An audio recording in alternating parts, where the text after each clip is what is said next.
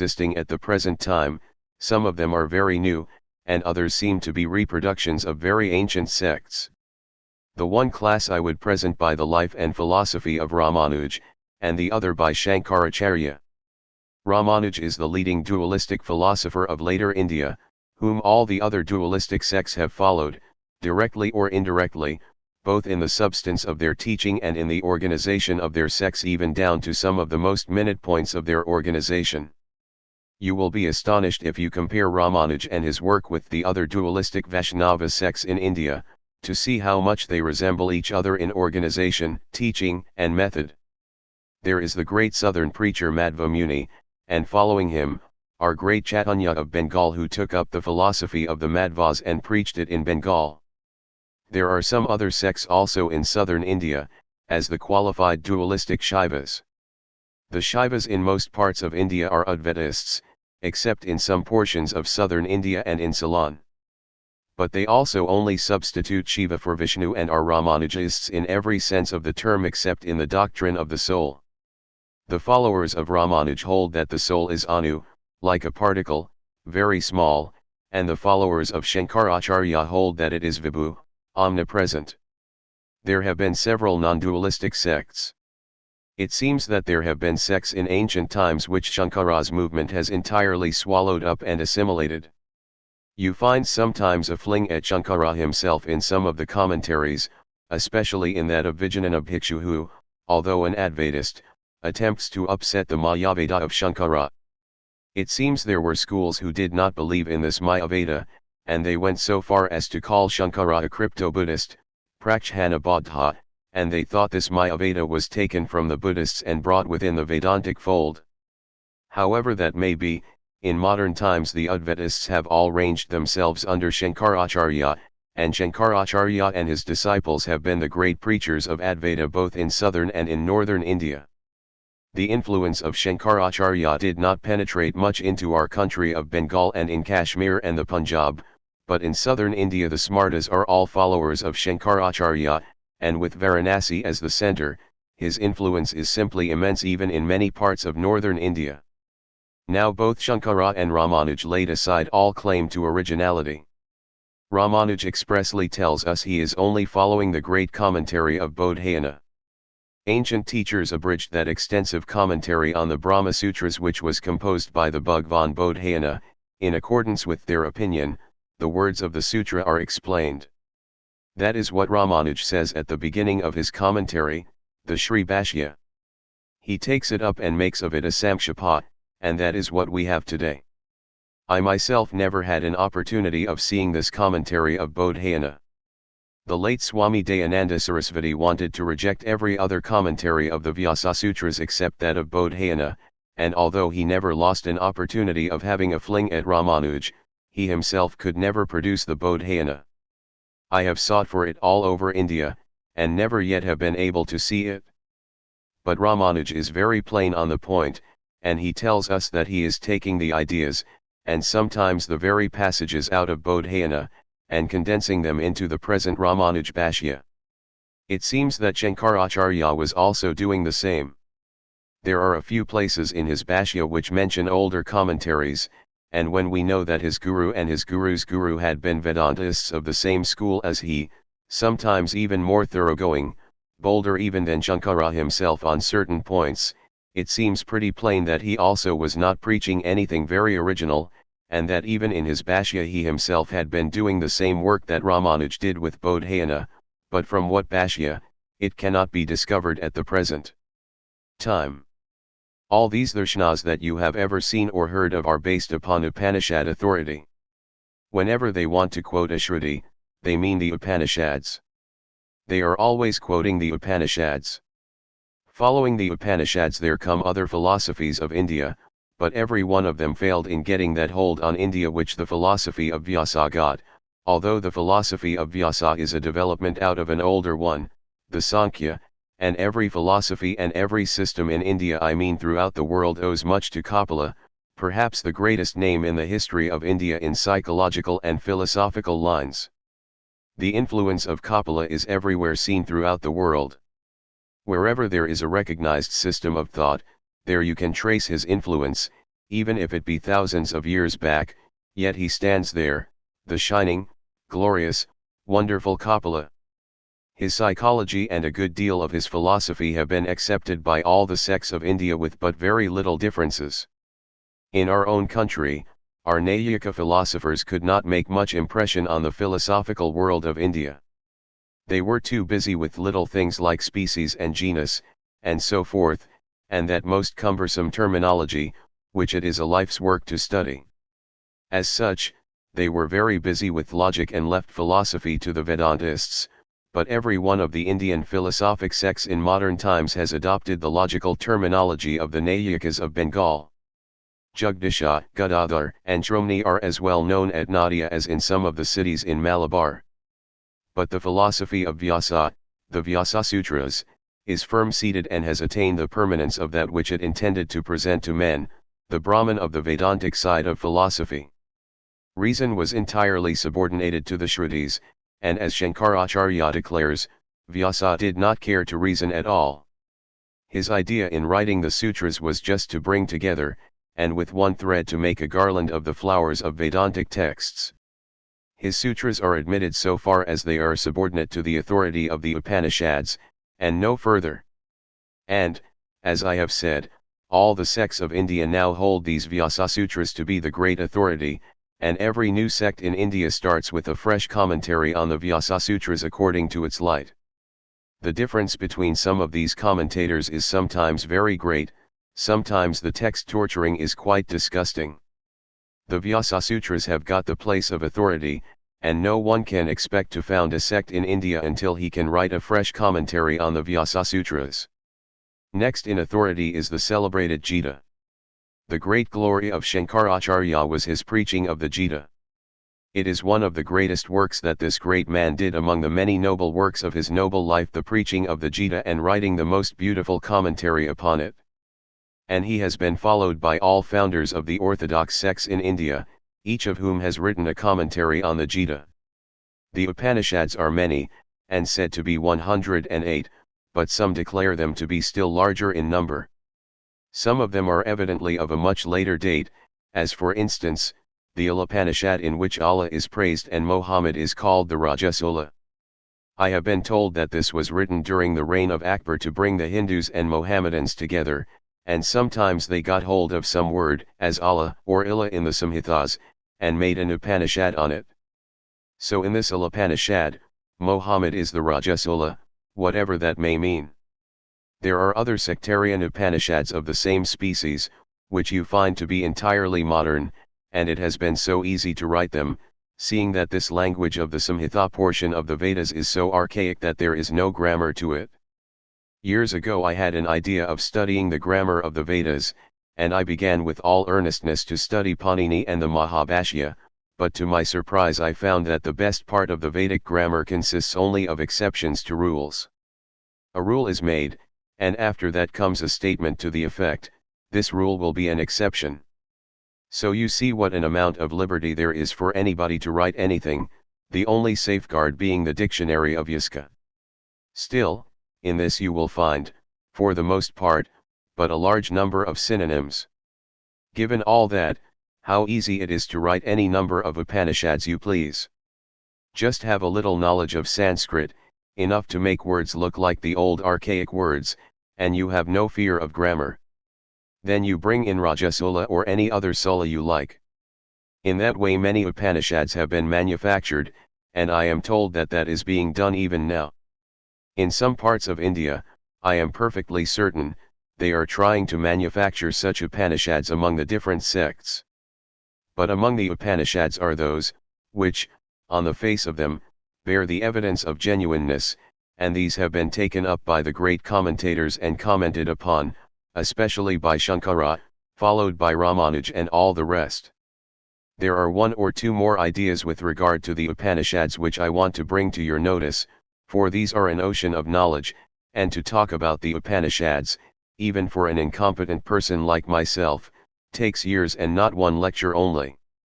I want, therefore, to bring to your notice one or two points in the study of the Upanishads. In the first place, they are the most wonderful poems in the world. If you read the Samhita portion of the Vedas, you now and then find passages of most marvelous beauty. For instance, the famous shloka which describes chaos etc. When darkness was hidden in darkness, so on it goes. One reads and feels the wonderful sublimity of the poetry. Do you mark this, that outside of India, and inside also, there have been attempts at painting the sublime. But outside, it has always been the infinite in the muscles, the external world, the infinite of matter, or of space. When Milton or Dante, or any other great European poet, either ancient or modern, wants to paint a picture of the infinite, he tries to soar outside, to make you feel the infinite through the muscles. That attempt has been made here also. You find it in the Samhitas, the infinite of extension most marvelously painted and placed before the readers, such as has been done nowhere else. Mark that one sentence, and now mark the description of darkness by three poets. Take our own Kalidasa, darkness which can be penetrated with the point of a needle, then Milton, no light but rather darkness visible, but come now to the Upanishad, darkness was covering darkness, darkness was hidden in darkness. We who live in the tropics can understand it, the sudden outburst of the monsoon, when in a moment, the horizon becomes darkened and clouds become covered with more rolling black clouds. So on, the poem goes, but yet, in the Samhita portion, all these attempts are external. As everywhere else, the attempts at finding the solution of the great problems of life have been through the external world. Just as the Greek mind or the modern European mind wants to find the solution of life and of all the sacred problems of being by searching into the external world. So also did our forefathers, and just as the Europeans failed, they failed also. But the Western people never made a move more, they remained there, they failed in the search for the solution of the great problems of life and death in the external world, and there they remained, stranded. Our forefathers also found it impossible, but were bolder in declaring the utter helplessness of the senses to find the solution. Nowhere else was the answer better put than in the Upanishad. From whence words come back reflected, together with the mind. There the eye cannot go, nor can speech reach. There are various sentences which declare the utter helplessness of the senses, but they did not stop there, they fell back upon the internal nature of man, they went to get the answer from their own soul, they became introspective, they gave up external nature as a failure, as nothing could be done there, as no hope, no answer could be found. They discovered that dull, dead matter would not give them truth, and they fell back upon the shining soul of man, and there the answer was found. Know this Atman alone, they declared, give up all other vain words, and hear no other. In the Atman they found the solution, the greatest of all Atmans, the God, the Lord of this universe, his relation to the Atman of man, our duty to him, and through that our relation to each other.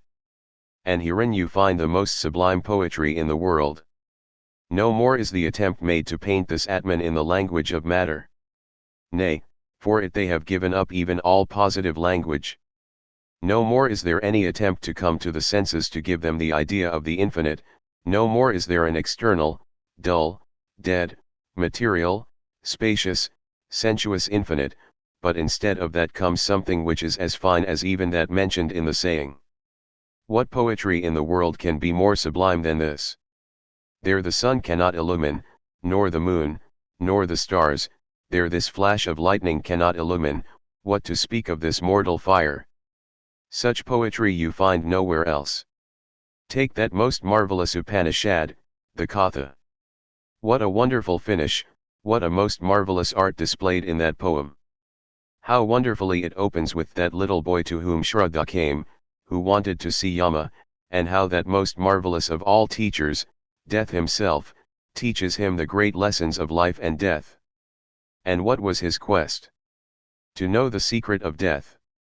The second point that I want you to remember is the perfectly impersonal character of the Upanishads.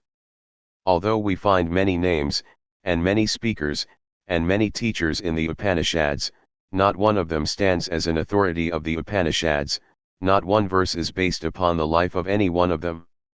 These are simply figures like shadows moving in the background, unfelt, unseen, unrealist, but the real force is in the marvelous, the brilliant, the effulgent texts of the Upanishads, perfectly impersonal.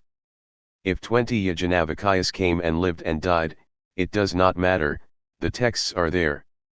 And yet it is against no personality, it is broad and expansive enough to embrace all the personalities that the world has yet produced, and all that are yet to come.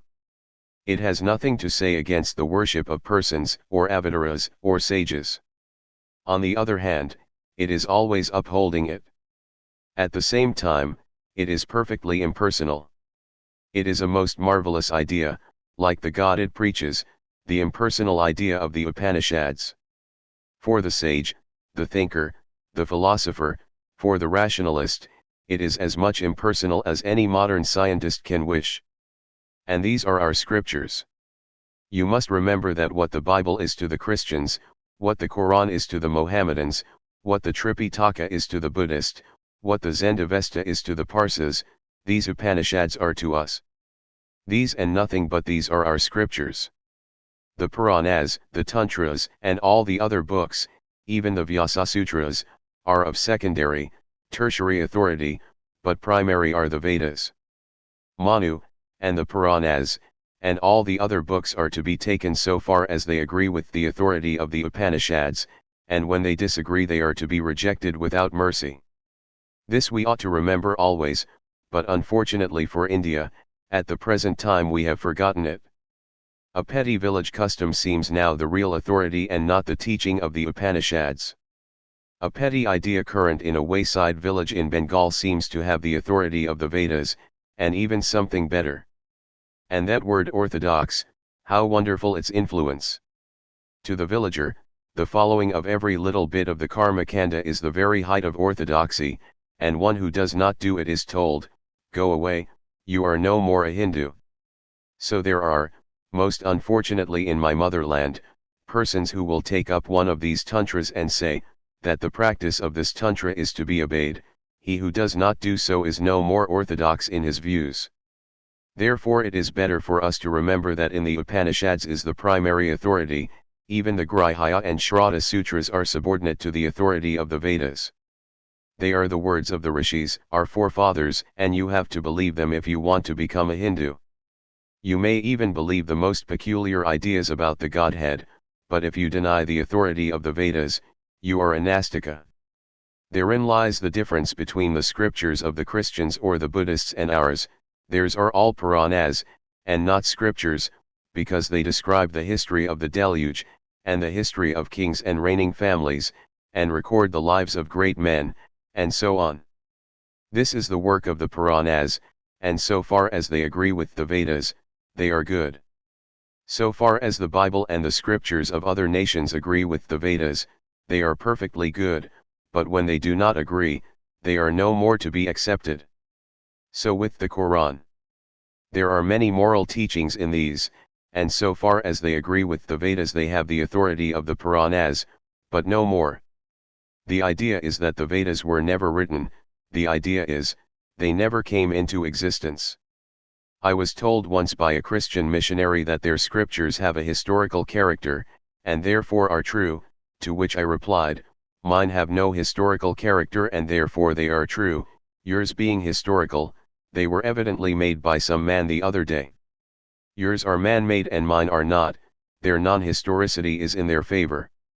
Such is the relation of the Vedas with all the other scriptures at the present day. We now come to the teachings of the Upanishads. Various texts are there. Some are perfectly dualistic, while others are monistic. But there are certain doctrines which are agreed to by all the different sects of India. First, there is the doctrine of samsara or reincarnation of the soul. Secondly, they all agree in their psychology. First there is the body, behind that, what they call the sukshma sharira, the mind, and behind that even, is the jiva. That is the great difference between Western and Indian psychology. In the Western psychology the mind is the soul, here it is not. The antakarana, the internal instrument, as the mind is called, is only an instrument in the hands of that jiva, through which the jiva works on the body or on the external world. Here they all agree, and they all also agree that this Jiva or Atman, Jivatman as it is called by various sects, is eternal, without beginning, and that it is going from birth to birth, until it gets a final release. They all agree in this, and they also all agree in one other most vital point, which alone marks characteristically, most prominently, most vitally, the difference between the Indian and the Western mind, and it is this, that everything is in the soul. There is no inspiration, but properly speaking, expiration. All powers and all purity and all greatness, everything is in the soul. The yogi would tell you that the sthis, anima, lagama, and so on that he wants to attain to are not to be attained, in the proper sense of the word, but are already there in the soul. The work is to make them manifest. Patanjali, for instance, would tell you that even in the lowest worm that crawls under your feet, all the eightfold yogi's powers are already existing. The difference has been made by the body. As soon as it gets a better body, the powers will become manifest, but they are there. Good and bad deeds are not the direct causes in the transformations of nature, but they act as breakers of obstacles to the evolutions of nature, as a farmer breaks the obstacles to the course of water, which then runs down by its own nature. Here Patanjali gives the celebrated example of the cultivator bringing water into his field from a huge tank somewhere. The tank is already filled and the water would flood his land in a moment, only there is a mud wall between the tank and his field. As soon as the barrier is broken, in rushes the water out of its own power and force. This mass of power and purity and perfection is in the soul already. The only difference is the avarana, this veil that has been cast over it. Once the veil is removed, the soul attains to purity, and its powers become manifest. This, you ought to remember, is the great difference between Eastern and Western thought. Hence you find people teaching such awful doctrines as that we are all born sinners, and because we do not believe in such awful doctrines we are all born wicked. They never stop to think that if we are by our very nature wicked, we can never be good, for how can nature change? If it changes, it contradicts itself, it is not nature. We ought to remember this. Here the dualist, and the Advaitist, and all others in India agree. The next point, which all the sects in India believe in, is God. Of course their ideas of God will be different. The dualists believe in a personal God, and a personal only.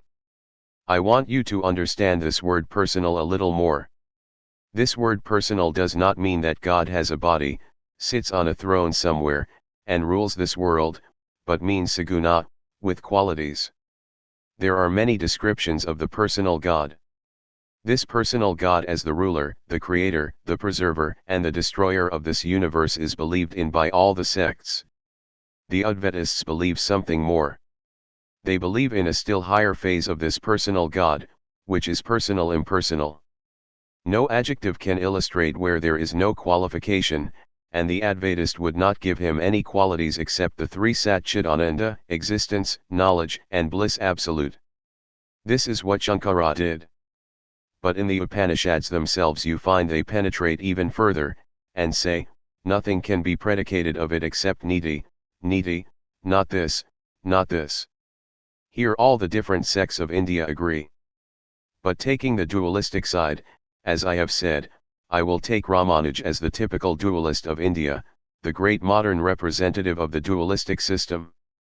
It is a pity that our people in Bengal know so very little about the great religious leaders in India, who have been born in other parts of the country, and for the matter of that, during the whole of the Mohammedan period, with the exception of our Chaitanya, all the great religious leaders were born in southern India, and it is the intellect of southern India that is really governing India now, for even Chaitanya belonged to one of these sects, a sect of the Madhvas. According to Ramanuj, these three entities are eternal: God, and soul, and nature. The souls are eternal, and they will remain eternally existing, individualized through eternity, and will retain their individuality all through. Your soul will be different from my soul through all eternity, says Ramanuj, and so will this nature, which is an existing fact, as much a fact as the existence of soul or the existence of God, remain always different. And God is interpenetrating, the essence of the soul, he is the Antaryaman. In this sense Ramanuj sometimes thinks that God is one with the soul, the essence of the soul, and these souls at the time of pralaya, when the whole of nature becomes what he calls sankakata, contracted become contracted and minute and remain so for a time. And at the beginning of the next cycle they all come out, according to their past karma, and undergo the effect of that karma. Every action that makes the natural inborn purity and perfection of the soul get contracted is a bad action, and every action that makes it come out and expand itself is a good action, says Ramanuj. Whatever helps to make the vikasha of the soul is good, and whatever makes it sankakata is bad. And thus the soul is going on, expanding or contracting in its actions, till through the grace of God comes salvation. And that grace comes to all souls, says Ramanuj, that are pure and struggle for that grace. There is a celebrated verse in the Shrutis, when the food is pure, then the sattva becomes pure, when the sattva is pure, then the smriti, the memory of the Lord, or the memory of our own perfection if you are an Advaitist, becomes truer, steadier, and absolute. Here is a great discussion. First of all, what is the sattva? We know that according to the Sankhya, and it has been admitted by all our sects of philosophy, the body is composed of three sorts of materials, not qualities. It is the general idea that sattva, rajas, and tamas are qualities. Not at all, not qualities but the materials of this universe, and with aharashuddhi, when the food is pure, the sattva material becomes pure. The one theme of the Vedanta is to get the sattva. As I have told you, the soul is already pure and perfect, and it is, according to the Vedanta, covered up by rajas and tamas particles. The sattva particles are the most luminous, and the effulgence of the soul penetrates through them as easily as light through glass. So if the rajas and tamas particles go, and leave the sattva particles, in this state the power and purity of the soul will appear, and leave the soul more manifest. Therefore it is necessary to have the sattva. And the text says, when ahara becomes pure. Ramanuj takes this word ahara to mean food, and he has made it one of the turning points of his philosophy. Not only so, it has affected the whole of India, and all the different sects. Therefore it is necessary for us to understand what it means, for that, according to Ramanuj, is one of the principal factors in our life, aharashuddhi. What makes food impure? Asks Ramanuj. Three sorts of defects make food impure. First, jatidasa, the defect in the very nature of the class to which the food belongs, as the smell in onions, garlic, and such like. The next is ashrayadasa, the defect in the person from whom the food comes. Food coming from a wicked person will make you impure. I myself have seen many great sages in India following strictly that advice all their lives. Of course they had the power to know who brought the food, and even who had touched the food, and I have seen it in my own life, not once, but hundreds of times. Then nimitadasa, the defect of impure things or influences coming in contact with food is another. We had better attend to that a little more now. It has become too prevalent in India to take food with dirt and dust and bits of hair in it. If food is taken from which these three defects have been removed, that makes sattvashuddhi, purifies the sattva. Religion seems to be a very easy task then. Then everyone can have religion if it comes by eating pure food only. There is none so weak or incompetent in this world, that I know, who cannot save himself from these defects. Then comes Shankaracharya, who says this word ahara means thought collected in the mind. When that becomes pure, the sattva becomes pure, and not before that. You may eat what you like. If food alone would purify the sattva, then feed the monkey with milk and rice all its life, would it become a great yogi? Then the cows and the deer would be great yogis. As has been said, if it is by bathing much that heaven is reached, the fishes will get to heaven first. If by eating vegetables a man gets to heaven, the cows and the deer will get to heaven first. But what is the solution? Both are necessary. Of course the idea that Shankaracharya gives us of ahara is the primary idea. But pure food, no doubt, helps pure thought. It has an intimate connection, both ought to be there. but the defect is that in modern India we have forgotten the advice of Shankaracharya and taken only the pure food meaning. That is why people get mad with me when I say, religion has got into the kitchen, and if you had been in Madras with me, you would have agreed with me. The Bengalis are better than that. In Madras they throw away food if anybody looks at it. And with all this, I do not see that the people are any the better there. If only eating this and that sort of food and saving it from the looks of this person and that person would give them perfection, you would expect them all to be perfect men, which they are not. Thus, although these are to be combined and linked together to make a perfect whole, do not put the cart before the horse. There is a cry nowadays about this and that food and about Varnashrama, and the Bengalis are the most vociferous in these cries. I would ask every one of you, what do you know about this Varnashrama? Where are the 4 castes today in this country? Answer me, I do not see the 4 castes. Just as our Bengali proverb has it, a headache without a head, so you want to make this Varnashrama here. There are not 4 castes here. I see only the Brahmin and the Shudra. If there are the Kshatriyas and the Vaishyas, where are they and why do not you Brahmins order them to take the Ajanapavada and study the Vedas, as every Hindu ought to do? And if the Vaishyas and the Kshatriyas do not exist, but only the Brahmins and the Shudras, the Shastras say that the Brahmin must not live in a country where there are only Shudras, so depart bag and baggage. Do you know what the Shastras say about people who have been eating mlechcha food and living under a government of the mlechchas, as you have for the past 1,000 years? Do you know the penance for that? The penance would be burning oneself with one's own hands. Do you want to pass as teachers and walk like hypocrisies? If you believe in your Shastras, burn yourselves first like the one great Brahmin did who went with Alexander the Great and burned himself because he thought he had eaten the food of a mlechcha. Do like that, and you will see that the whole nation will be at your feet.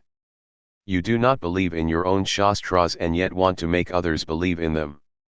If you think you are not able to do that in this age, admit your weakness and excuse the weakness of others, take the other castes up, give them a helping hand, let them study the Vedas and become just as good Aryans as any other Aryans in the world, and be you likewise Aryans, you Brahmins of Bengal. Give up this filthy Vamachara that is killing your country. You have not seen the other parts of India. When I see how much the Vamachara has entered our society, I find it a most disgraceful place with all its boast of culture. These Vamachara sects are honeycombing our society in Bengal. Those who come out in the daytime and preach most loudly about Akara, it is they who carry on the horrible debauchery at night and are backed by the most dreadful books. They are ordered by the books to do these things. You who are of Bengal know it. The Bengali Shastras are the Vamachara Tantras. They are published by the cartload, and you poison the minds of your children with them instead of teaching them your Shrutis. Fathers of Calcutta, do you not feel ashamed that such horrible stuff as these Vamachara Tantras, with translations too, should be put into the hands of your boys and girls, and their minds poisoned, and that they should be brought up with the idea that these are the Shastras of the Hindus? If you are ashamed, take them away from your children, and let them read the true Shastras, the Vedas, the Gita, the Upanishads. According to the dualistic sects of India, the individual souls remain as individuals throughout, and God creates the universe out of pre-existing material only as the efficient cause. According to the Advaitists, on the other hand, God is both the material and the efficient cause of the universe. He is not only the creator of the universe, but he creates it out of himself. That is the Advaitist position. There are crude dualistic sects who believe that this world has been created by God out of himself, and at the same time God is eternally separate from the universe, and everything is eternally subordinate to the ruler of the universe. There are sects too who also believe that out of himself God has evolved this universe, and individuals in the long run attain to nirvana to give up the finite and become the infinite. But these sects have disappeared. The one sect of Advaitists that you see in modern India is composed of the followers of Shankara. According to Shankara, God is both the material and the efficient cause through Maya, but not in reality. God has not become this universe, but the universe is not, and God is. This is one of the highest points to understand of Advaita Vedanta, this idea of Maya. I am afraid I have no time to discuss this one most difficult point in our philosophy. Those of you who are acquainted with Western philosophy will find something very similar in Kant. But I must warn you, those of you who have studied Professor Max Muller's writings on Kant, that there is one idea most misleading. It was Shankara who first found out the idea of the identity of time, space, and causation with Maya, and I had the good fortune to find one or two passages in Shankara's commentaries and send them to my friend the professor. So even that idea was here in India. Now this is a peculiar theory, this Maya theory of the Advaita Vedantists. The Brahman is all that exists, but differentiation has been caused by this Maya. Unity, the one Brahman, is the ultimate, the goal, and herein is an eternal dissension again between Indian and Western thought. India has thrown this challenge to the world for thousands of years, and the challenge has been taken up by different nations, and the result is that they all succumbed and you live. This is the challenge, that this world is a delusion, that it is all Maya, that whether you eat off the ground with your fingers or dine off golden plates, whether you live in palaces and are one of the mightiest monarchs or are the poorest of beggars, death is the one result, it is all the same, all Maya. That is the old Indian theme, and again nations are springing up trying to unsay it, to disprove it, becoming great, with enjoyment as their watchword, power in their hands, they use that power to the utmost, enjoy to the utmost, and the next moment they die. We stand forever because we see that everything is Maya. The children of Maya live forever, but the children of enjoyment die. Here again is another great difference. Just as you find the attempts of Hegel and Schopenhauer in German philosophy, so you will find the very same ideas brought forward in ancient India. Fortunately for us, Hegelianism was nipped in the bud and not allowed to sprout and cast its baneful shoots over this motherland of ours. Hegel's one idea is that the one, the absolute, is only chaos, and that the individualized form is the greater. The world is greater than the non-world, samsara is greater than salvation. That is the one idea, and the more you plunge into the samsara, the more your soul is covered with the workings of life, the better you are. They say, do you not see how we build houses, cleanse the streets, enjoy the senses? Behind that they may hide rancor, misery, horror behind every bit of that enjoyment. On the other hand, our philosophers have from the very first declared that every manifestation, what you call evolution, is vain, a vain attempt of the unmanifested to manifest itself. You the mighty cause of this universe, trying to reflect yourself in little mud puddles. But after making the attempt for a time you find out it was all in vain and beat a retreat to the place from whence you came. This is Vairagya, or renunciation, and the very beginning of religion. How can religion or morality begin without renunciation itself? The Alpha and Omega is renunciation. Give up, says the Veda, give up. That is the one way, give up. Neither through wealth, nor through progeny, but by giving up alone that immortality is to be reached. That is the dictate of the Indian books. Of course, there have been great givers up of the world, even sitting on thrones.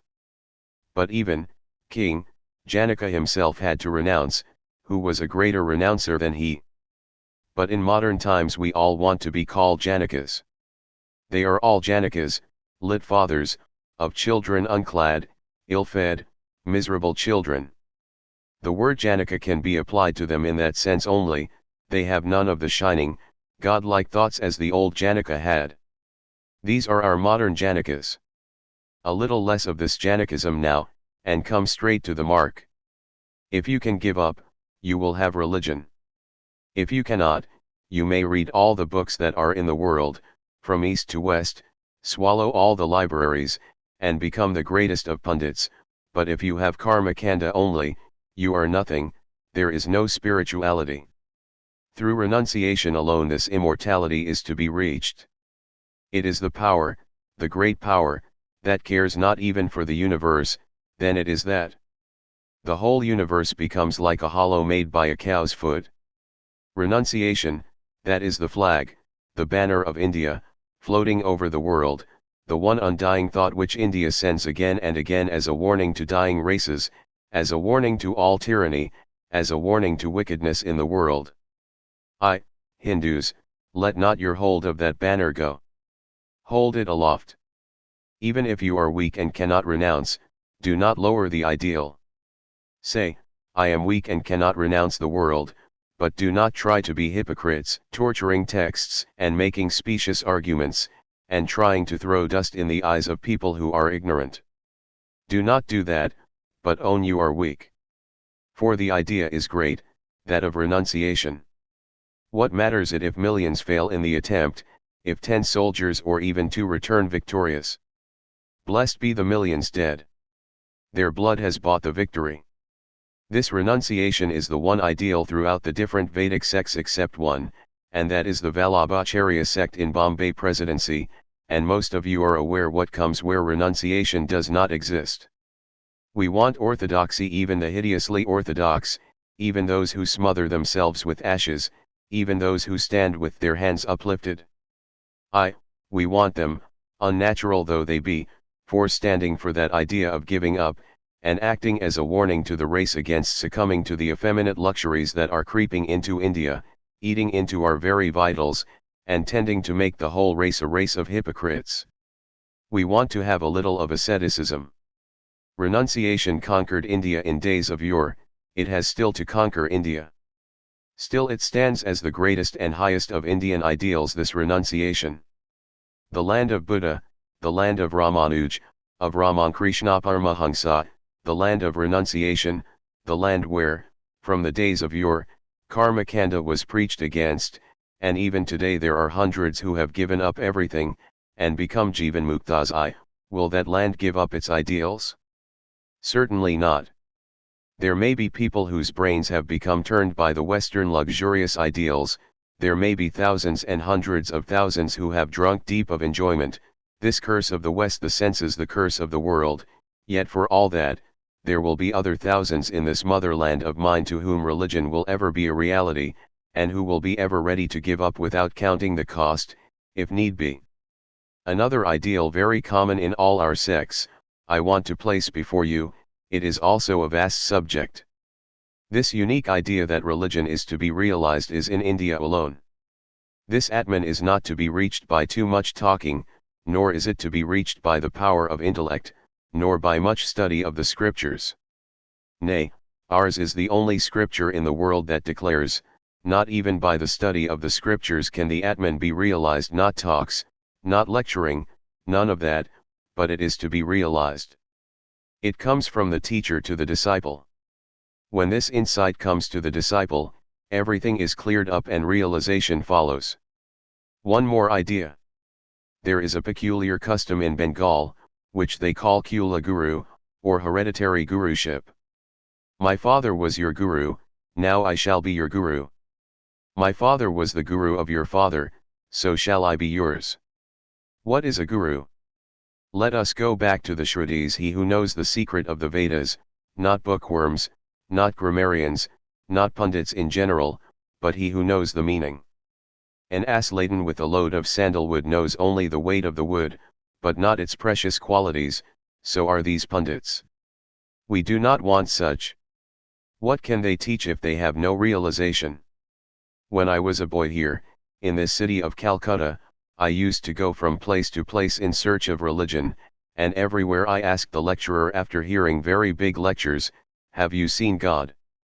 The man was taken aback at the idea of seeing God, and the only man who told me, "I have," was Ramakrishna Paramahansa, and not only so, but he said, "I will put you in the way of seeing him too."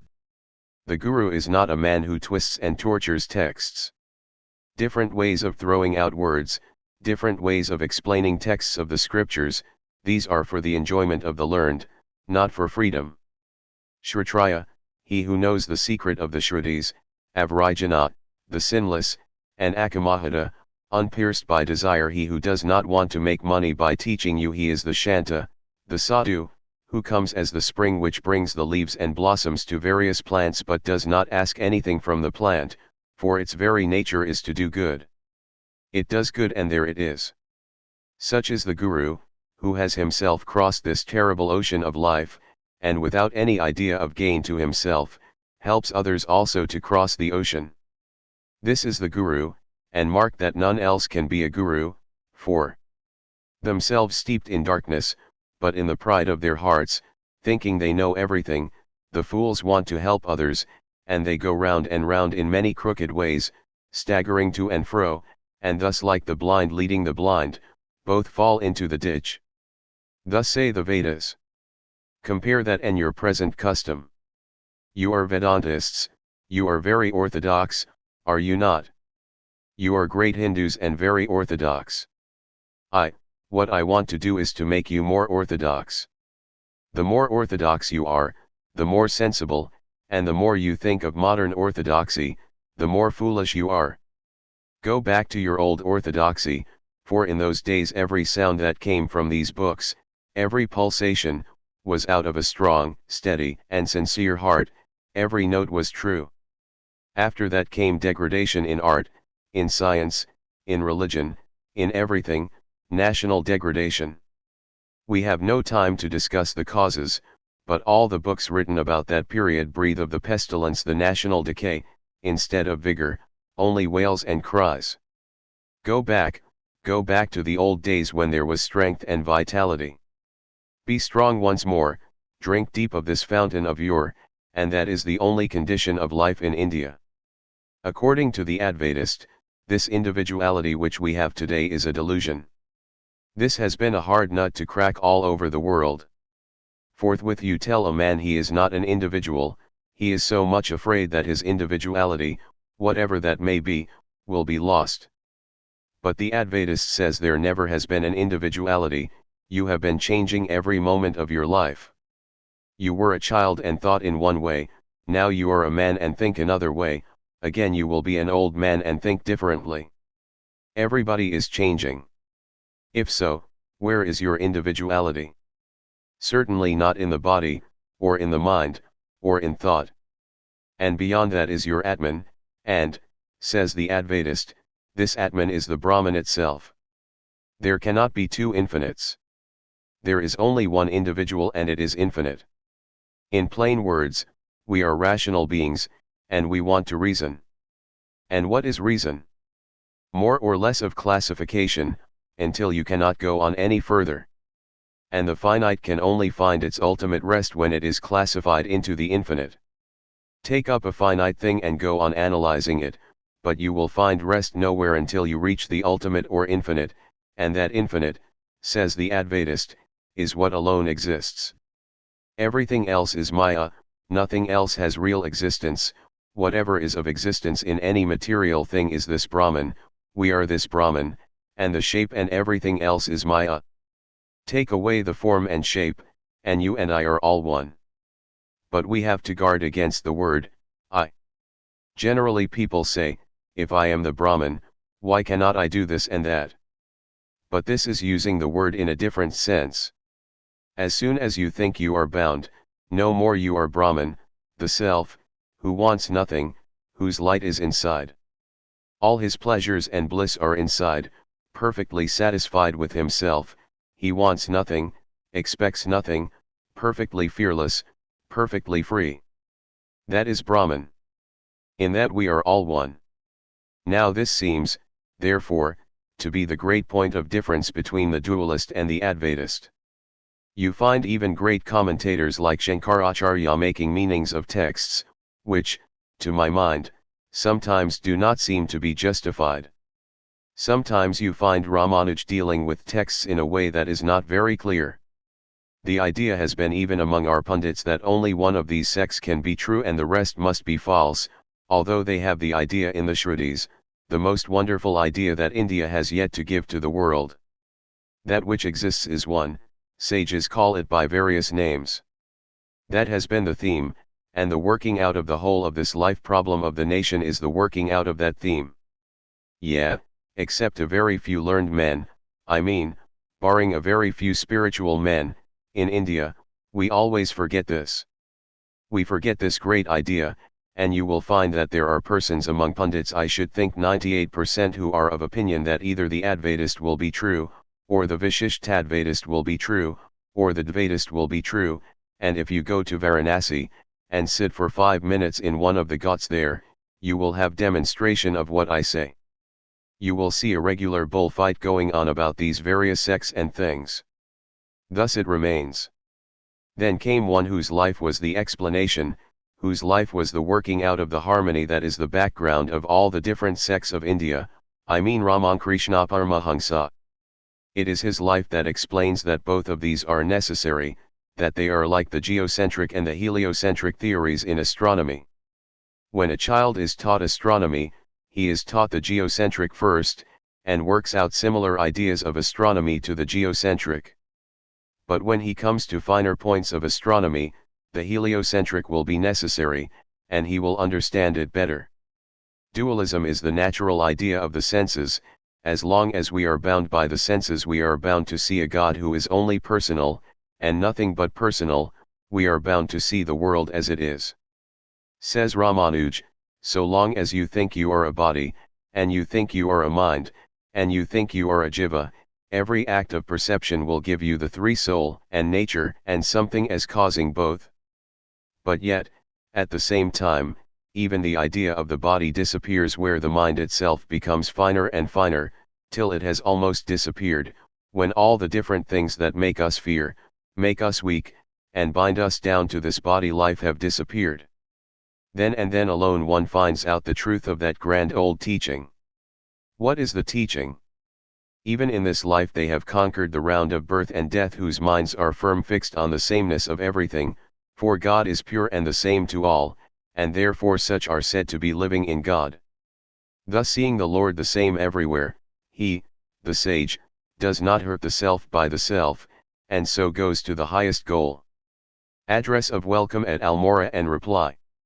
On his arrival at Almora, Swamiji received an address of welcome in Hindi from the citizens of Almora, of which the following is a translation. Great-souled one. Since the time we heard that, after gaining spiritual conquest in the West, you had started from England for your motherland, India, we were naturally desirous of having the pleasure of seeing you. By the grace of the Almighty, that auspicious moment has at last come. The saying of the great poet and the prince of Bhaktas, Tulasidasa, a person who intensely loves another is sure to find him, has been fully realized today. We have assembled here to welcome you with sincere devotion. You have highly obliged us by your kindly taking so much trouble in paying a visit to this town again. We can hardly thank you enough for your kindness. Blessed are you. Blessed is the revered Gurudeva who initiated you into yoga. Blessed is the land of Bharata where, even in this fearful Kali Yuga, there exist leaders of Aryan races like yourself. Even at an early period of life, you have by your simplicity, sincerity, character, philanthropy, severe discipline, conduct, and the preaching of knowledge, acquired that immaculate fame throughout the world of which we feel so proud. In truth, you have accomplished that difficult task which no one ever undertook in this country since the days of Sri Shankaracharya. Which of us ever dreamt that a descendant of the old Indian Aryans, by dint of tapas, would prove to the learned people of England and America the superiority of the ancient Indian religion over other creeds? Before the representatives of different religions, assembled in the world's Parliament of Religions held in Chicago, you so ably advocated the superiority of the ancient religion of India that their eyes were opened. In that great assembly, learned speakers defended their respective religions in their own way, but you surpassed them all. You completely established that no religion can compete with the religion of the Vedas. Not only this, but by preaching the ancient wisdom at various places in the continents aforesaid, you have attracted many learned men towards the ancient Aryan religion and philosophy. In England, too, you have planted the banner of the ancient religion, which it is impossible now to remove. Up to this time, the modern civilized nations of Europe and America were entirely ignorant of the genuine nature of our religion, but you have with our spiritual teaching opened their eyes, by which they have come to know that the ancient religion, which owing to their ignorance they used to brand as a religion of subtleties of conceited people or a mass of discourses meant for fools, is a mine of gems. Certainly, it is better to have a virtuous and accomplished sun than to have hundreds of foolish ones. It is the moon that singly with its light dispels all darkness and not all the stars put together. It is only the life of a good and virtuous son like yourself that is really useful to the world. Mother India is consoled in her decayed state by the presence of pious sons like you. Many have crossed the seas and aimlessly run to and fro, but it was only through the reward of your past good karma that you have proved the greatness of our religion beyond the seas. You have made it the sole aim of your life by word, thought, and deed, to impart spiritual instruction to humanity. You are always ready to give religious instruction. We have heard with great pleasure that you intend establishing a monastery here, and we sincerely pray that your efforts in this direction be crowned with success. The great Shankaracharya also, after his spiritual conquest, established a math at Badarikashrama in the Himalayas for the protection of the ancient religion. Similarly, if your desire is also fulfilled, India will be greatly benefited. By the establishment of the we, Cumanese, will derive special spiritual advantages, and we shall not see the ancient religion gradually disappearing from our midst. From time immemorial, this part of the country has been the land of asceticism. The greatest of the Indian sages passed their time in piety and asceticism in this land, but that has become a thing of the past. We earnestly hope that by the establishment of the you will kindly make us realize it again. It was this sacred land which enjoyed the celebrity all over India of having true religion, karma, discipline, and fair dealing, all of which seem to have been decaying by the efflux of time. And we hope that by your noble exertions this land will revert to its ancient religious state. We cannot adequately express the joy we have felt at your arrival here. May you live long, enjoying perfect health and leading a philanthropic life. May your spiritual powers be ever on the increase, so that through your endeavors the unhappy state of India may soon disappear. 2 other addresses were presented, to which the Swami made the following brief reply. This is the land of dreams of our forefathers, in which was born Parvati, the mother of India. This is the holy land where every ardent soul in India wants to come at the end of its life, and to close the last chapter of its mortal career. On the tops of the mountains of this blessed land, in the depths of its caves, on the banks of its rushing torrents, have been thought out the most wonderful thoughts, a little bit of which has drawn so much admiration even from foreigners, and which have been pronounced by the most competent of judges to be incomparable. This is the land which, since my very childhood, I have been dreaming of passing my life in, and as all of you are aware, I have attempted again and again to live here, and although the time was not ripe, and I had work to do and was whirled outside of this holy place, yet it is the hope of my life to end my days somewhere in this father of mountains where rishis lived, where philosophy was born. Perhaps, my friends, I shall not be able to do it, in the way that I had planned before. How I wish that silence, that unknownness would be given to me, yet I sincerely pray and hope, and almost believe, that my last days will be spent here, of all places on earth. Inhabitants of this holy land, accept my gratitude for the kind praise that has fallen from you for my little work in the West. But at the same time, my mind does not want to speak of that, either in the East or in the West. As peak after peak of this father of mountains began to appear before my sight, all the propensities to work, that ferment that had been going on in my brain for years, seemed to quiet down, and instead of talking about what had been done and what was going to be done, the mind reverted to that one eternal theme which the Himalayas always teach us, that one theme which is reverberating in the very atmosphere of the place, the one theme the murmur of which I hear even now in the rushing whirlpools of its rivers: renunciation.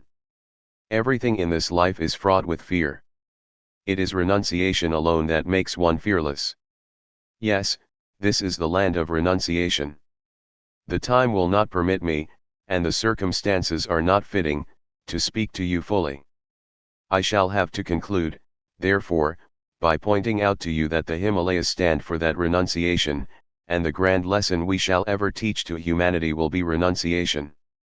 As our forefathers used to be attracted towards it in the latter days of their lives, so strong souls from all quarters of this earth, in time to come, will be attracted to this Father of Mountains, when all this fight between sects and all those differences in dogmas will not be remembered any more, and quarrels between your religion and my religion will have vanished altogether, when mankind will understand that there is but one eternal religion, and that is the perception of the divine within, and the rest is mere froth. Such ardent souls will come here knowing that the world is but vanity of vanities, knowing that everything is useless except the worship of the Lord and the Lord alone. Friends, you have been very kind to allude to an idea of mine, which is to start a center in the Himalayas, and perhaps I have sufficiently explained why it should be so, why, above all others, this is the spot which I want to select as one of the great centers to teach this universal religion. These mountains are associated with the best memories of our race. If these Himalayas are taken away from the history of religious India, there will be very little left behind. Here, therefore, must be one of those centers, not merely of activity, but more of calmness, of meditation, and of peace, and I hope some day to realize it. I hope also to meet you at other times and have better opportunities of talking to you. For the present, let me thank you again for all the kindness that has been shown to me, and let me take it as not only kindness shown to me in person, but as to one who represents our religion. May it never leave our hearts. May we always remain as pure as we are at the present moment, and as enthusiastic for spirituality as we are just now. Vedic teaching in theory and practice. When the Swami's visit was drawing to a close, his friends in Almora invited him to give a lecture in Hindi. He consented to make the attempt for the first time. He began slowly, and soon warmed to his theme, and found himself building his phrases and almost his words as he went along. Those best acquainted with the difficulties and limitations of the Hindi language, still undeveloped as a medium for oratory, expressed their opinion that a personal triumph had been achieved by Swamiji and that he had proved by his masterly use of Hindi that the language had in it undreamed of possibilities of development in the direction of oratory. Another lecture was delivered at the English Club in English, of which a brief summary follows. The subject was Vedic reaching in theory and practice. A short historical sketch of the rise of the worship of the tribal god and its spread through conquest of other tribes was followed by an account of the Vedas. Their nature, character, and teaching were briefly touched upon.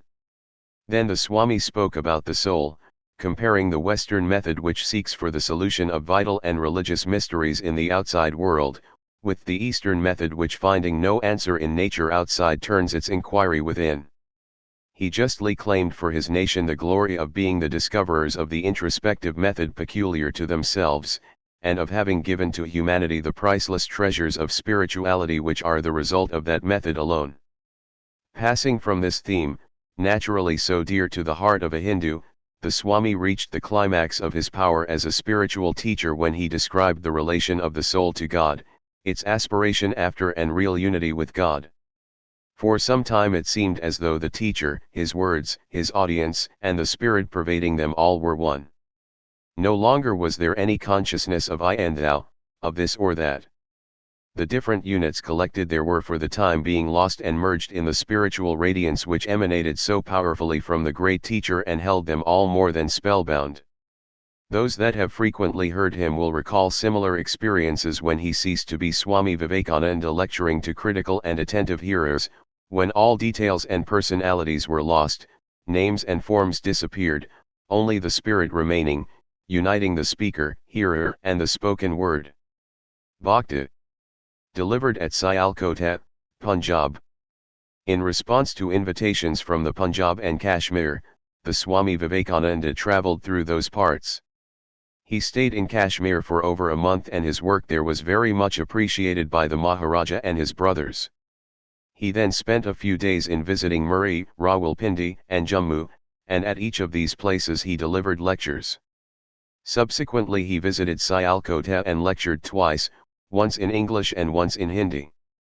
The subject of the Swamiji's Hindi lecture was Bhakti, a summary of which, translated into English, is given below.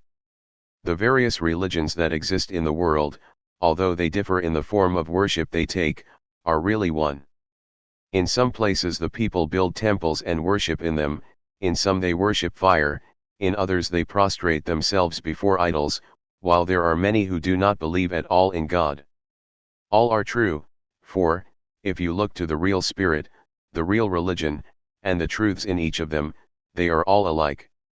In some religions God is not worshipped, nay, his existence is not believed in, but good and worthy men are worshipped as if they were gods.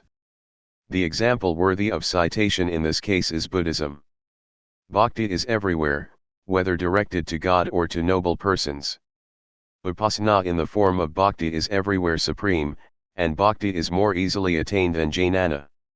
The latter requires favorable circumstances and strenuous practice. Yoga cannot be properly practiced unless a man is physically very healthy and free from all worldly attachments. But bhakti can be more easily practiced by persons in every condition of life. Shandilya Rishi, who wrote about bhakti, says that extreme love for God is bhakti. Prahlada speaks to the same effect. If a man does not get food one day, he is troubled. If his son dies, how agonizing it is to him. The true bhakta feels the same pangs in his heart when he yearns after God. The great quality of bhakti is that it cleanses the mind, and the firmly established bhakti for the Supreme Lord is alone sufficient to purify the mind. O God, thy names are innumerable, but in every name thy power is manifest, and every name is pregnant with deep and mighty significance. We should think of God always and not consider time and place for doing so. The different names under which God is worshipped are apparently different. One thinks that his method of worshipping God is the most efficacious, and another thinks that his is the more potent process of attaining salvation. But look at the true basis of all, and it is one.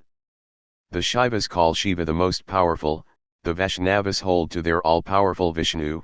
The worshippers of Devi will not yield to any in their idea that their Devi is the most omnipotent power in the universe. Leave inimical thoughts aside if you want to have permanent bhakti. Hatred is a thing which greatly impedes the course of bhakti, and the man who hates none reaches God.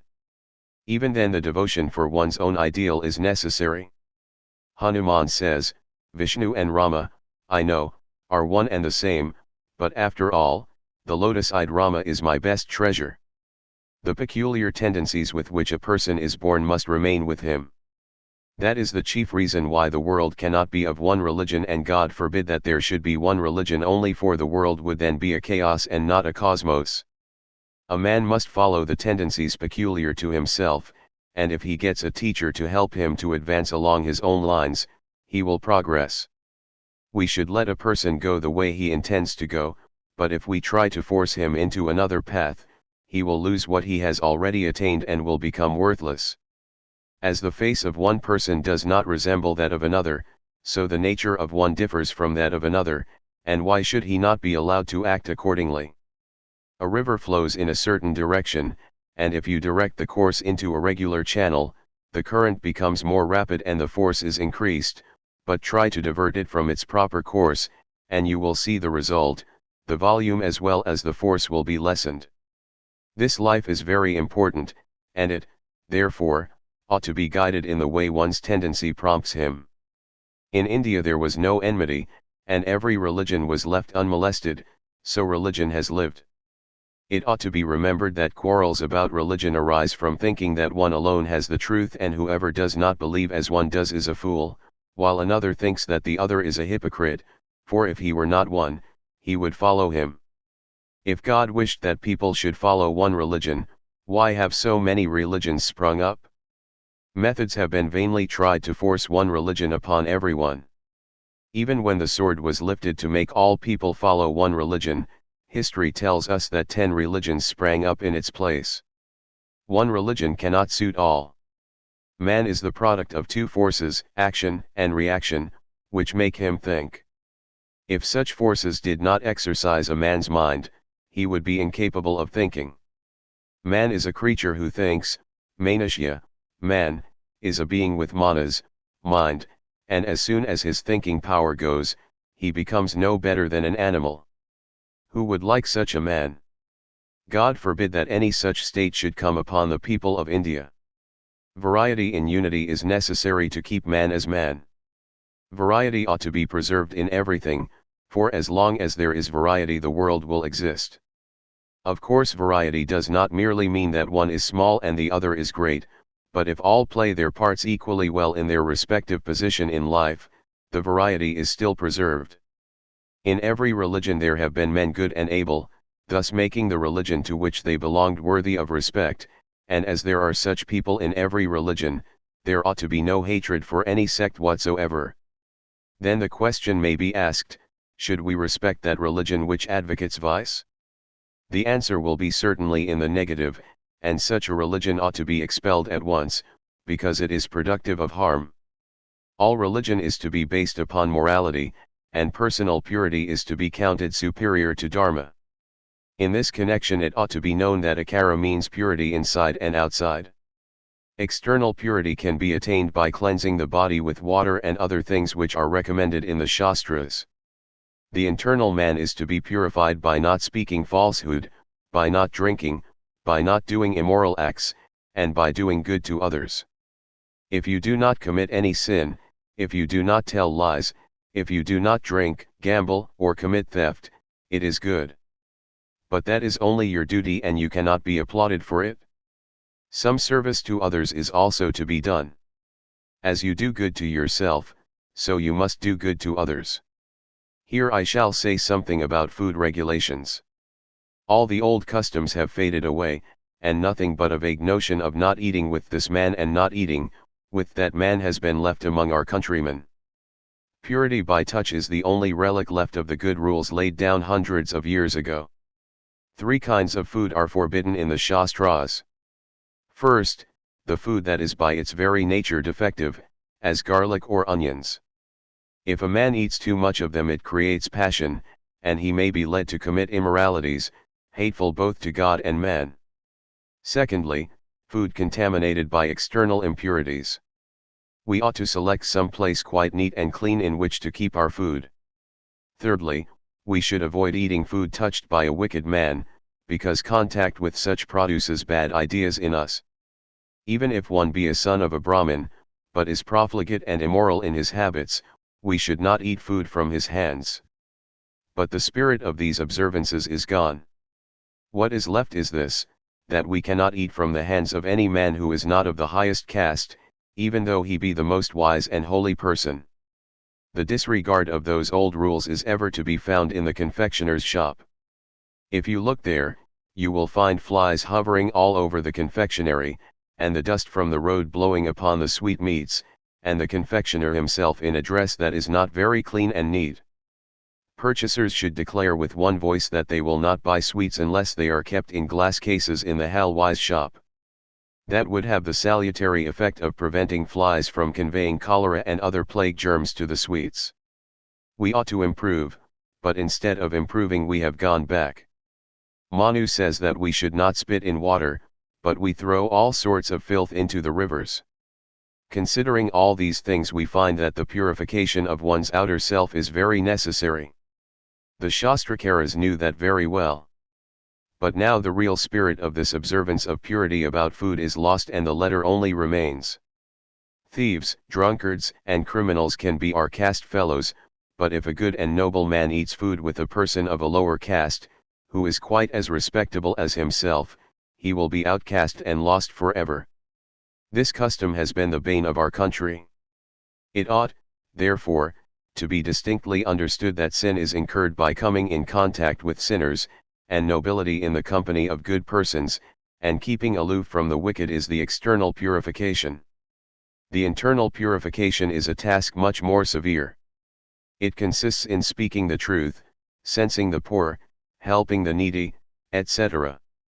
Do we always speak the truth? What happens is often this. People go to the house of a rich person for some business of their own and flatter him by calling him benefactor of the poor and so forth, even though that man may cut the throat of a poor man coming to his house. What is this? Nothing but falsehood. And it is this that pollutes the mind. It is therefore, truly said that whatever a man says who has purified his inner self for 12 years without entertaining a single vicious idea during that period is sure to come true. This is the power of truth, and one who has cleansed both the inner and the outer self is alone capable of bhakti. But the beauty is that bhakti itself cleanses the mind to a great extent. Although the Jews, Mohammedans, and Christians do not set so much importance upon the excessive external purification of the body as the Hindus do, still they have it in some form or other. They find that to a certain extent it is always required. Among the Jews, idol worship is condemned, but they had a temple in which was kept a chest which they called an ark, in which the tables of the law were preserved, and above the chest were two figures of angels with wings outstretched, between which the divine presence was supposed to manifest itself as a cloud. That temple has long since been destroyed, but the new temples are made exactly after the old fashion, and in the chest religious books are kept. The Roman Catholics and the Greek Christians have idol worship in certain forms. The image of Jesus and that of his mother are worshipped. Among Protestants there is no idol worship, yet they worship God in a personal form, which may be called idol worship in another form. Among Parsis and Iranians fire worship is carried on to a great extent. Among Mohammedans the prophets and great and noble persons are worshipped, and they turn their faces towards the Kaaba when they pray. These things show that men at the first stage of religious development have to make use of something external, and when the inner self becomes purified they turn to more abstract conceptions.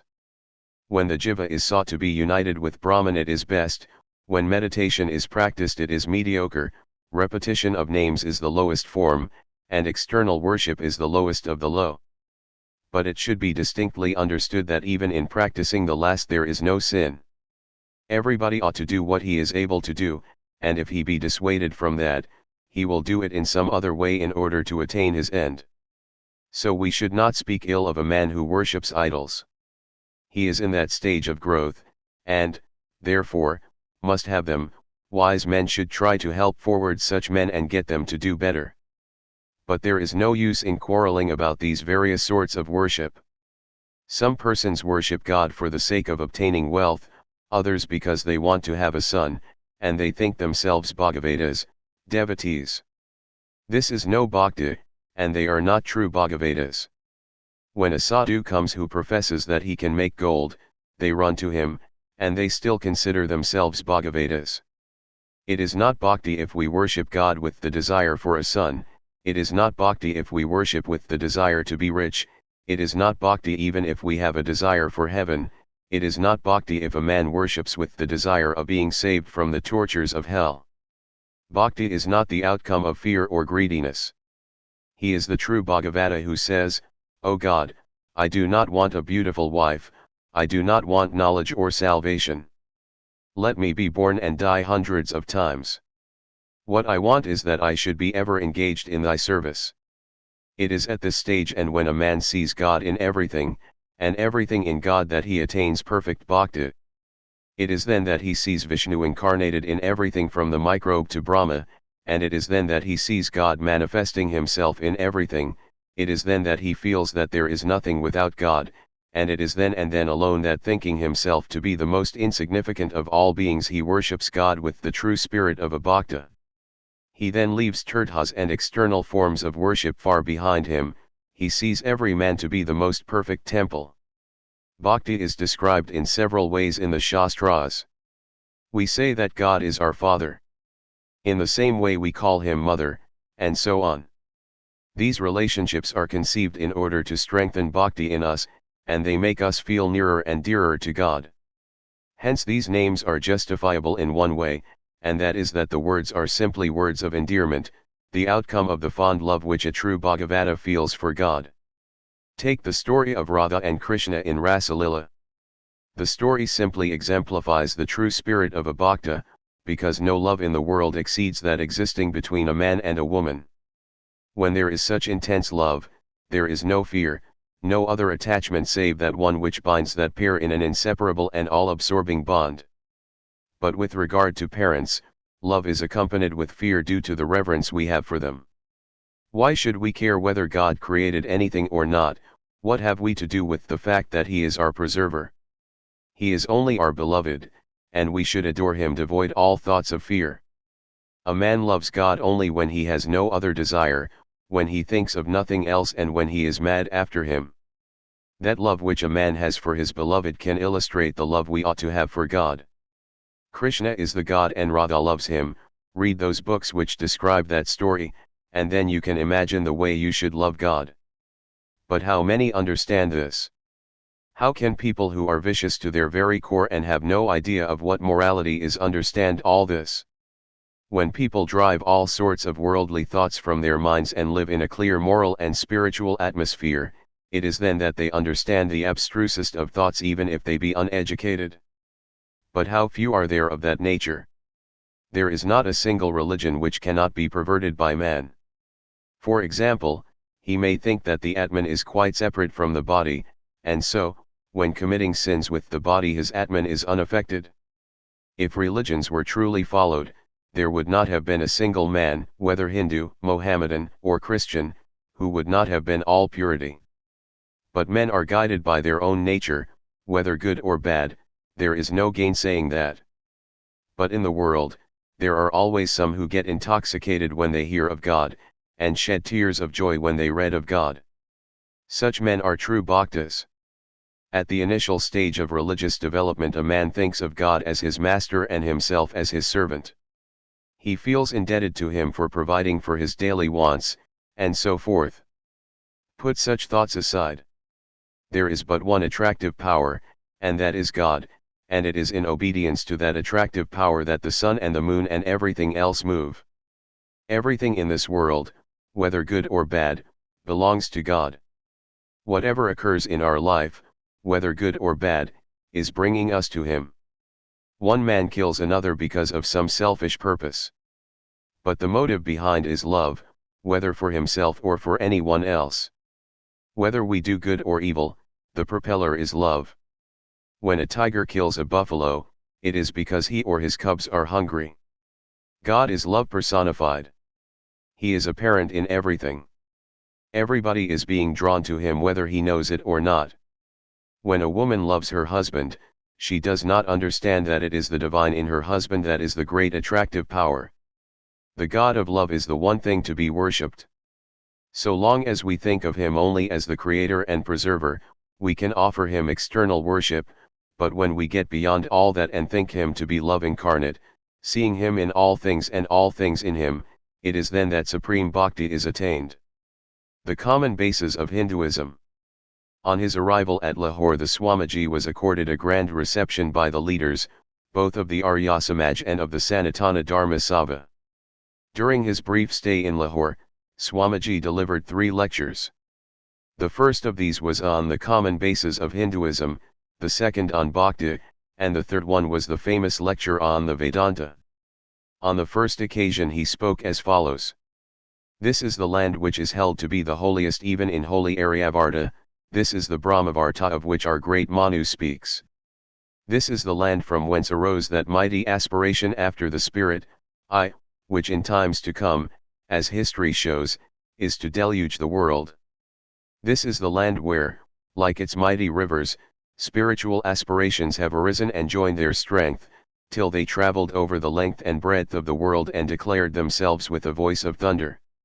This is the land which had first to bear the brunt of all inroads and invasions into India, this heroic land had first to bear its bosom to every onslaught of the outer barbarians into Aryavarta.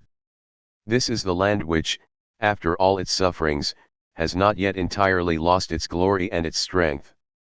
Here it was that in later times the gentle Nanak preached his marvelous love for the world. Here it was that his broad heart was opened and his arms outstretched to embrace the whole world, not only of Hindus, but of Mohammedans too. Here it was that one of the last and one of the most glorious heroes of our race, Guru Govinda Singh, after shedding his blood and that of his dearest and nearest for the cause of religion, even when deserted by those for whom this blood was shed, retired into the south to die like a wounded lion struck to the heart, without a word against his country, without a single word of murmur.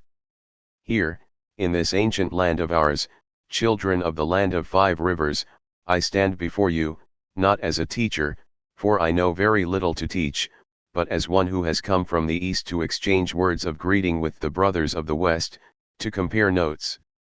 Here am I, not to find out differences that exist among us, but to find where we agree. Here am I trying to understand on what ground we may always remain brothers, upon what foundations the voice that has spoken from eternity may become stronger and stronger as it grows. Here am I trying to propose to you something of constructive work and not destructive. For criticism the days are past, and we are waiting for constructive work. The world needs, at times, criticisms, even fierce ones, but that is only for a time, and the work for eternity is progress and construction, and not criticism and destruction. For the last 100 years or so, there has been a flood of criticism all over this land of ours, where the full play of Western science has been let loose upon all the dark spots, and as a result the corners and the holes have become much more prominent than anything else. Naturally enough there arose mighty intellects all over the land, great and glorious, with the love of truth and justice in their hearts, with the love of their country, and above all, an intense love for their religion and their God, and because these mighty souls felt so deeply, because they loved so deeply, they criticized everything they thought was wrong. Glory unto these mighty spirits of the past. They have done so much good, but the voice of the present day is coming to us, telling, enough. There has been enough of criticism, there has been enough of fault finding, the time has come for the rebuilding, the reconstructing, the time has come for us to gather all our scattered forces, to concentrate them into one focus, and through that, to lead the nation on its onward march, which for centuries almost has been stopped. The house has been cleansed, let it be inhabited anew. The road has been cleared. March, children of the Aryans. Gentlemen, this is the motive that brings me before you, and at the start I may declare to you that I belong to no party and no sect. They are all great and glorious to me, I love them all, and all my life I have been attempting to find what is good and true in them. Therefore, it is my proposal tonight to bring before you points where we are agreed, to find out, if we can, a ground of agreement, and if through the grace of the Lord such a state of things be possible, let us take it up, and from theory carry it out into practice. We are Hindus. I do not use the word Hindu in any bad sense at all, nor do I agree with those that think there is any bad meaning in it. In old times, it simply meant people who lived on the other side of the Indus. Today a good many among those who hate us may have put a bad interpretation upon it, but names are nothing. Upon us depends whether the name Hindu will stand for everything that is glorious, everything that is spiritual, or whether it will remain a name of opprobrium, one designating the downtrodden, the worthless, the heathen. If at present the word Hindu means anything bad, never mind, by our action let us be ready to show that this is the highest word that any language can invent. It has been one of the principles of my life not to be ashamed of my own ancestors. I am one of the proudest men ever born, but let me tell you frankly, it is not for myself, but on account of my ancestry. The more I have studied the past, the more I have looked back, more and more has this pride come to me, and it has given me the strength and courage of conviction, raised me up from the dust of the earth, and set me working out that great plan laid out by those great ancestors of ours. Children of those ancient Aryans, through the grace of the Lord may you have the same pride, may that faith in your ancestors come into your blood, may it become a part and parcel of your lives, may it work towards the salvation of the world. Before trying to find out the precise point where we are all agreed, the common ground of our national life, one thing we must remember. Just as there is an individuality in every man, so there is a national individuality. As one man differs from another in certain particulars, in certain characteristics of his own, so one race differs from another in certain peculiar characteristics, and just as it is the mission of every man to fulfill a certain purpose in the economy of nature, just as there is a particular line set out for him by his own past karma, so it is with nations. Each nation has a destiny to fulfill, each nation has a message to deliver, each nation has a mission to accomplish. Therefore, from the very start, we must have to understand the mission of our own race, the destiny it has to fulfill, the place it has to occupy in the march of nations, the note which it has to contribute to the harmony of races. In our country, when children, we hear stories how some serpents have jewels in their heads, and whatever one may do with the serpent, so long as the jewel is there, the serpent cannot be killed. We hear stories of giants and ogres who had souls living in certain little birds, and so long as the bird was safe, there was no power on earth to kill these giants. You might hack them to pieces, or do what you liked to them, the giants could not die. So with nations, there is a certain point where the life of a nation centers, where lies the nationality of the nation, and until that is touched, the nation cannot die. In the light of this we can understand the most marvelous phenomenon that the history of the world has ever known. Wave after wave of barbarian conquest has rolled over this devoted land of ours. Allahu Akbar has rent the skies for hundreds of years, and no Hindu knew what moment would be his last. This is the most suffering and the most subjugated of all the historic lands of the world. Yet we still stand practically the same race, ready to face difficulties again and again if necessary, and not only so, of late there have been signs that we are not only strong, but ready to go out, for the sign of life is expansion. We find today that our ideas and thoughts are no more cooped up within the bounds of India, but whether we will it or not, they are marching outside, filtering into the literature of nations, taking their place among nations, and in some, even getting a commanding dictatorial position. Behind this we find the explanation that the great contribution to the sum total of the world's progress from India is the greatest, the noblest, the sublimest theme that can occupy the mind of man. It is philosophy and spirituality. Our ancestors tried many other things. They, like other nations, first went to bring out the secrets of external nature, as we all know, and with their gigantic brains that marvelous race could have done miracles in that line of which the world could have been proud forever. But they gave it up for something higher, something better. Rings out from the pages of the Vedas, that science is the greatest which makes us know him who never changes. The science of nature, changeful, evanescent, the world of death, of woe, of misery, may be great, great indeed, but the science of him who changes not, the blissful one, where alone is peace, where alone is life eternal, where alone is perfection, where alone all misery ceases, that, according to our ancestors, was the sublimest science of all. After all, sciences that can give us only bread and clothes and power over our fellow men, sciences that can teach us only how to conquer our fellow beings, to rule over them, which teach the strong to domineer over the weak, those they could have discovered if they willed. But praise be unto the Lord, they caught at once the other side, which was grander, infinitely higher, infinitely more blissful, till it has become the national characteristic, till it has come down to us, inherited from father to son for thousands of years, till it has become a part and parcel of us, till it tingles in every drop of blood that runs through our veins, till it has become our second nature, till the name of religion and Hindu have become one. This is the national characteristic, and this cannot be touched. Barbarians with sword and fire, barbarians bringing barbarous religions, not one of them could touch the core, not one could touch the jewel, not one had the power to kill the bird which the soul of the race inhabited. This, therefore, is the vitality of the race, and so long as that remains, there is no power under the sun that can kill the race. All the tortures and miseries of the world will pass over without hurting us, and we shall come out of the flames like Prahlada, so long as we hold on to this grandest of all our inheritances, spirituality. If a Hindu is not spiritual, I do not call him a Hindu.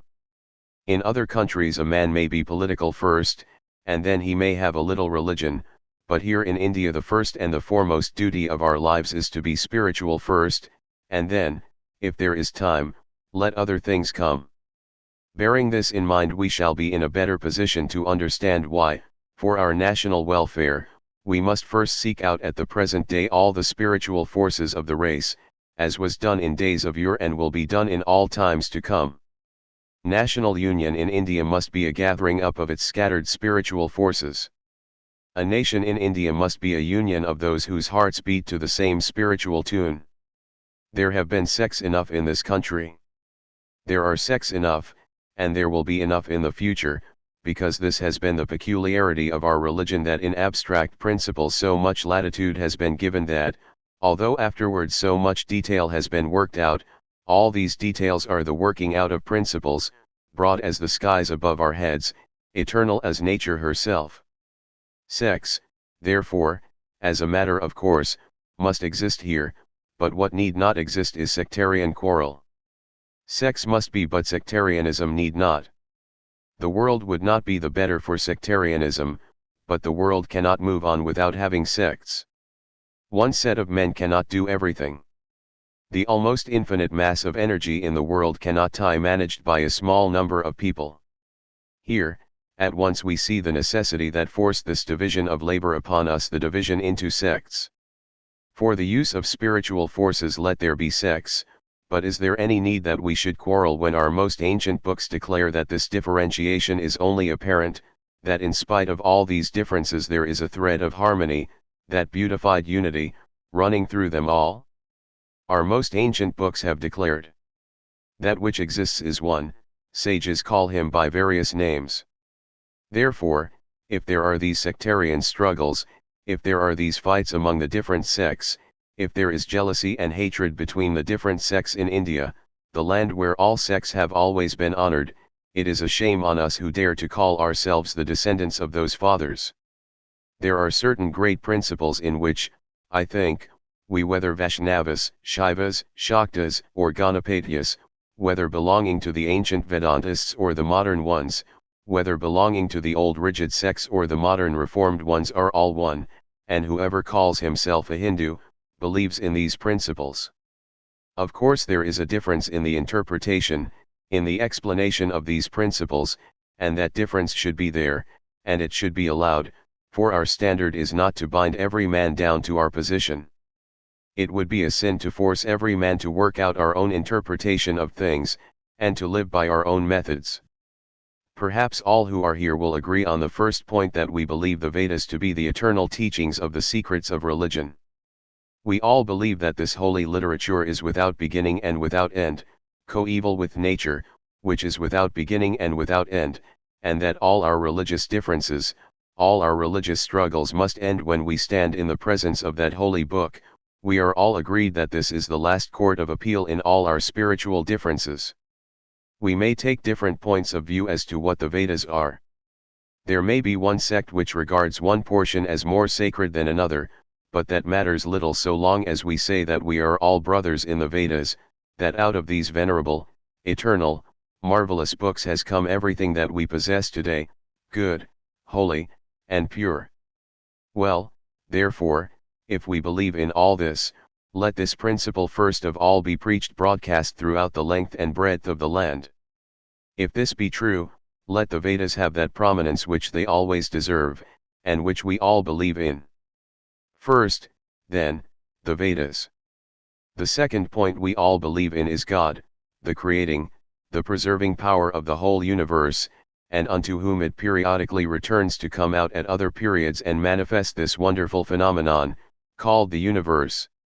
We may differ as to our conception of God. One may believe in a God who is entirely personal, another may believe in a God who is personal and yet not human, and yet another may believe in a God who is entirely impersonal, and all may get their support from the Vedas. Still we are all believers in God, that is to say, that man who does not believe in a most marvelous infinite power from which everything has come, in which everything lives, and to which everything must in the end return, cannot be called a Hindu. If that be so, let us try to preach that idea all over the land. Preach whatever conception you have to give, there is no difference, we are not going to fight over it, but preach God, that is all we want. One idea may be better than another, but, mind you, not one of them is bad. One is good, another is better, and again another may be the best, but the word bad does not enter the category of our religion. Therefore, may the Lord bless them all who preach the name of God in whatever form they like. The more he is preached, the better for this race. Let our children be brought up in this idea, let this idea enter the homes of the poorest and the lowest, as well as of the richest and the highest, the idea of the name of God. The third idea that I will present before you is that, unlike all other races of the world, we do not believe that this world was created only so many thousand years ago, and is going to be destroyed eternally on a certain day. Nor do we believe that the human soul has been created along with this universe just out of nothing. Here is another point I think we are all able to agree upon. We believe in nature being without beginning and without end. Only at psychological periods this gross material of the outer universe goes back to its finer state, thus to remain for a certain period, again to be projected outside to manifest all this infinite panorama we call nature. This wave-like motion was going on even before time began, through eternity, and will remain for an infinite period of time. Next, all Hindus believe that man is not only a gross material body, not only that within this there is the finer body, the mind, but there is something yet greater, for the body changes and so does the mind, something beyond, the Atman. I cannot translate the word to you, for any translation will be wrong, that there is something beyond even this fine body, which is the Atman of man, which has neither beginning nor end, which knows not what death is. And then this peculiar idea, different from that of all other races of men, that this Atman inhabits body after body until there is no more interest for it to continue to do so, and it becomes free, not to be born again. I refer to the theory of samsara and the theory of eternal souls taught by our Shastras. This is another point where we all agree, whatever sect we may belong to. There may be differences as to the relation between the soul and God. According to one sect the soul may be eternally different from God, according to another it may be a spark of that infinite fire, yet again according to others it may be one with that infinite. It does not matter what our interpretation is, so long as we hold on to the one basic belief that the soul is infinite, that this soul was never created, and therefore will never die, that it had to pass and evolve into various bodies, till it attained perfection in the human one. In that we are all agreed. And then comes the most differentiating, the grandest, and the most wonderful discovery in the realms of spirituality that has ever been made. Some of you, perhaps, who have been studying Western thought, may have observed already that there is another radical difference, severing at one stroke all that is Western from all that is Eastern. It is this that we hold, whether we are Shaktas, Saras, or Vaishnavas, even whether we are Bauddhas or Jainas, we all hold in India that the soul is by its nature pure and perfect, infinite in power and blessed. Only, according to the dualist, this natural blissfulness of the soul has become contracted by past bad work, and through the grace of God it is again going to open out and show its perfection, while according to the monist, even this idea of contraction is a partial mistake. It is the veil of Maya that causes us to think the soul has lost its powers, but the powers are there fully manifest. Whatever the difference may be, we come to the central core, and there is at once an irreconcilable difference between all that is Western and Eastern. The Eastern is looking inward for all that is great and good. When we worship, we close our eyes and try to find God within. The Western is looking up outside for his God. To the Western their religious books have been inspired, while with us our books have been expired. Breath like they came, the breath of God, out of the hearts of sages they sprang, the mantradrashtas. This is one great point to understand, and, my friends, my brethren, let me tell you, this is the one point we shall have to insist upon in the future.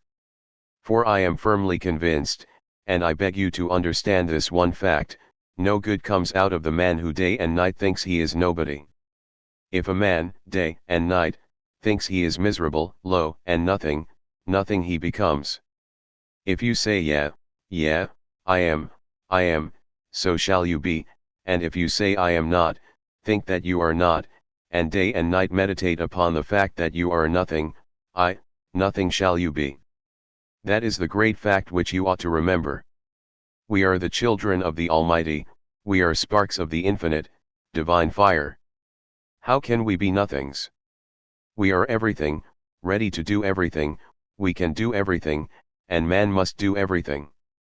This faith in themselves was in the hearts of our ancestors, This faith in themselves was the motive power that pushed them forward and forward in the march of civilization, and if there has been degeneration, if there has been defect, mark my words, you will find that degradation to have started on the day our people lost this faith in themselves. Losing faith in oneself means losing faith in God. Do you believe in that infinite, good providence working in and through you?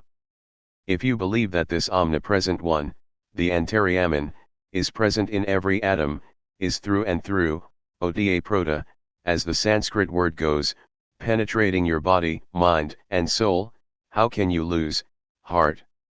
I may be a little bubble of water, and you may be a mountain-high wave. Never mind. The infinite ocean is the background of me as well as of you. Mine also is that infinite ocean of life, of power, of spirituality, as well as yours. I am already joined from my very birth, from the very fact of my life I am in yoga with that infinite life and infinite goodness and infinite power, as you are, mountain high though you may be. Therefore, my brethren, teach this life-saving, great, ennobling, grand doctrine to your children, even from their very birth. You need not teach them Advaitism, teach them Dvaitism, or any ism you please, but we have seen that this is the common ism all through India. This marvelous doctrine of the soul, the perfection of the soul, is commonly believed in by all sects. As says our great philosopher Kapila, if purity has not been the nature of the soul, it can never attain purity afterwards, for anything that was not perfect by nature, even if it attained to perfection, that perfection would go away again. If impurity is the nature of man, then man will have to remain impure, even though he may be pure for 5 minutes. The time will come when this purity will wash out, pass away, and the old natural impurity will have its sway once more. Therefore, say all our philosophers, good is our nature, perfection is our nature, not imperfection, not impurity, and we should remember that. Remember the beautiful example of the great sage who, when he was dying, asked his mind to remember all his mighty deeds and all his mighty thoughts. There you do not find that he was teaching his mind to remember all his weaknesses and all his follies. Follies there are, weakness there must be, but remember your real nature always. That is the only way to cure the weakness, that is the only way to cure the follies. It seems that these few points are common among all the various religious sects in India, and perhaps in future upon this common platform, conservative and liberal religionists, old type and new type, may shake bands. Above all, there is another thing to remember, which I am sorry we forget from time to time, that religion, in India, means realization and nothing short of that. Believe in the doctrine, and you are safe, can never be taught to us, for we do not believe in that. You are what you make yourselves. You are, by the grace of God and your own exertions, what you are. Mere believing in certain theories and doctrines will not help you much. The mighty word that came out from the sky of spirituality in India was Anubhuti, realization, and ours are the only books which declare again and again, the Lord is to be seen. Bold, brave words indeed, but true to their very core, every sound, every vibration is true. Religion is to be realized, not only heard, it is not in learning some doctrine like a parrot. Neither is it mere intellectual assent that is nothing, but it must come into us. And therefore the greatest proof that we have of the existence of a God is not because our reason says so, but because God has been seen by the ancients as well as by the moderns. We believe in the soul not only because there are good reasons to prove its existence, but, above all, because there have been in the past thousands in India, there are still many who have realized, and there will be thousands in the future who will realize and see their own souls. And there is no salvation for man until he sees God, realizes his own soul. Therefore, above all, let us understand this, and the more we understand it the less we shall have of sectarianism in India, for it is only that man who has realized God and seen him, who is religious. In him the knots have been cut asunder, in him alone the doubts have subsided, he alone has become free from the fruits of action who has seen him who is nearest of the near and farthest of the far. We often mistake mere prattle for religious truth, mere intellectual perorations for great spiritual realization, and then comes sectarianism, then comes fight. If we once understand that this realization is the only religion, we shall look into our own hearts and find how far we are towards realizing the truths of religion. Then we shall understand that we ourselves are groping in darkness, and are leading others to grope in the same darkness. Then we shall cease from sectarianism, quarrel, arid fight. Ask a man who wants to start a sectarian fight, have you seen God? Have you seen the Atman? If you have not, what right have you to preach his name, you walking in darkness, trying to lead me into the same darkness, the blind leading the blind, and both falling into the ditch? Therefore, take more thought before you go and find fault with others. Let them follow their own path to realization so long as they struggle to see truth in their own hearts, and when the broad, naked truth will be seen, then they will find that wonderful blissfulness which marvelously enough has been testified to by every seer in India, by every one who has realized the truth. Then words of love alone will come out of that heart, for it has already been touched by him who is the essence of love himself. Then and then alone, all sectarian quarrels will cease, and we shall be in a position to understand, to bring to our hearts, to embrace, to intensely love the very word Hindu and every one who bears that name. Mark me, then and then alone you are a Hindu when the very name sends through you a galvanic shock of strength. Then and then alone you are a Hindu when every man who bears the name, from any country, speaking our language or any other language, becomes at once the nearest and the dearest to you. Then and then alone you are a Hindu when the distress of anyone bearing that name comes to your heart and makes you feel as if your own son were in distress. Then and then alone you are a Hindu when you will be ready to bear everything for them, like the great example I have quoted at the beginning of this lecture, of your great Guru Govind Singh.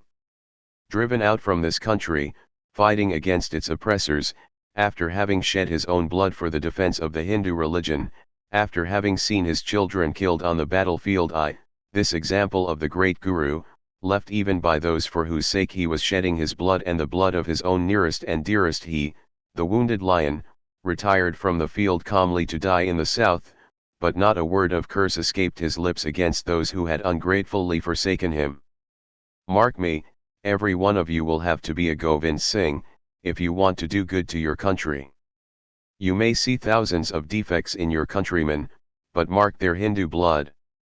They are the first gods you will have to worship, even if they do everything to hurt you, even if every one of them send out a curse to you, you send out to them words of love.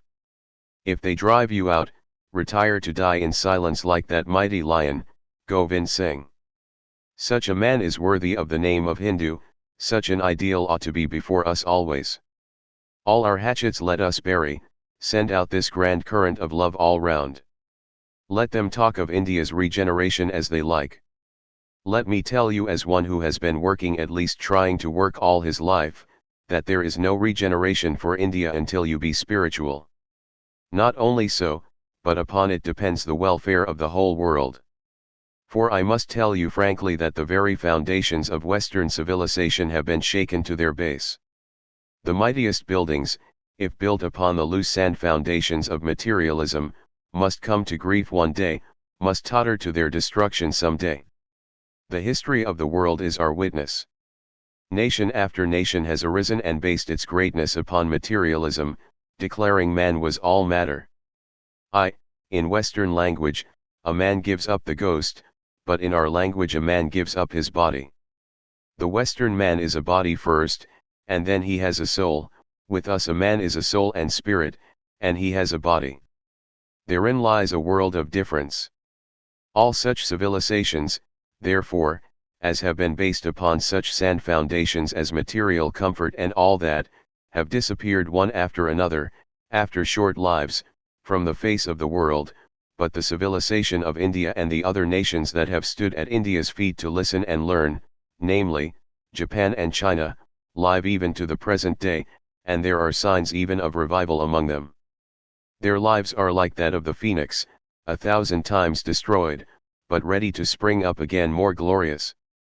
But a materialistic civilization once dashed down, never can come up again. That building once thrown down is broken into pieces once for all. Therefore have patience and wait, the future is in store for us. Do not be in a hurry, do not go out to imitate anybody else. This is another great lesson we have to remember, imitation is not civilization. I may deck myself out in a Raja's dress, but will that make me a Raja? An ass in a lion's skin never makes a lion. Imitation, cowardly imitation, never makes for progress. It is verily the sign of awful degradation in a man. When a man has begun to hate himself, then the last blow has come. When a man has begun to be ashamed of his ancestors, the end has come. Here am I, one of the least of the Hindu race, yet proud of my race, proud of my ancestors. I am proud to call myself a Hindu, I am proud that I am one of your unworthy servants. I am proud that I am a countryman of yours, you the descendants of the sages, you the descendants of the most glorious rishis the world ever saw.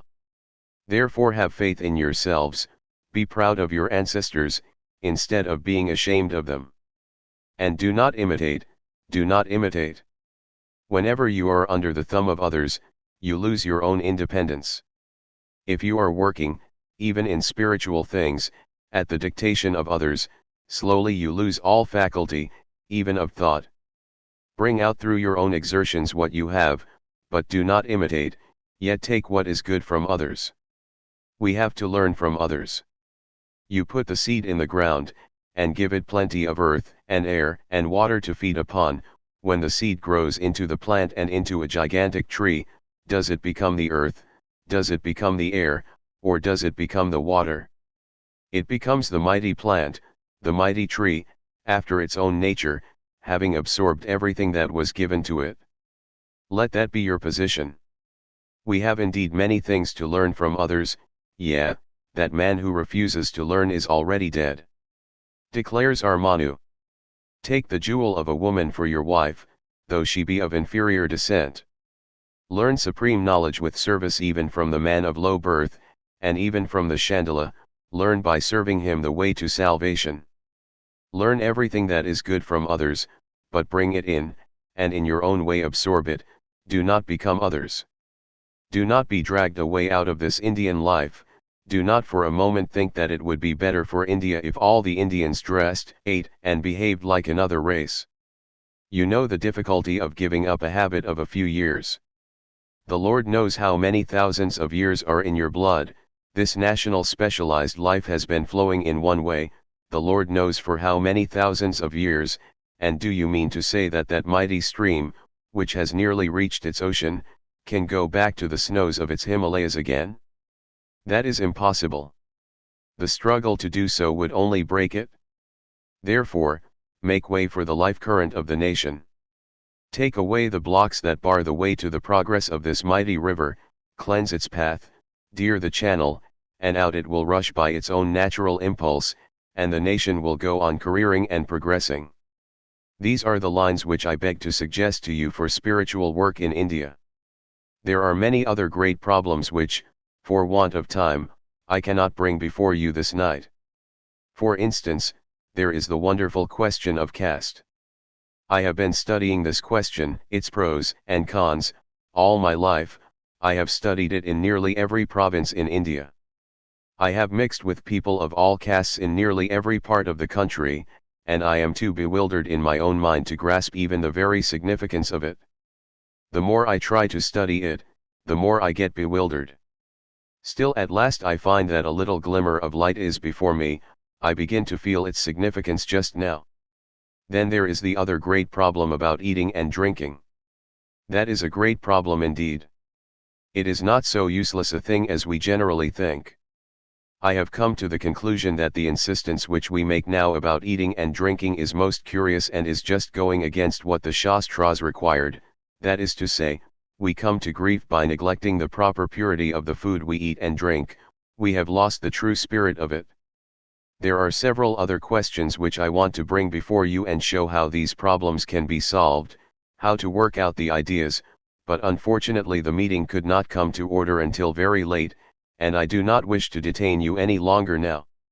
I will, therefore, keep my ideas about caste and other things for a future occasion. Now, one word more and I will finish about these spiritual ideas.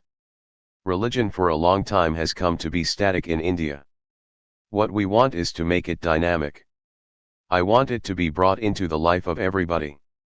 Religion, as it always has been in the past, must enter the palaces of kings as well as the homes of the poorest peasants in the land. Religion, the common inheritance, the universal birthright of the race, must be brought free to the door of everybody. Religion in India must be made as free and as easy of access as is God's air. And this is the kind of work we have to bring about in India, but not by getting up little sects and fighting on points of difference. Let us preach where we all agree and leave the differences to remedy themselves. As I have said to the Indian people again and again, if there is the darkness of centuries in a room and we go into the room and begin to cry, "Oh, it is dark, will the darkness go? Bring in the light and the darkness will vanish at once." This is the secret of reforming men. Suggest to them higher things, believe in man first. Why start with the belief that man is degraded and degenerated? I have never failed in my faith in man in any case, even taking him at his worst. Wherever I had faith in man, though at first the prospect was not always bright, yet it triumphed in the long run. Have faith in man, whether he appears to you to be a very learned one or a most ignorant one. Have faith in man, whether he appears to be an angel or the very devil himself. Have faith in man first, and then having faith in him, believe that if there are defects in him, if he makes mistakes, if he embraces the crudest and the vilest doctrines, believe that it is not from his real nature that they come, but from the want of higher ideals. If a man goes towards what is false, it is because he cannot get what is true. Therefore the only method of correcting what is false is by supplying him with what is true. Do this, and let him compare. You give him the truth, and there your work is done. Let him compare it in his own mind with what he has already in him, and, mark my words, if you have really given him the truth, the false must vanish, light must dispel darkness, and truth will bring the good out. This is the way if you want to reform the country spiritually, this is the way, and not fighting, not even telling people that what they are doing is bad. Put the good before them, see how eagerly they take it, see how the divine that never dies, that is always living in the human, comes up awakened and stretches out its hand for all that is good, and all that is glorious. May He who is the Creator, the Preserver, and the Protector of our race, the God of our forefathers, whether called by the name of Vishnu, or Shiva, or Shakti, or Ganpati, whether he is worshipped as Saguna or as Nirguna, whether he is worshipped as personal or as impersonal, may He whom our forefathers knew and addressed by the words, "That which exists is one," sages call him by various names, may he enter into us with his mighty love, may he shower his blessings on us, may he make us understand each other, may he make us work for each other with real love, with intense love for truth, and may not the least desire for our own personal fame, our own personal prestige, our own personal advantage, enter into this great work of spiritual regeneration of India. Bhakti. Delivered at Lahore on the November 9, 1897. There is a sound which comes to us like a distant echo in the midst of the roaring torrents of the Upanishads, at times rising in proportion and volume, and yet, throughout the literature of the Vedanta, its voice, though clear, is not very strong. The main duty of the Upanishad seems to be to present before us the spirit and the aspect of the sublime, and yet behind this wonderful sublimity there come to us here and there glimpses of poetry as we read, "There the sun shines not, nor the moon, nor the stars, what to speak of this fire?" As we listen to the heart-stirring poetry of these marvelous lines, we are taken, as it were, off from the world of the senses, off even from the world of intellect, and brought to that world which can never be comprehended, and yet which is always with us. There is behind even this sublimity another ideal following as its shadow, one more acceptable to mankind, one more of daily use, one that has to enter into every part of human life, which assumes proportion and volume later on, and is stated in full and determined language in the Purana, and that is the ideal of Bhakti. The germs of bhakti are there already, the germs are even in the Samhita, the germs a little more developed are in the Upanishads, but they are worked out in their details in the Puranas. To understand bhakti, therefore, we have got to understand these Puranas of ours. There have been great discussions of late as to their authenticity. Many a passage of uncertain meaning has been taken up and criticized. In many places it has been pointed out that the passages cannot stand the light of modern science and so forth. But, apart from all these discussions, apart from the scientific validity of the statements of the Puranas, apart from their valid or invalid geography, apart from their valid or invalid astronomy, and so forth, what we find for a certainty, traced out bit by bit almost in every one of these volumes, is this doctrine of bhakti, illustrated, re-illustrated, stated and restated, in the lives of saints and in the lives of kings. It seems to have been the duty of the Puranas to stand as illustrations for that great ideal of the beautiful, the ideal of bhakti, and this, as I have stated, is so much nearer to the ordinary man. Very few indeed are there who can understand and appreciate, far less live and move, in the grandeur of the full blaze of the light of Vedanta, because the first step for the pure Vedantist is to be abhi, fearless. Weakness has got to go before a man dares to become a Vedantist, and we know how difficult that is.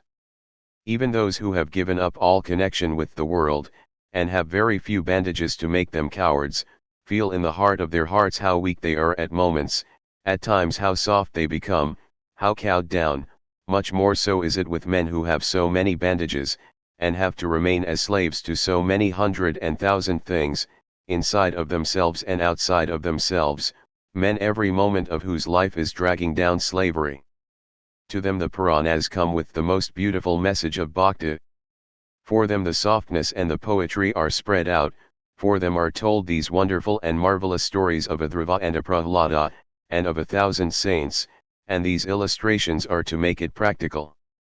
Whether you believe in the scientific accuracy of the Puranas or not, there is not one among you whose life has not been influenced by the story of Prahlada, or that of Dhruva, or of any one of these great Puranika saints. We have not only to acknowledge the power of the Puranas in our own day, but we ought to be grateful to them as they gave us in the past a more comprehensive and a better popular religion than what the degraded later-day Buddhism was leading us to. This easy and smooth idea of bhakti has been written and worked upon, and we have to embrace it in our everyday practical life, for we shall see as we go on how the idea has been worked out until bhakti becomes the essence of love. So long as there shall be such a thing as personal and material love, one cannot go behind the teachings of the Puranas.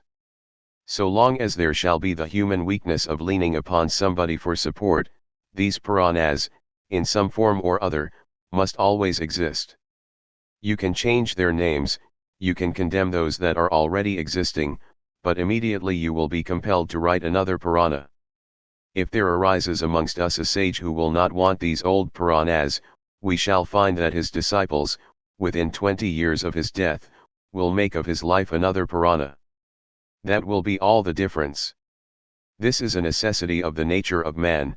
For them only are there no Puranas who have gone beyond all human weakness and have become what is really wanted of a Paramahamsa, brave and bold souls, who have gone beyond the bandages of Maya, the necessities even of nature, the triumphant, the conquerors, the gods of the world.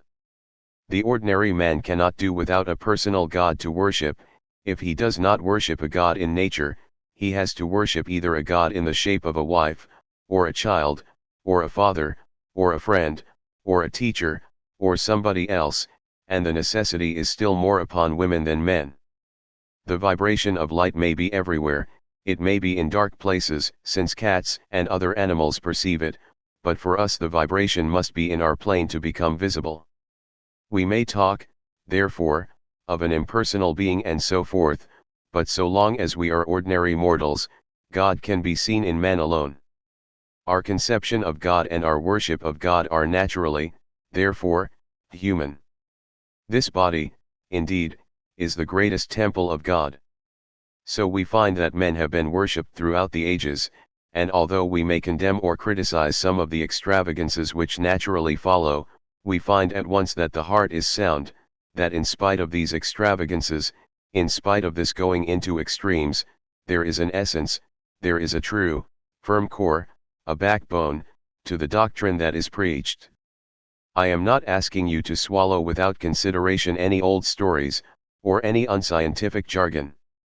I am not calling upon you to believe in all sorts of vamacary explanations that, unfortunately, have crept into some of the Puranas, but what I mean is this, that there is an essence which ought not to be lost, a reason for the existence of the Puranas, and that is the teaching of Bhakti to make religion practical, to bring religion from its high philosophical flights into the everyday lives of our common human beings. The lecturer defended the use of material helps in Bhakti. Would to God man did not stand where he is, but it is useless to fight against existing facts. Man is a material being now, however he may talk about spirituality and all that. Therefore the material man has to be taken in hand and slowly raised, until he becomes spiritual. In these days it is hard for 99% of us to understand spirituality, much more so to talk about it.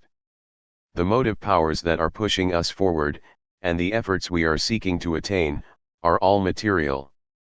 We can only work, in the language of Herbert Spencer, in the line of least resistance, and the Puranas have the good and common sense to work in the line of least resistance, and the successes that have been attained by the Puranas have been marvelous and unique. The ideal of Bhakti is of course spiritual, but the way lies through matter and we cannot help it. Everything that is conducive to the attainment of this spirituality in the material world, therefore, is to be taken hold of and brought to the use of man to evolve the spiritual being. Having pointed out that the Shastras start by giving the right to study the Vedas to everybody, without distinction of sex, caste, or creed, he claimed that if making a material temple helps a man more to love God, welcome. If making an image of God helps a man in attaining to this ideal of love, Lord bless him and give him 20 such images if he pleases. If anything helps him to attain to that ideal of spirituality, welcome, so long as it is moral, because anything immoral will not help, but will only retard. He traced the opposition to the use of images in worship in India partly at least to Kabir, but on the other hand showed that India has had great philosophers and founders of religions who did not even believe in the existence of a personal God and boldly preached that to the people, but yet did not condemn the use of images. At best they only said it was not a very high form of worship, and there was not one of the Puranas in which it was said that it was a very high form. Having referred historically to the use of image worship by the Jews, in their belief that Jehovah resided in a chest, he condemned the practice of abusing idol worship merely because others said it was bad. Though an image or any other material form could be used if it helped to make a man spiritual, yet there was no one book in our religion which did not very clearly state that it was the lowest form of worship, because it was worship through matter. The attempt that was made all over India to force this image worship on everybody, he had no language to condemn. What business had anybody to direct and dictate to anyone what he should worship and through what? How could any other man know through what he would grow, whether his spiritual growth would be by worshipping an image, by worshipping fire, or by worshipping even a pillar? That was to be guided and directed by our own gurus, and by the relation between the guru and the shishya.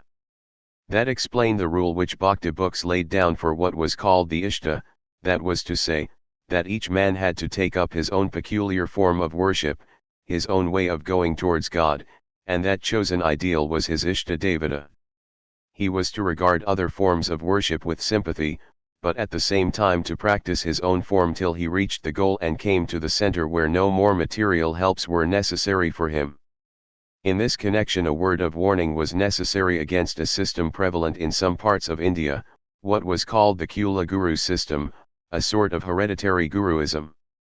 We read in the books that he who knows the essence of the Vedas, is sinless, and does not teach another for love of gold or love of anything else, whose mercy is without any cause, who gives as the spring which does not ask anything from the plants and trees, for it is its nature to do good, and brings them out once more into life, and buds, flowers, and leaves come out, who wants nothing, but whose whole life is only to do good. Such a man could be a guru and none else.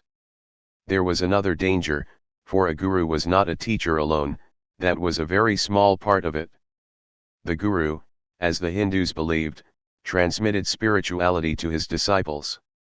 To take a common material example, therefore, if a man were not inoculated with good virus, he ran the risk of being inoculated with what was bad and vile, so that by being taught by a bad guru there was the risk of learning something evil. Therefore it was absolutely necessary that this idea of Kula Guru should vanish from India. Guruism must not be a trade, that must stop, it was against the Shastras. No man ought to call himself a guru and at the same time help the present state of things under the Kula Guru system. Speaking of the question of food, the Swami pointed out that the present-day insistence upon the strict regulations as to eating was to a great extent superficial, and missed the mark they were originally intended to cover. He particularly instanced the idea that care should be exercised as to who was allowed to touch food, and pointed out that there was a deep psychological significance in this, but that in the everyday life of ordinary men it was a care difficult or impossible to exercise. Here again the mistake was made of insisting upon a general observance of an idea which was only possible to one class, those who have entirely devoted their lives to spirituality, whereas the vast majority of men were still unsatiated with material pleasures, and until they were satiated to some extent it was useless to think of forcing spirituality on them. The highest form of worship that had been laid down by the Bhakta was the worship of man. Really, if there were to be any sort of worship, he would suggest getting a poor man, or 6, or 12, as their circumstances would permit, every day to their homes, and serving them, thinking that they were Narayanas. He had seen charity in many countries and the reason it did not succeed was that it was not done with a good spirit. Here, take this, and go away, that was not charity, but the expression of the pride of the heart, to gain the applause of the world, that the world might know they were becoming charitable. Hindus must know that, according to the Smritis, the giver was lower than the receiver, for the receiver was for the time being God himself. Therefore he would suggest such a form of worship as getting some of these poor Narayanas, or blind Narayanas, and hungry Narayanas into every house every day, and giving them the worship they would give to an image, feeding them and clothing them, and the next day doing the same to others. He did not condemn any form of worship, but what he went to say was that the highest form and the most necessary at present in India was this form of Narayana worship. In conclusion, he likened Bhakti to a triangle. The first angle was that love knew no want, the second that love knew fear. Love for reward or service of any kind was the beggar's religion, the shopkeeper's religion, with very little of real religion in it. Let them not become beggars, because, in the first place, beggary was the sign of atheism. Foolish indeed is the man who living on the banks of the Ganga digs a little well to drink water. So is the man who begs of God material objects. The Bhakta should be ready to stand up and say, I do not want anything from you, Lord, but if you need anything from me I am ready to give. Love knew no fear. Had they not seen a weak frail, little woman passing through a street, and if a dog barked, she flew off into the next house. The next day she was in the street, perhaps, with her child at her breast. And a lion attacked her. Where was she then? In the mouth of the lion to save her child. Lastly, love was unto love itself. The Bhakta at last comes to this, that love itself is God and nothing else. Where should man go to prove the existence of God? Love was the most visible of all visible things. It was the force that was moving the sun, the moon, and the stars, manifesting itself in men, women, and in animals, everywhere and in everything. It was expressed in material forces as gravitation and so on. It was everywhere, in every atom, manifesting everywhere. It was that infinite love, the only motive power of this universe, visible everywhere, and this was God himself. The Vedanta. Delivered at Lahore on November 12, 1897. Two worlds there are in which we live, one the external, the other internal. Human progress has been made, from days of yore, almost in parallel lines along both these worlds. The search began in the external, and man at first wanted to get answers for all the deep problems from outside nature. Man wanted to satisfy his thirst for the beautiful and the sublime from all that surrounded him. He wanted to express himself and all that was within him in the language of the concrete, and grand indeed were the answers he got, most marvelous ideas of God and worship, and most rapturous expressions of the beautiful. Sublime ideas came from the external world indeed. But the other, opening out for humanity later, laid out before him a universe yet sublimer, yet more beautiful, and infinitely more expansive. In the Karma-kanda portion of the Vedas, we find the most wonderful ideas of religion inculcated. We find the most wonderful ideas about an overruling creator, preserver, and destroyer of the universe presented before us in language sometimes the most soul-stirring. Most of you perhaps remember that most wonderful shloka in the Rig Veda Samhita where you get the description of chaos, perhaps the sublimest that has ever been attempted yet. In spite of all this, we find it is only a painting of the sublime outside. We find that yet it is gross, that something of matter yet clings to it. Yet we find that it is only the expression of the infinite in the language of matter, in the language of the finite. It is the infinite of the muscles and not of the mind, it is the infinite of space and not of thought. Therefore in the second portion of Jnana-kanda, we find there is altogether a different procedure. The first was a search in external nature for the truths of the universe. It was an attempt to get the solution of the deep problems of life from the material world. Whose glory these Himalayas declare. This is a grand idea, but yet it was not grand enough for India. The Indian mind had to fall back, and the research took a different direction altogether. From the external the search came to the internal, from matter to mind. There arose the cry, when a man dies, what becomes of him? Some say that he exists, others that he is gone. Say, O King of Death, what is the truth? An entirely different procedure we find here.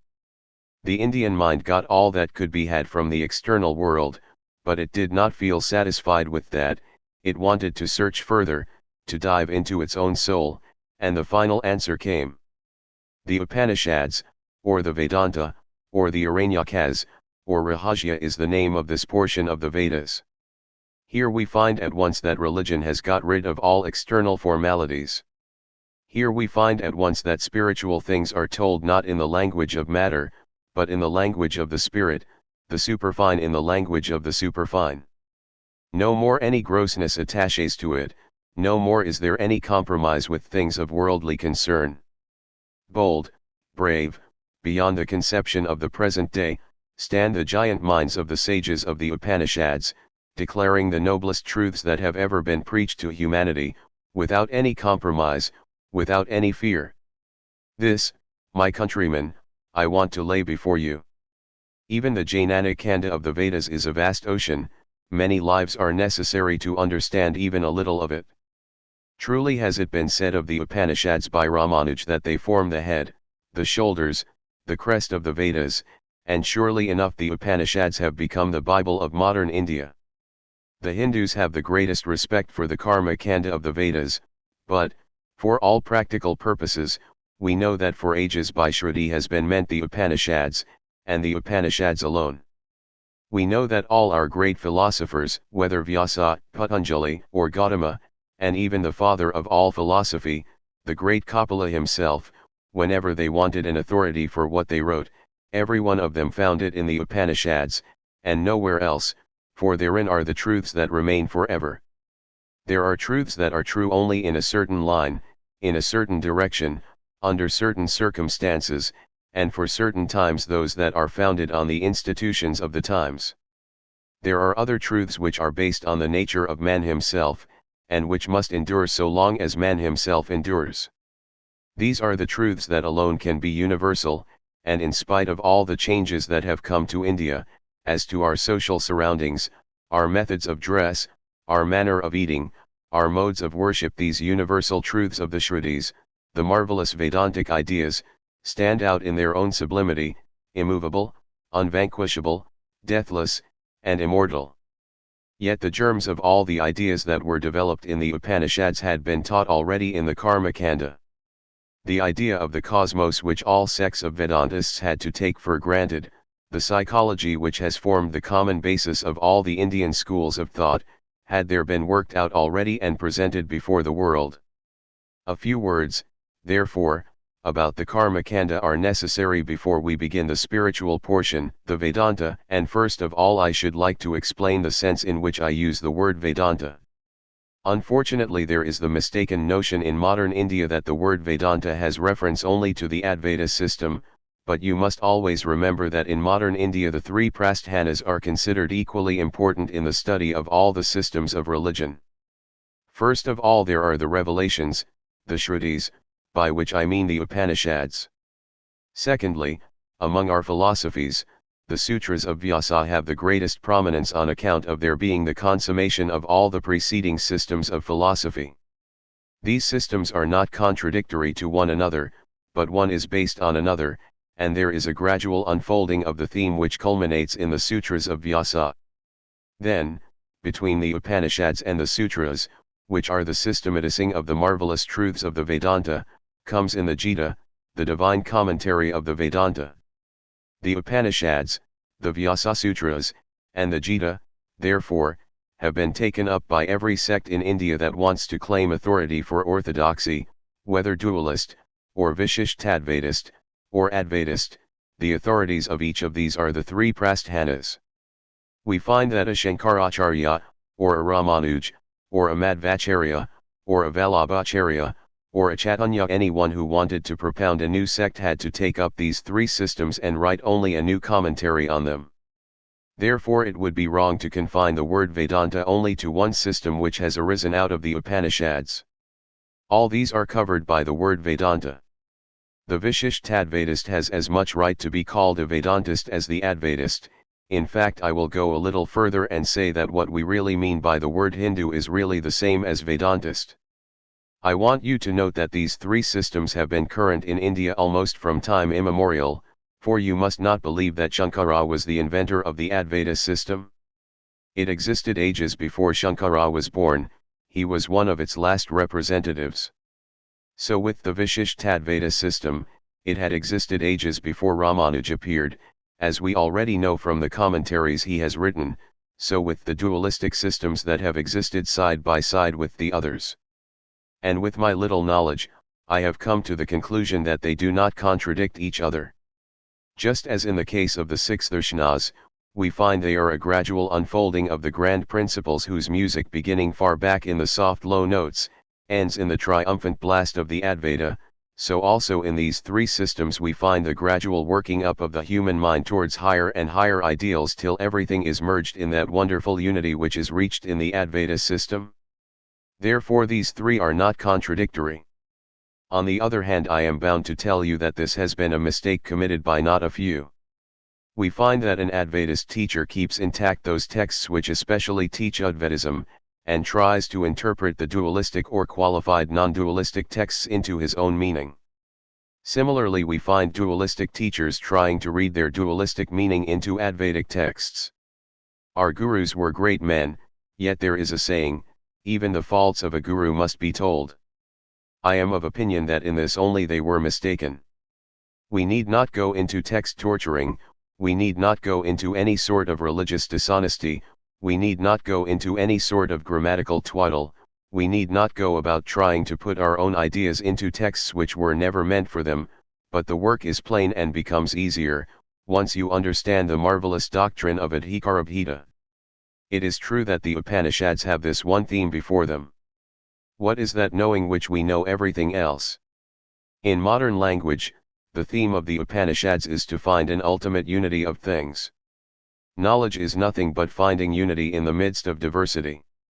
Every science is based upon this, all human knowledge is based upon the finding of unity in the midst of diversity, and if it is the task of small fragments of human knowledge, which we call our sciences, to find unity in the midst of a few different phenomena, the task becomes stupendous when the theme before us is to find unity in the midst of this marvelously diversified universe, where prevail unnumbered differences in name and form, in matter and spirit, each thought differing from every other thought, each form differing from every other form.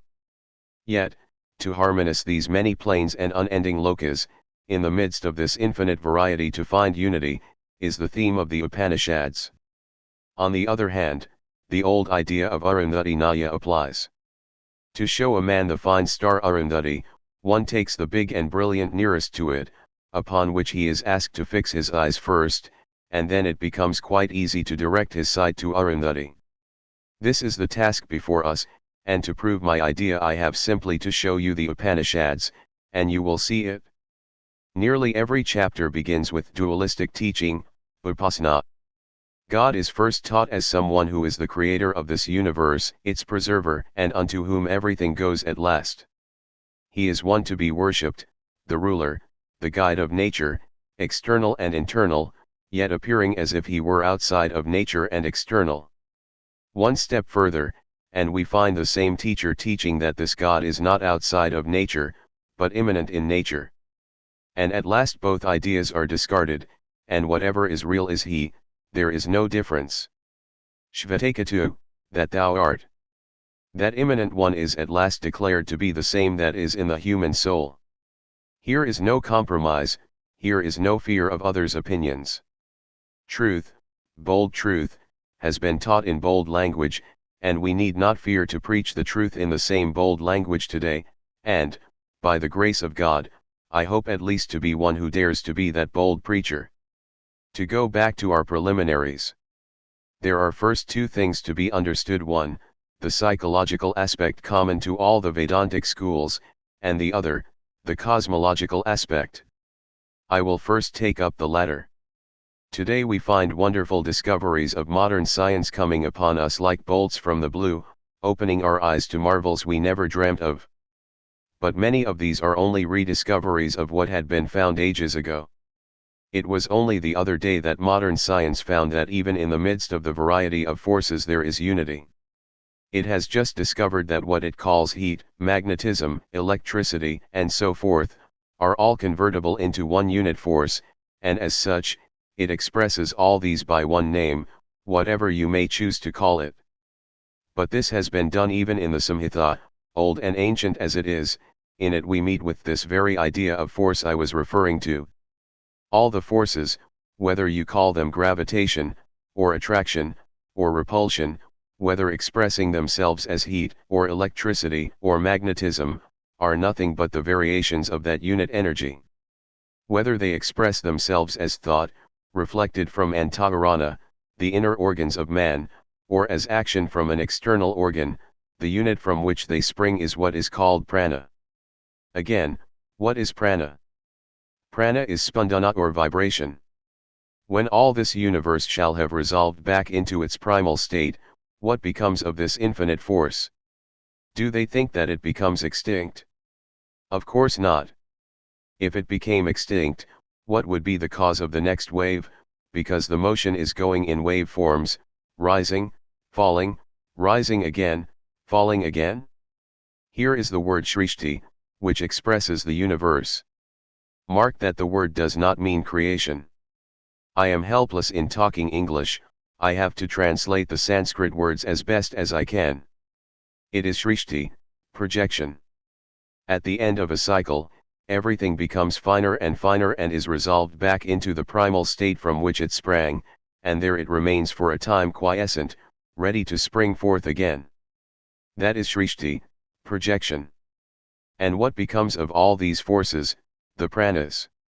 They are resolved back into the primal prana, and this prana becomes almost motionless, not entirely motionless, and that is what is described in the Vedic Sukta, it vibrated without vibrations anidavatam. There are many technical phrases in the Upanishads difficult to understand. For instance, take this word vata, many times it means air and many times motion, and often people confuse one with the other. We must guard against that. And what becomes of what you call matter? The forces permeate all matter, they all dissolve into akasha, from which they again come out. This akasha is the primal matter. Whether you translate it as ether or anything else, the idea is that this akasha is the primal form of matter.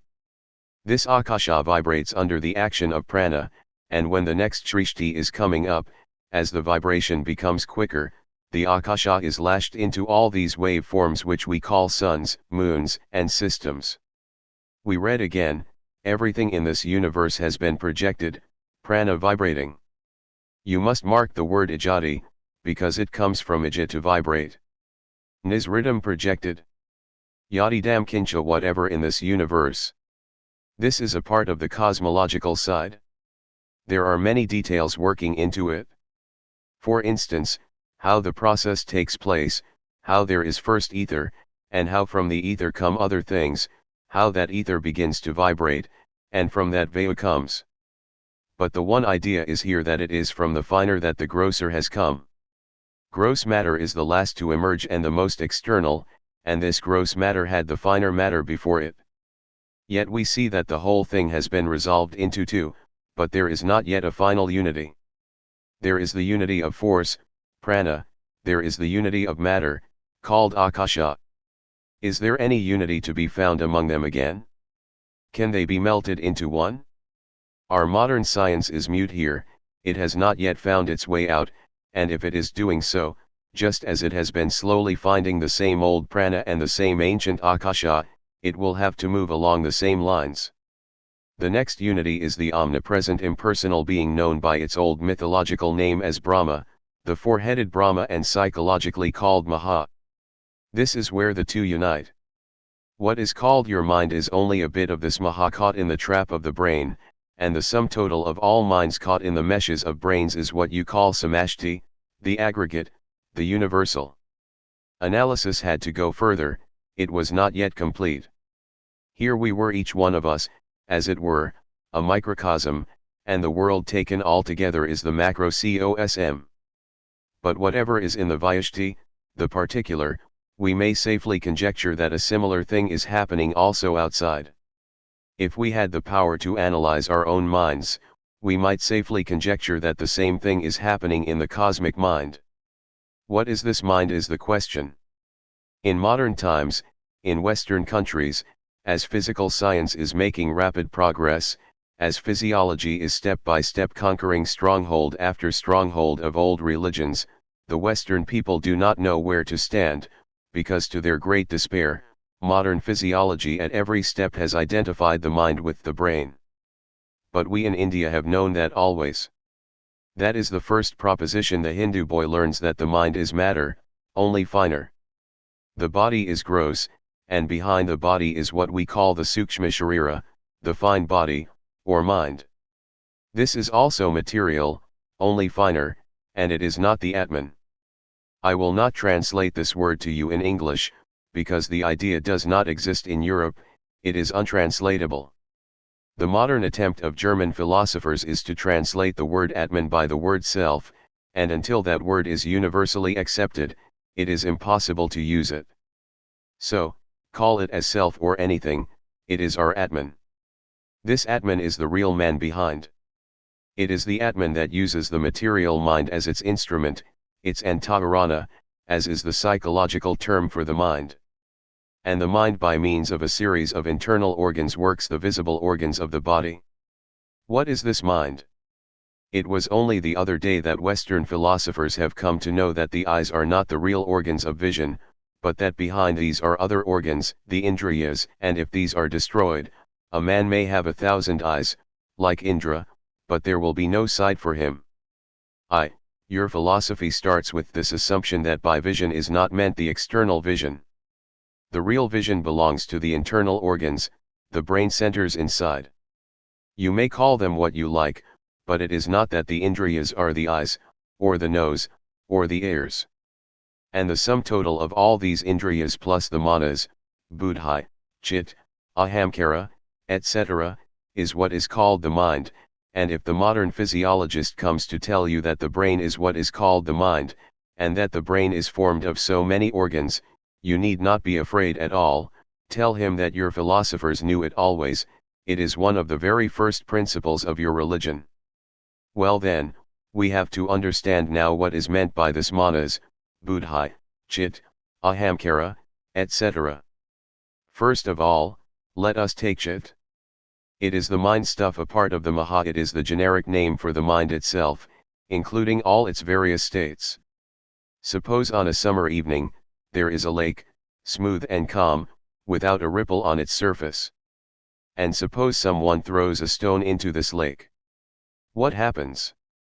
First there is the action, the blow given to the water, next the water rises and sends a reaction towards the stone, and that reaction takes the form of a wave. First the water vibrates a little, and immediately sends back a reaction in the form of a wave. The chit let us compare to this lake, and the external objects are like the stones thrown into it. As soon as it comes in contact with any external object by means of these indriyas, the indriyas must be there to carry these external objects inside. There is a vibration, what is called manas, indecisive. Next there is a reaction, the determinative faculty, buddhi, and along with this buddhi flashes the idea of aham and the external object. Suppose there is a mosquito sitting upon my hand. This sensation is carried to my chit and it vibrates a little, this is the psychological manas. Then there is a reaction, and immediately comes the idea that I have a mosquito on my hand and that I shall have to drive it off.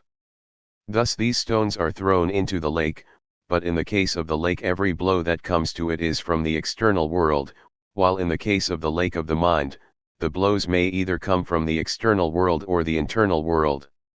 This whose series is what is called the antakarana. Along with it, you ought to understand one thing more that will help us in understanding the Advaita system later on. It is this. All of you must have seen pearls and most of you know how pearls are formed. A grain of sand enters into the shell of a pearl oyster, and sets up an irritation there, and the oyster's body reacts towards the irritation and covers the little particle with its own juice. That crystal leases and forms the pearl. So the whole universe is like that, it is the pearl which is being formed by us. What we get from the external world is simply the blow. Even to be conscious of that blow we have to react, and as soon as we react, we really project a portion of our own mind towards the blow, and when we come to know of it, it is really our own mind as it has been shaped by the blow.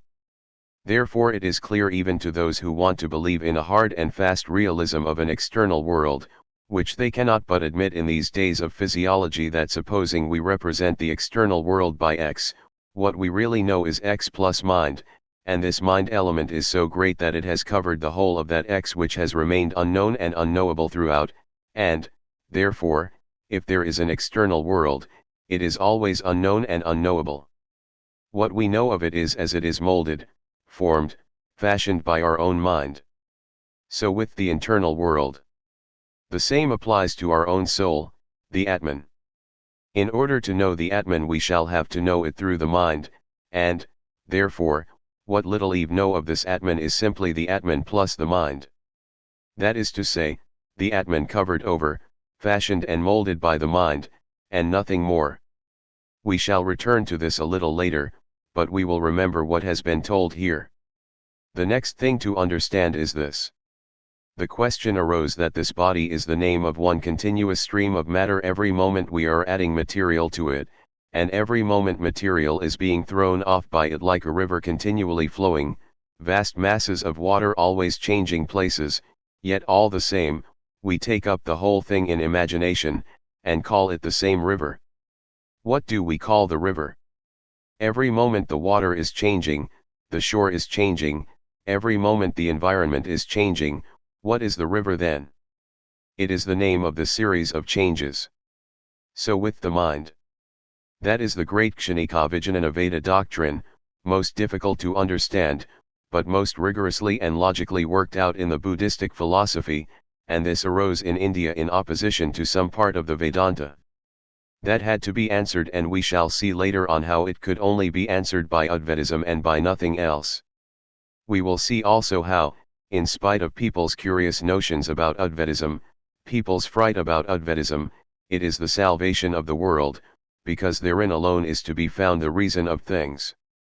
Dualism and other isms are very good as means of worship, very satisfying to the mind, and maybe, they have helped the mind onward, but if man wants to be rational and religious at the same time, Advaita is the one system in the world for him. Well, now, we shall regard the mind as a similar river, continually filling itself at one end and emptying itself at the other end. Where is that unity which we call the Atman? The idea is this, that in spite of this continuous change in the body, and in spite of this continuous change in the mind, there is in us something that is unchangeable, which makes our ideas of things appear unchangeable. When rays of light coming from different quarters fall upon a screen, or a wall, or upon something that is not changeable, then and then alone it is possible for them to form a unity, then and then alone it is possible for them to form one complete whole. Where is this unity in the human organs, falling upon which, as it were, the various ideas will come to unity and become one complete whole?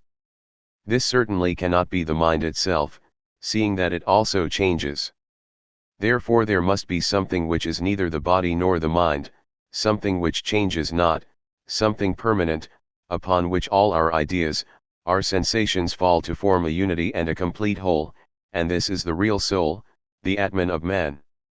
And seeing that everything material, whether you call it fine matter, or mind, must be changeful, seeing that what you call gross matter, the external world, must also be changeful in comparison to that, this unchangeable something cannot be of material substance, therefore it is spiritual, that is to say, it is not matter, it is indestructible, unchangeable. Next will come another question, apart from those old arguments which only rise in the external world, the arguments in support of design, who created this external world, who created matter, etc. The idea here is to know truth only from the inner nature of man, and the question arises just in the same way as it arose about the soul. Taking for granted that there is a soul, unchangeable, in each man, which is neither the mind nor the body, there is still a unity of idea among the souls, a unity of feeling, of sympathy. How is it possible that my soul can act upon your soul? Where is the medium through which it can work? Where is the medium through which it can act? How is it I can feel anything about your souls? What is it that is in touch both with your soul and with my soul? Therefore there is a metaphysical necessity of admitting another soul, for it must be a soul which acts in contact all the different souls, and in and through matter one soul which covers and interpenetrates all the infinite number of souls in the world, in and through which they live, in and through which they sympathize, and love, and work for one another. And this universal soul is Paramatman, the Lord God of the universe. Again, it follows that because the soul is not made of matter, since it is spiritual, it cannot obey the laws of matter, it cannot be judged by the laws of matter. It is, therefore, unconquerable, birthless, deathless, and changeless. This self, weapons cannot pierce, nor fire can burn, water cannot wet, nor air can dry up. Changeless, all-pervading, unmoving, immovable, eternal is the self of man. We learn according to the Gita and the Vedanta that this individual self is also Vibhu, and according to Kapila, is omnipresent. Of course there are sects in India which hold that the self is Anu, infinitely small, but what they mean is Anu in manifestation, its real nature is Vibhu, all-pervading. There comes another idea, startling perhaps, yet a characteristically Indian idea, and if there is any idea that is common to all our sects, it is this. Therefore I beg you to pay attention to this one idea and to remember it, for this is the very foundation of everything that we have in India. The idea is this.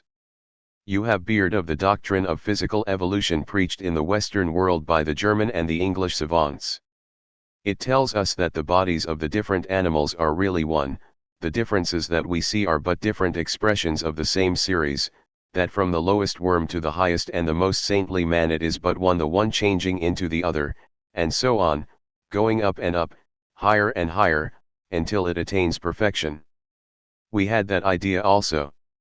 Declares our Yogi Patanjali. One species, the jati is species, changes into another species. Evolution, parinama, means one thing changing into another, just as one species changes into another. Where do we differ from the Europeans? Patanjali says, Prakriti Purat, by the infilling of nature.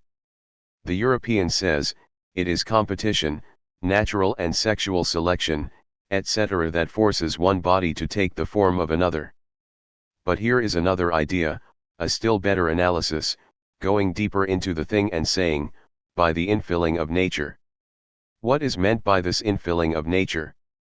We admit that the amoeba goes higher and higher until it becomes a Buddha, we admit that, but we are at the same time as much certain that you cannot get an amount of work out of a machine unless you have put it in some shape or other. The sum total of the energy remains the same, whatever the forms it may take. If you want a mass of energy at one end, you have got to put it in at the other end, it may be in another form, but the amount of energy that should be produced out of it must be the same. Therefore, if a Buddha is the one end of the change, the very amoeba must have been the Buddha also. If the Buddha is the evolved amoeba, the amoeba was the involved Buddha also. If this universe is the manifestation of an almost infinite amount of energy, when this universe was in a state of pralaya, it must have represented the same amount of involved energy. It cannot have been otherwise. As such, it follows that every soul is infinite. From the lowest worm that crawls under our feet to the noblest and greatest saints, all have this infinite power, infinite purity, and infinite everything. Only the difference is in the degree of manifestation. The worm is only manifesting just a little bit of that energy, you have manifested more, another God-man has manifested still more, that is all the difference. But that infinite power is there all the same. Says Patanjali. Like the peasant irrigating his field. Through a little corner of his field he brings water from a reservoir somewhere, and perhaps he has got a little lock that prevents the water from rushing into his field. When he wants water, he has simply to open the lock, and in rushes the water of its own power. The power has not to be added, it is already there in the reservoir. So every one of us, every being, has as his own background such a reservoir of strength, infinite power, infinite purity, infinite bliss, and existence infinite. Only these locks, these bodies, are hindering us from expressing what we really are to the fullest. And as these bodies become more and more finely organized, as the tamoguna becomes the rajaguna, and as the rajaguna becomes sattvaguna, more and more of this power and purity becomes manifest, and therefore it is that our people have been so careful about eating and drinking, and the food question. It may be that the original ideas have been lost, just as with our marriage which, though not belonging to the subject, I may take as an example. If I have another opportunity one will talk to you about these, but let me tell you now that the ideas behind our marriage system are the only ideas through which there can be a real civilization. There cannot be anything else. If a man or a woman were allowed the freedom to take up any woman or man as wife or husband, if individual pleasure, satisfaction of animal instincts, were to be allowed to run loose in society, the result must be evil, evil children, wicked and demoniacal. Man in every country is, on the one hand, producing these brutal children, and on the other hand multiplying the police force to keep these brutes down. The question is not how to destroy evil that way, but how to prevent the very birth of evil. And so long as you live in society your marriage certainly affects every member of it, and therefore society has the right to dictate whom you shall marry, and whom you shall not. And great ideas of this kind have been behind the system of marriage here, what they call the astrological jati of the bride and bridegroom. And in passing I may remark that according to Manu a child who is born of lust is not an Aryan. The child whose very conception and whose death is according to the rules of the Vedas, such is an Aryan. Yes, and less of these Aryan children are being produced in every country, and the result is the mass of evil which we call Kali Yuga. But we have lost all these ideals. It is true we cannot carry all these ideas to the fullest length now. It is perfectly true we have made almost a caricature of some of these great ideas. It is lamentably true that the fathers and mothers are not what they were in old times, neither is society so educated as it used to be, neither has society that love for individuals that it used to have. But, however faulty the working out may be, the principle is sound, and if its application has become defective, if one method has failed, take up the principle and work it out better. Why kill the principle? The same applies to the food question. The work and details are bad, very bad indeed, but that does not hurt the principle. The principle is eternal and must be there. Work it out afresh and make a reformed application. This is the orate great idea of the Atman which every one of our sects in India has to believe. Only, as we shall find, the dualists preach that this Atman by evil works becomes Sankhakita, i.e. all its powers and its nature become contracted, and by good works again that nature expands. And the Advaitist says that the Atman never expands nor contracts, but seems to do so.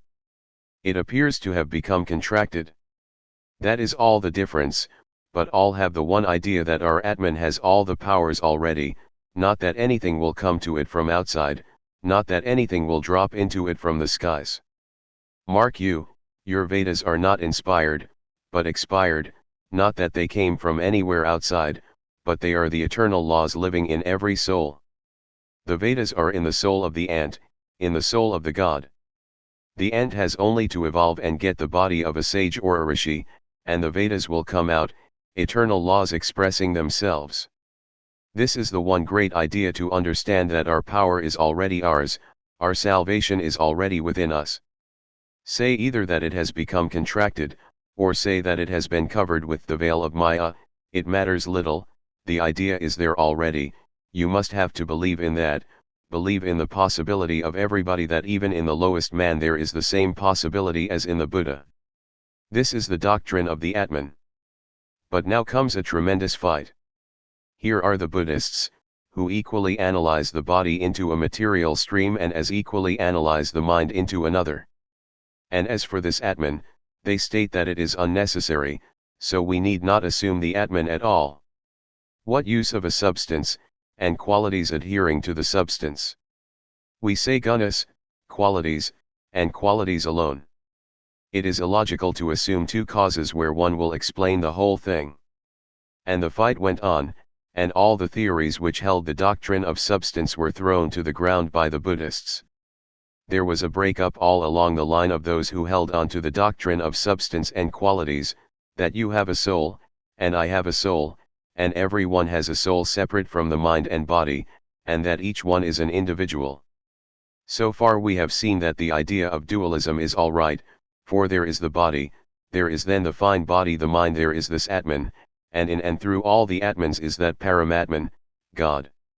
The difficulty is here that this Atman and Paramatman are both called substance, to which the mind and body and so-called substances adhere like so many qualities.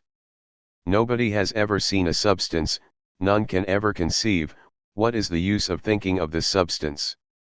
Why not become Akashanakavadan and say that whatever exists is the succession of mental currents and nothing more? They do not adhere to each other, they do not form a unit, one is chasing the other, like waves in the ocean, never complete, never forming one unit whole. Man is a succession of waves, and when one goes away it generates another, and the cessation of these wave forms is what is called nirvana. You see that dualism is mute before this, it is impossible that it can bring up any argument, and the dualistic God also cannot be retained here. The idea of a God that is omnipresent, and yet is a person who creates without hands, and moves without feet, and so on, and who has created the universe as a kumhakara, potter, creates a gita, pot, the Buddhist declares, is childish, and that if this is God, he is going to fight this God and not worship it. This universe is full of misery, if it is the work of a God, we are going to fight this God. And secondly, this God is illogical and impossible, as all of you are aware. We need not go into the defects of the design theory, as all Archanikas have shown them full well, and so this personal God fell to pieces.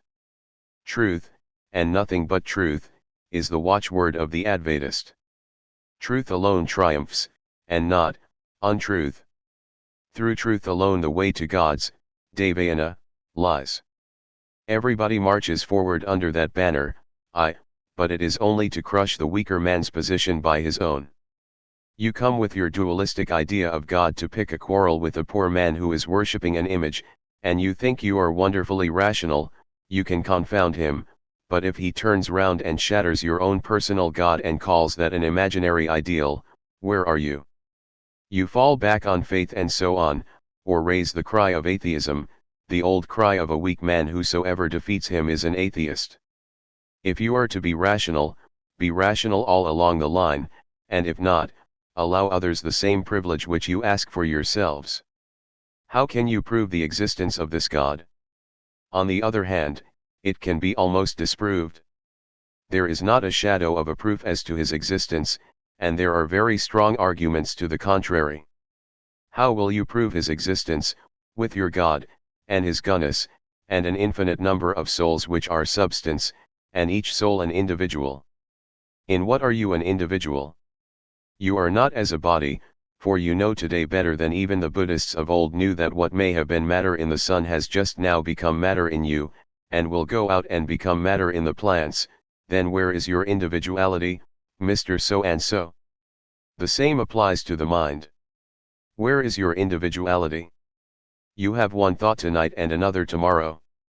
You do not think the same way as you thought when you were a child, and old men do not think the same way as they did when they were young. Where is your individuality then? Do not say it is in consciousness, this ahamkara, because this only covers a small part of your existence. While I am talking to you, all my organs are working and I am not conscious of it. If consciousness is the proof of existence, they do not exist then, because I am not conscious of them. Where are you then with your personal God theories? How can you prove such a God? Again, the Buddhists will stand up and declare not only is it illogical, but immoral, for it teaches man to be a coward and to seek assistance outside, and nobody can give him such help. Here is the universe, man made it, why then depend on an imaginary being outside whom nobody ever saw or felt or got help from? Why then do you make cowards of yourselves and teach your children that the highest state of man is to be like a dog, and go crawling before this imaginary being, saying that you are weak and impure, and that you are everything vile in this universe? On the other hand, the Buddhists may urge not only that you tell a lie, but that you bring a tremendous amount of evil upon your children, for, mark you, this world is one of hypnotization. Whatever you tell yourself, that you become. Almost the first words the great Buddha uttered were, what you think, that you are, what you will think, that you will be. If this is true, do not teach yourself that you are nothing, that you cannot do anything unless you are helped by somebody who does not live here, but sits above the clouds. The result will be that you will be more and more weakened every day.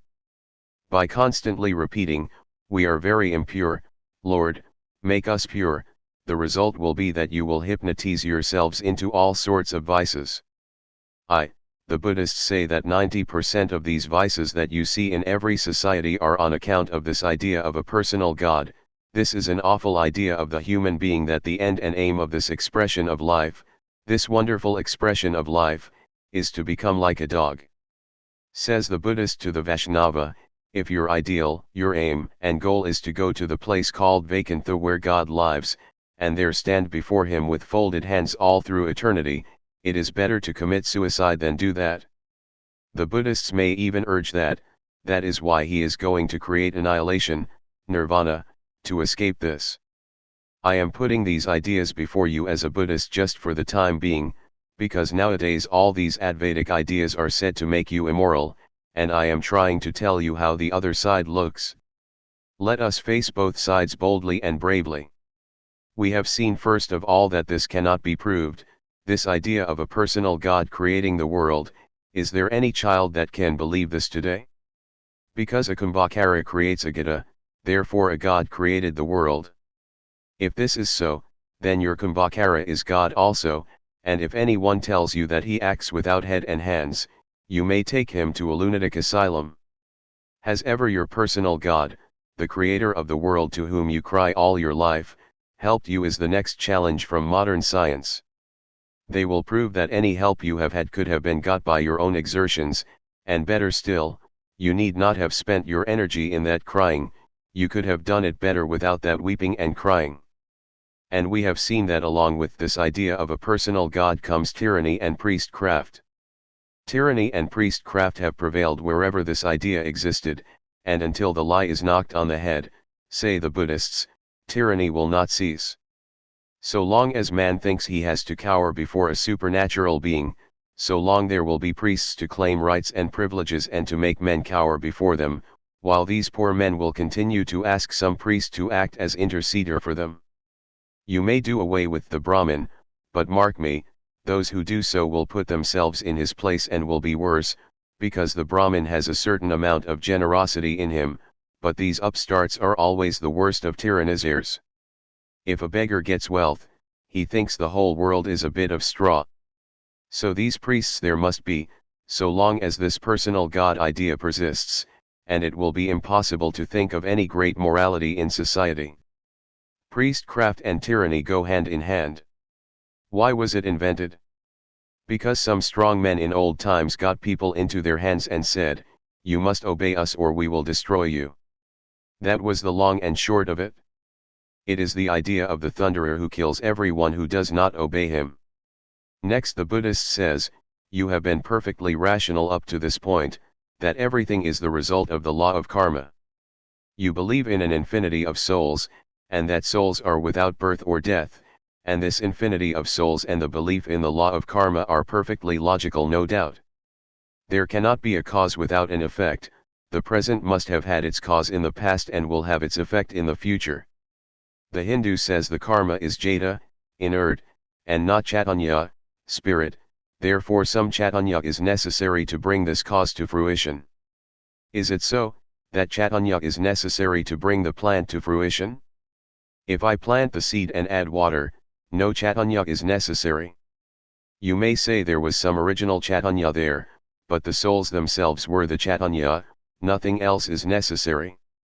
If human souls have it too, what necessity is there for a God, as say the Jains, who, unlike the Buddhists, believe in souls and do not believe in God? Where are you logical, where are you moral? And when you criticize Advaitism and fear that it will make for immorality, just read a little of what has been done in India by dualistic sects. If there have been 20,000 Advaitist blackguards, there have also been 20,000 Dvaitist blackguards. Generally speaking, there will be more Dvaitist blackguards, because it takes a better type of mind to understand Advaitism, and Advaitists can scarcely be frightened into anything. What remains for you Hindus, then? There is no help for you out of the clutches of the Buddhists. You may quote the Vedas, but he does not believe in them. He will say, my Tripitakas say otherwise, and they are without beginning or end, not even written by Buddha, for Buddha says he is only reciting them, they are eternal.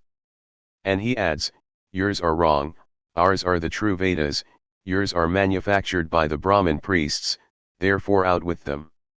How do you escape? Here is the way to get out. Take up the first objection, the metaphysical one, that substance and qualities are different. Says the Advaitist, they are not. There is no difference between substance and qualities. You know the old illustration, how the rope is taken for the snake, and when you see the snake you do not see the rope at all, the rope has vanished.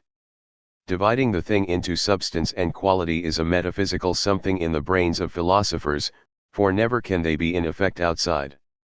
You see qualities if you are an ordinary man, and substance if you are a great yogi, but you never see both at the same time. So, Buddhists, your quarrel about substance and qualities has been but a miscalculation which does not stand on fact. But if substance is unqualified, there can only be one. If you take qualities off from the soul, and show that these qualities are in the mind really, superimposed on the soul, then there can never be two souls, for it is qualification that makes the difference between one soul and another. How do you know that one soul is different from the other? Owing to certain differentiating marks, certain qualities. And where qualities do not exist, how can there be differentiation? Therefore there are not two souls, there is but one, and your Paramatman is unnecessary, it is this very soul.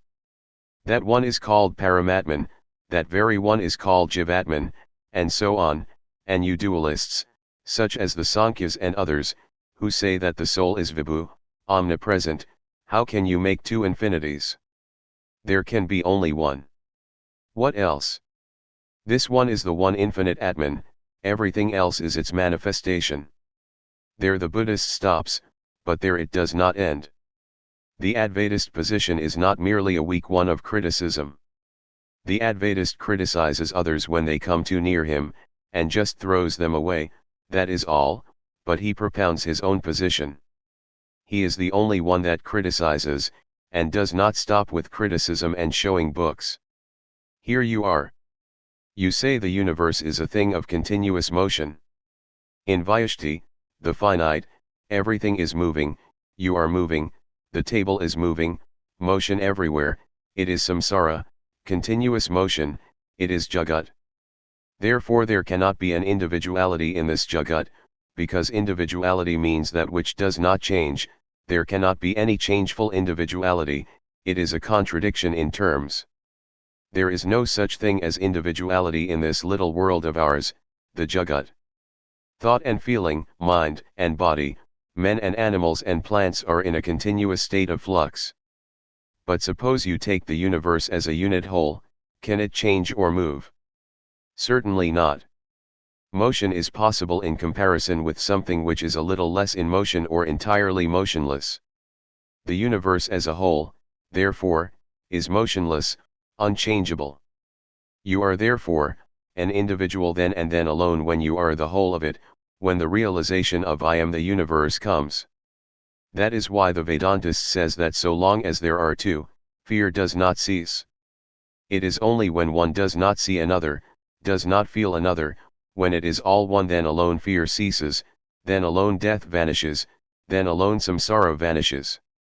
Advaita teaches us, therefore, that man is individual in being universal, and not in being particular. You are immortal only when you are the whole. You are fearless and deathless only when you are the universe, and then that which you call the universe is the same as that you call God, the same that you call existence, the same that you call the whole. It is the one undivided existence which is taken to be the manifold world which we see, as also others who are in the same state of mind as we. People who have done a little better karma and get a better state of mind, when they die, look upon it as svarga and see Indras and so forth.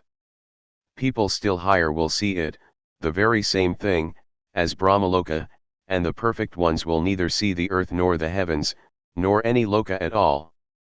The universe will have vanished, and Brahman will be in its stead. Can we know this Brahman?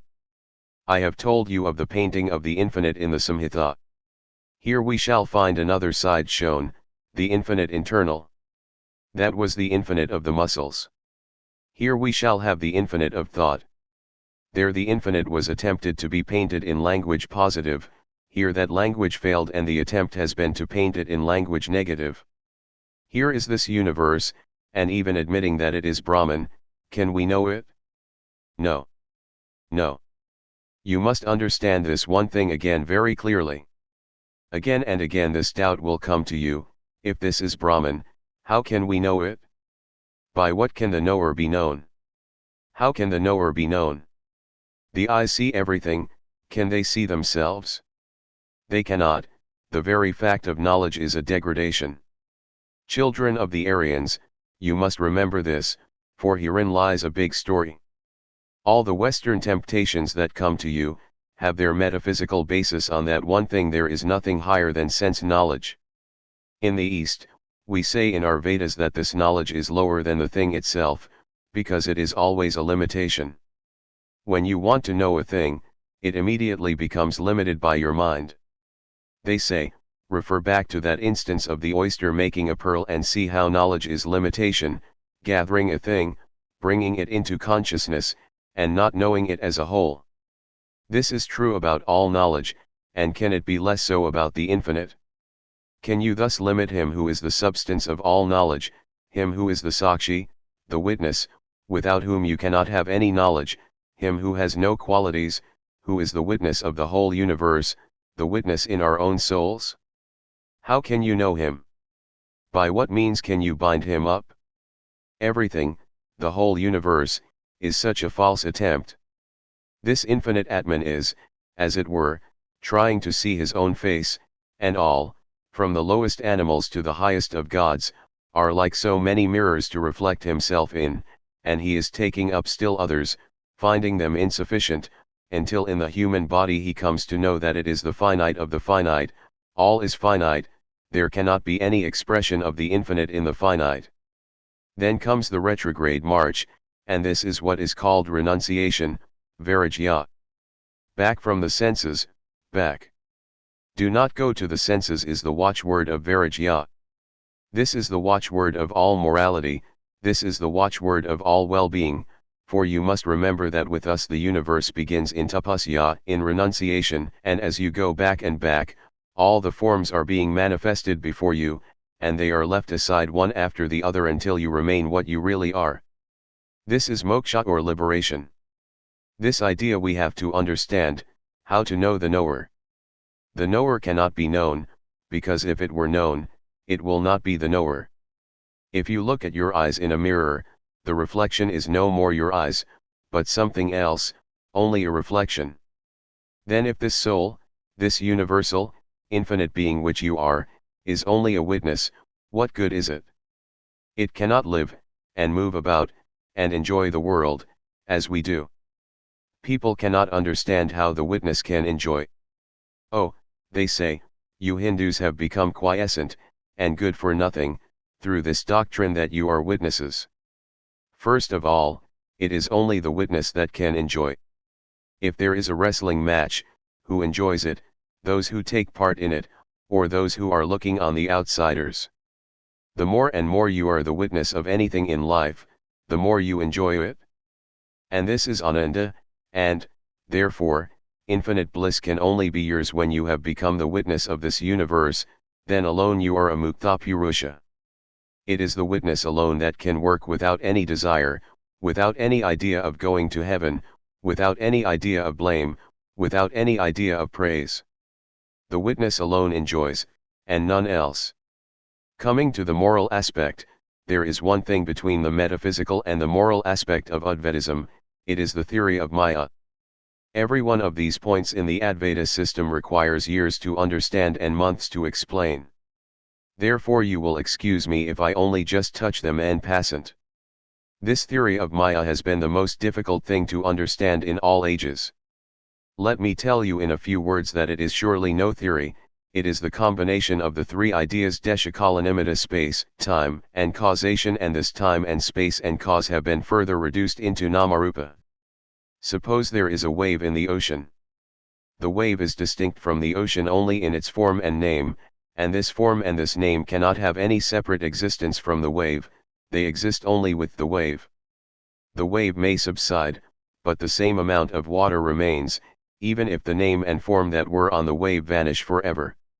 So this Maya is what makes the difference between me and you, between all animals and man, between gods and men. In fact, it is this Maya that causes the Atman to be caught, as it were, in so many millions of beings, and these are distinguishable only through name and form.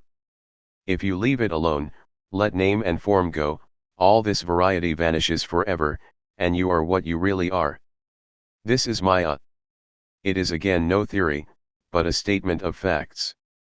When the realist states that this table exists, what he means is, that this table has an independent existence of its own, that it does not depend on the existence of anything else in the universe, and if this whole universe be destroyed and annihilated, this table will remain just as it is now. A little thought will show you that it cannot be so. Everything here in the sense world is dependent and interdependent, relative and correlative, the existence of one depending on the other. There are three steps, therefore, in our knowledge of things.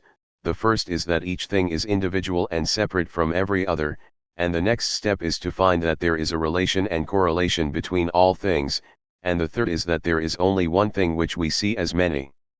The first idea of God with the ignorant is that this God is somewhere outside the universe, that is to say, the conception of God is extremely human, he does just what a man does, only on a bigger and higher scale.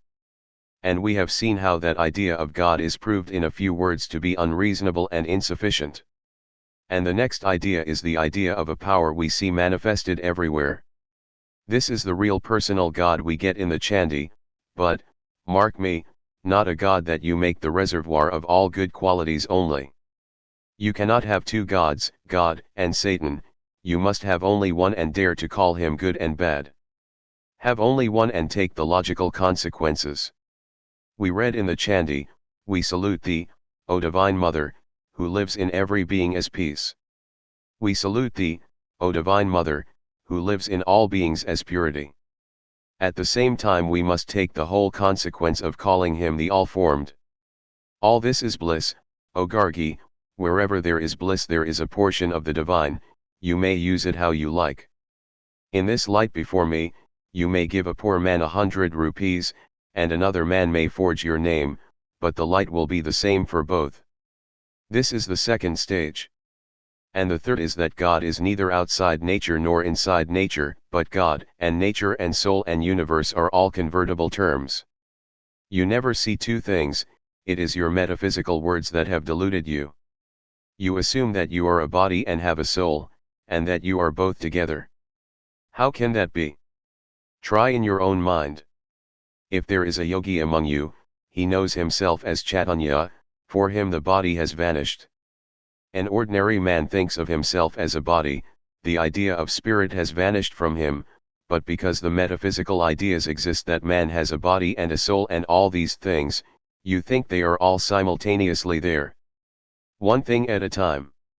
Do not talk of God when you see matter, you see the effect and the effect alone, and the cause you cannot see, and the moment you can see the cause, the effect will have vanished. Where is the world then, and who has taken it off? One that is present always as consciousness, the bliss absolute, beyond all bounds, beyond all compare, beyond all qualities, ever free, limitless as the sky, without parts, the absolute, the perfect such a Brahman, O sage, O learned one, shines in the heart of the Jnani in Samadhi. Vivekachudamani, 408. Where all the changes of nature cease forever, who is thought beyond all thoughts, who is equal to all yet having no equal, immeasurable, whom Vedas declare, who is the essence in what we call our existence, the perfect such a Brahman, O sage, O learned one, shines in the heart of the Jnani in Samadhi. Ibid, 409. Beyond all birth and death, the Infinite One, incomparable, like the whole universe deluged in water in Mahapralaya, water above, water beneath, water on all sides, and on the face of that water not a wave, not a ripple, silent and calm, all visions have died out, all fights and quarrels and the war of fools and saints have ceased forever. Such a Brahman, O sage, O learned one, shines in the heart of the Jnani in Samadhi. Ibid, 410. That also comes, and when that comes the world has vanished. We have seen then that this Brahman, this reality is unknown and unknowable, not in the sense of the agnostic, but because to know him would be a blasphemy, because you are he already. We have also seen that this Brahman is not this table and yet is this table. Take off the name and form, and whatever is reality is he. He is the reality in everything. Thou art the woman, thou the man, thou art the boy, and the girl as well, thou the old man supporting thyself on a stick, thou art all in the universe. That is the theme of Advaitism. A few words more. Herein lies, we find, the explanation of the essence of things. We have seen how here alone we can take a firm stand against all the onrush of logic and scientific knowledge. Here at last reason has a firm foundation, and, at the same time, the Indian Vedantist does not curse the preceding steps, he looks back and he blesses them, and he knows that they were true, only wrongly perceived, and wrongly stated. They were the same truth, only seen through the glass of Maya, distorted it may be yet truth, and nothing but truth. The same God whom the ignorant man saw outside nature, the same whom the little, knowing man saw as interpenetrating the universe, and the same whom the sage realizes as his own self, as the whole universe itself, all are one and the same being, the same entity seen from different standpoints, seen through different glasses of Maya, perceived by different minds, and all the difference was caused by that. Not only so, but one view must lead to the other. What is the difference between science and common knowledge? Go out into the streets in the dark, and if something unusual is happening there, ask one of the passers-by what is the cause of it. If is 10 to 1 that he will tell you it is a ghost causing the phenomenon. He is always going after ghosts and spirits outside, because it is the nature of ignorance to seek for causes outside of effects. If a stone falls, it has been thrown by a devil or a ghost, says the ignorant man, but the scientific man says it is the law of nature, the law of gravitation. What is the fight between science and religion everywhere? Religions are encumbered with such a mass of explanations which come from outside. One angel is in charge of the sun, another of the moon, and so on ad infinitum. Every change is caused by a spirit, the one common point of agreement being that they are all outside the thing. Science means that the cause of a thing is sought out by the nature of the thing itself. As step by step science is progressing, it has taken the explanation of natural phenomena out of the hands of spirits and angels. Because Advaitism has done likewise in spiritual matters, it is the most scientific religion. This universe has not been created by any extra-cosmic god, nor is it the work of any outside genius.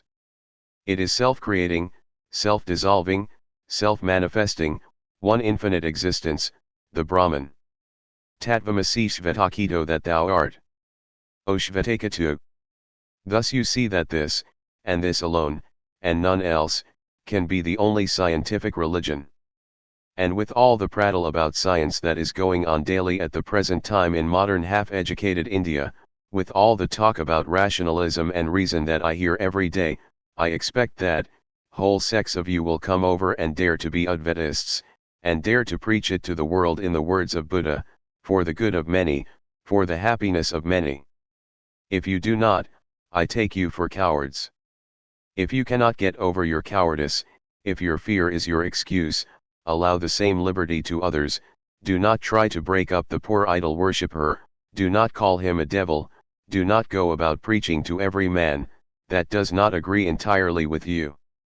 Know first, that you are cowards yourselves, and if society frightens you, if your own superstitions of the past frighten you so much, how much more will these superstitions frighten and bind down those who are ignorant? That is the Advaita position. Have mercy on others. Would to God that the whole world were Advaitists tomorrow, not only in theory, but in realization. But if that cannot be, let us do the next best thing, let us take the ignorant by the band, lead them always step by step just as they can go, and know that every step in all religious growth in India has been progressive. It is not from bad to good, but from good to better. Something more has to be told about the moral relation. Our boys blithely talk nowadays, they learn from somebody the Lord knows from whom that Advaita makes people immoral, because if we are all one and all God, what need of morality will there be at all? In the first place, that is the argument of the brute, who can only be kept down by the whip. If you are such brutes, commit suicide rather than pass for human beings who have to be kept down by the whip. If the whip is taken away, you will all be demons. You ought all to be killed if such is the case. There is no help for you, you must always be living under this whip and rod, and there is no salvation, no escape for you. In the second place, Advaita, and Advaita alone explains morality. Every religion preaches that the essence of all morality is to do good to others. And why? Be unselfish. And why should I? Some God has said it. He is not for me. Some texts have declared it. Let them, that is nothing to me, let them all tell it. And if they do, what is it to me? Each one for himself, and somebody take the hindermost, that is all the morality in the world, at least with many. What is the reason that I should be moral? You cannot explain it except when you come to know the truth as given in the Gita, he who sees everyone in himself, and himself in everyone, thus seeing the same God living in all, he, the sage, no more kills the self by the self. Know through Advaita that whomsoever you hurt yourself, they are all you. Whether you know it or not, through all hands you work, through all feet you move, you are the king enjoying in the palace, you are the beggar leading that miserable existence in the street, you are in the ignorant as well as in the learned, you are in the man who is weak, and you are in the strong, know this and be sympathetic. And that is why we must not hurt others. That is why I do not even care whether I have to starve, because there will be millions of mouths eating at the same time, and they are all mine. Therefore I should not care what becomes of me and mine, for the whole universe is mine. I am enjoying all the bliss at the same time, and who can kill me or the universe? Herein is morality. Here, in Advaita alone, is morality explained. The others teach it, but cannot give you its reason. Then, so far about explanation. What is the gain? It is strength. Take off that veil of hypnotism which you have cast upon the world, send not out thoughts and words of weakness unto humanity. Know that all sins and all evils can be summed up in that one word, weakness. It is weakness that is the motive power in all evil doing, it is weakness that is the source of all selfishness, it is weakness that makes men injure others, it is weakness that makes them manifest what they are not in reality. Let them all know what they are, let them repeat day and night what they are. Saham. Let them suck it in with their mother's milk, this idea of strength I am he, I am he. This is to be heard first etc. And then let them think of it, and out of that thought, out of that heart will proceed works such as the world has never seen. What has to be done? This Advaita is said by some to be impracticable, that is to say, it is not yet manifesting itself on the material plane. To a certain extent that is true, for remember the saying of the Vedas. This is the Brahman, this is the greatest reality, he who knows the secret of this whatever he desires that he gets. Therefore first know the secret of this that you are the know the secret of this Tattvamasi, and then alone whatever you want shall come to you. If you want to be great materially, believe that you are so. I may be a little bubble, and you may be a wave mountain high, but know that for both of us the infinite ocean is the background, the infinite Brahman is our magazine of power and strength, and we can draw as much as we like, both of us, I the bubble and you the mountain high wave. Believe, therefore, in yourselves. The secret of Advaita is, believe in yourselves first, and then believe in anything else. In the history of the world, you will find that only those nations that have believed in themselves have become great and strong. In the history of each nation, you will always find that only those individuals who have believed in themselves have become great and strong. Here, to India, came an Englishman who was only a clerk, and for want of funds and other reasons he twice tried to blow his brains out, and when he failed, he believed in himself, he believed that he was born to do great things, and that man became Lord Clive, the founder of the empire. If he had believed the Padres and gone crawling all his life, "O Lord, I am weak, and I am low," where would he have been? In a lunatic asylum. You also are made lunatics by these evil teachings. I have seen, all the world over, the bad effects of these weak teachings of humility destroying the human race. Our children are brought up in this way, and is it a wonder that they become semi-lunatics? This is teaching on the practical side. Believe, therefore, in yourselves, and if you want material wealth, work it out, it will come to you. If you want to be intellectual, work it out on the intellectual plane, and intellectual giants you shall be. And if you want to attain to freedom, work it out on the spiritual plane, and free you shall be and shall enter into nirvana, the eternal bliss. But one defect which lay in the Advaita was its being worked out so long on the spiritual plane only, and nowhere else. Now the time has come when you have to make it practical.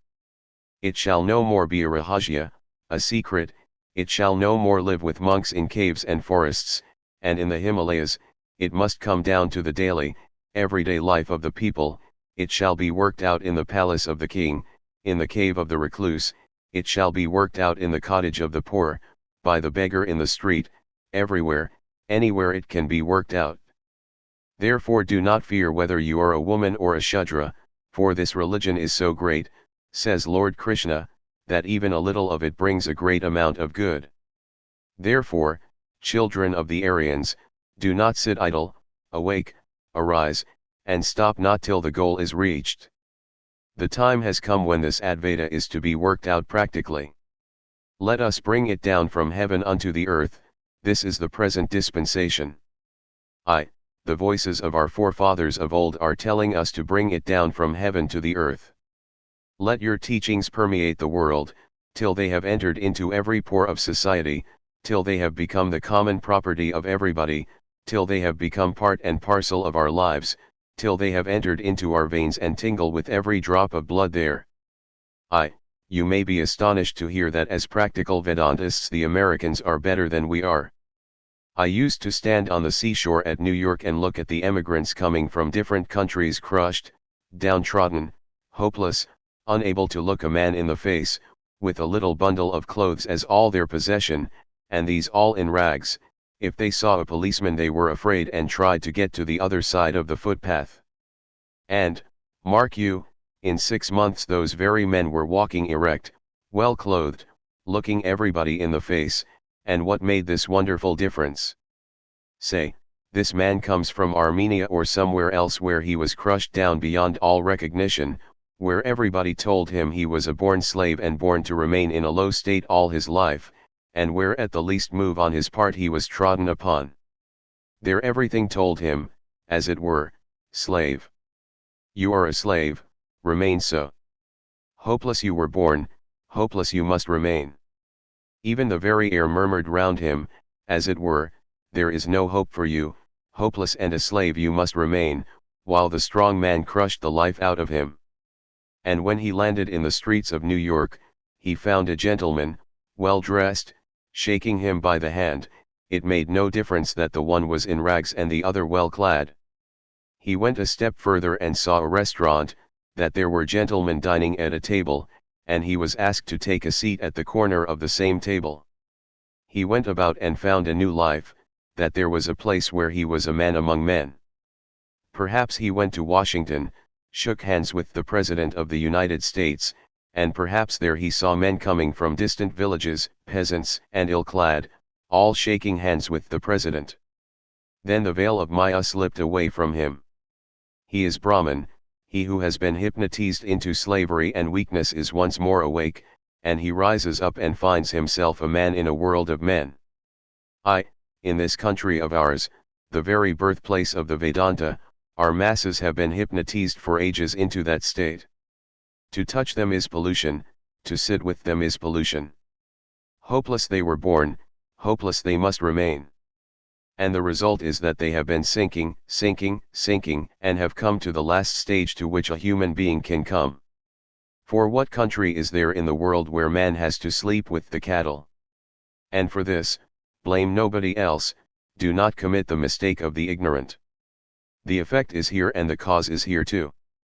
We are to blame. Stand up, be bold, and take the blame on your own shoulders. Do not go about throwing mud at others. For all the faults you suffer from, you are the sole and only cause. Young men of Lahore, understand this, therefore, this great sin hereditary and national, is on our shoulders. There is no hope for us. You may make thousands of societies, 20,000 political assemblages, 50,000 institutions.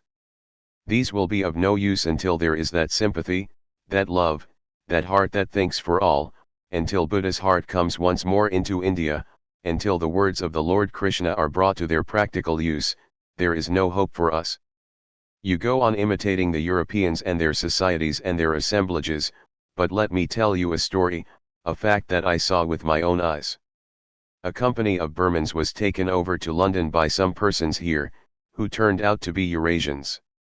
They exhibited these people in London, took all the money, and then took these Burmans over to the continent, and left them there for good or evil. These poor people did not know a word of any European language, but the English consul in Austria sent them over to London. They were helpless in London, without knowing anyone. But an English lady got to know of them, took these foreigners from Burma into her own house, gave them her own clothes, her bed, and everything, and then sent the news to the papers. And, mark you, the next day the whole nation was, as it were, roused. Money poured in, and these people were helped out and sent back to Burma.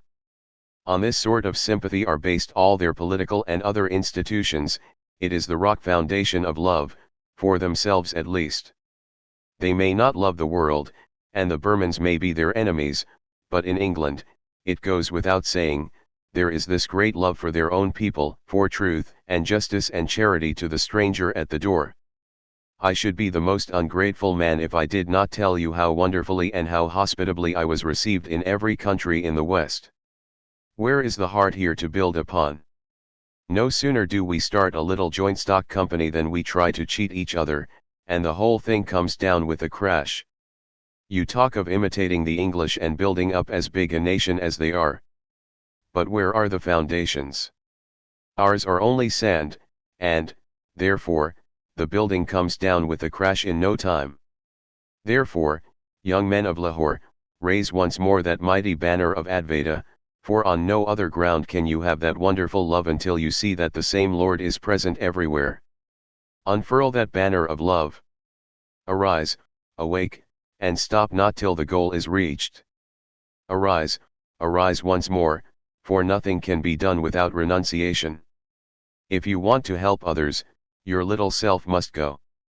In the words of the Christians, you cannot serve God and Mammon at the same time. Have Varajya.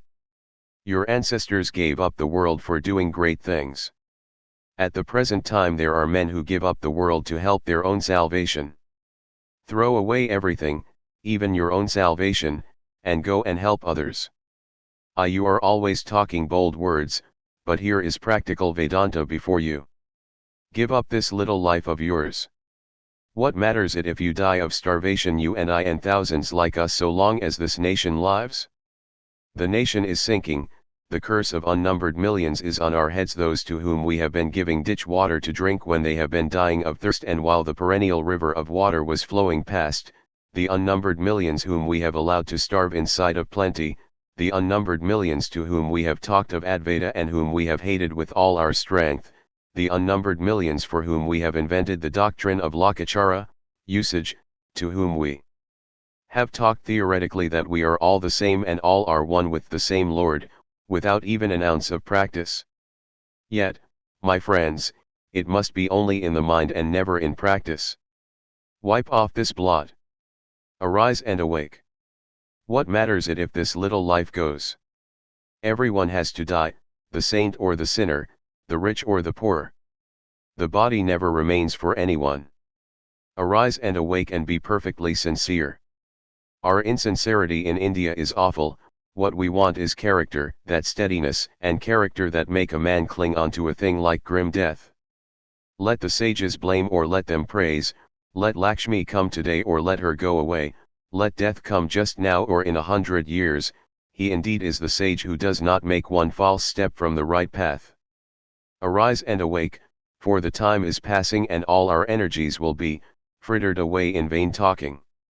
Arise and awake, let minor things, and quarrels over little details and fights over little doctrines be thrown aside, for here is the greatest of all works, here are the sinking millions.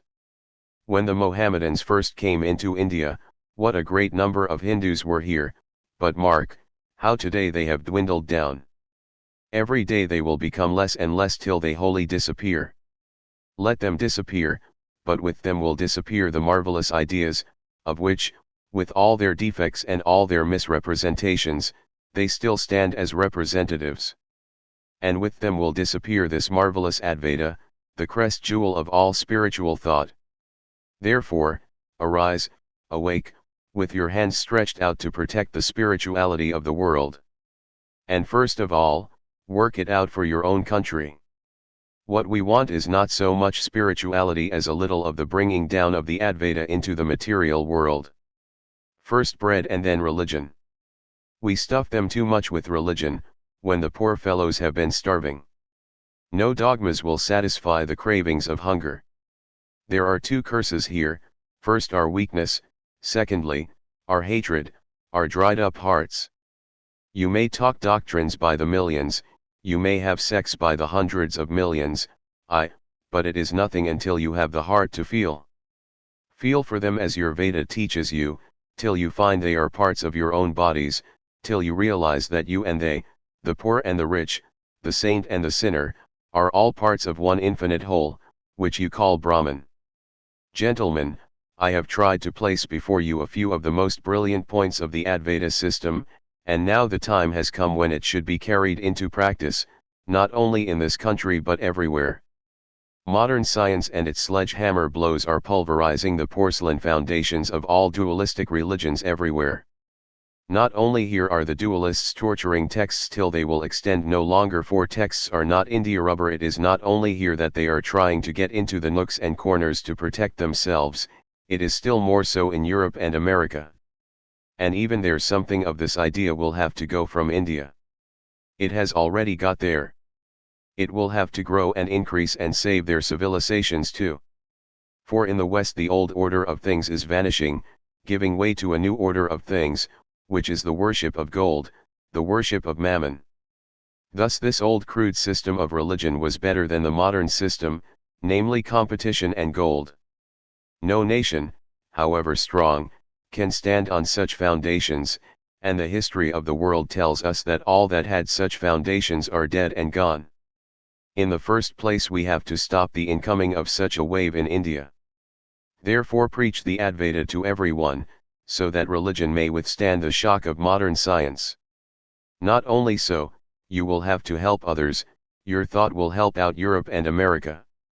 But above all, let me once more remind you that here is need of practical work, and the first part of that is that you should go to the sinking millions of India, and take them by the hand, remembering the words of the Lord Krishna.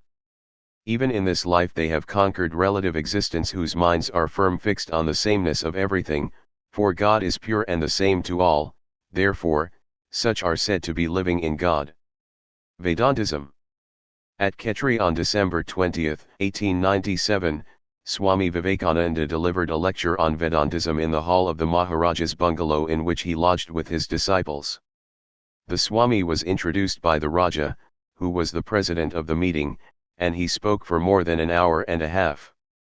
The Swami was at his best, and it was a matter of regret that no shorthand writer was present to report this interesting lecture at length. The following is a summary from notes taken down at the time. Two nations of yore, namely the Greek and the Aryan, placed in different environments and circumstances, the former, surrounded by all that was beautiful, sweet, and tempting in nature, with an invigorating climate, and the latter, surrounded on every side by all that was sublime, and born and nurtured in a climate which did not allow of much physical exercise, developed two peculiar and different ideals of civilization. The study of the Greeks was the outer infinite, while that of the Aryans was the inner infinite. One studied the macrocosm, and the other the microcosm.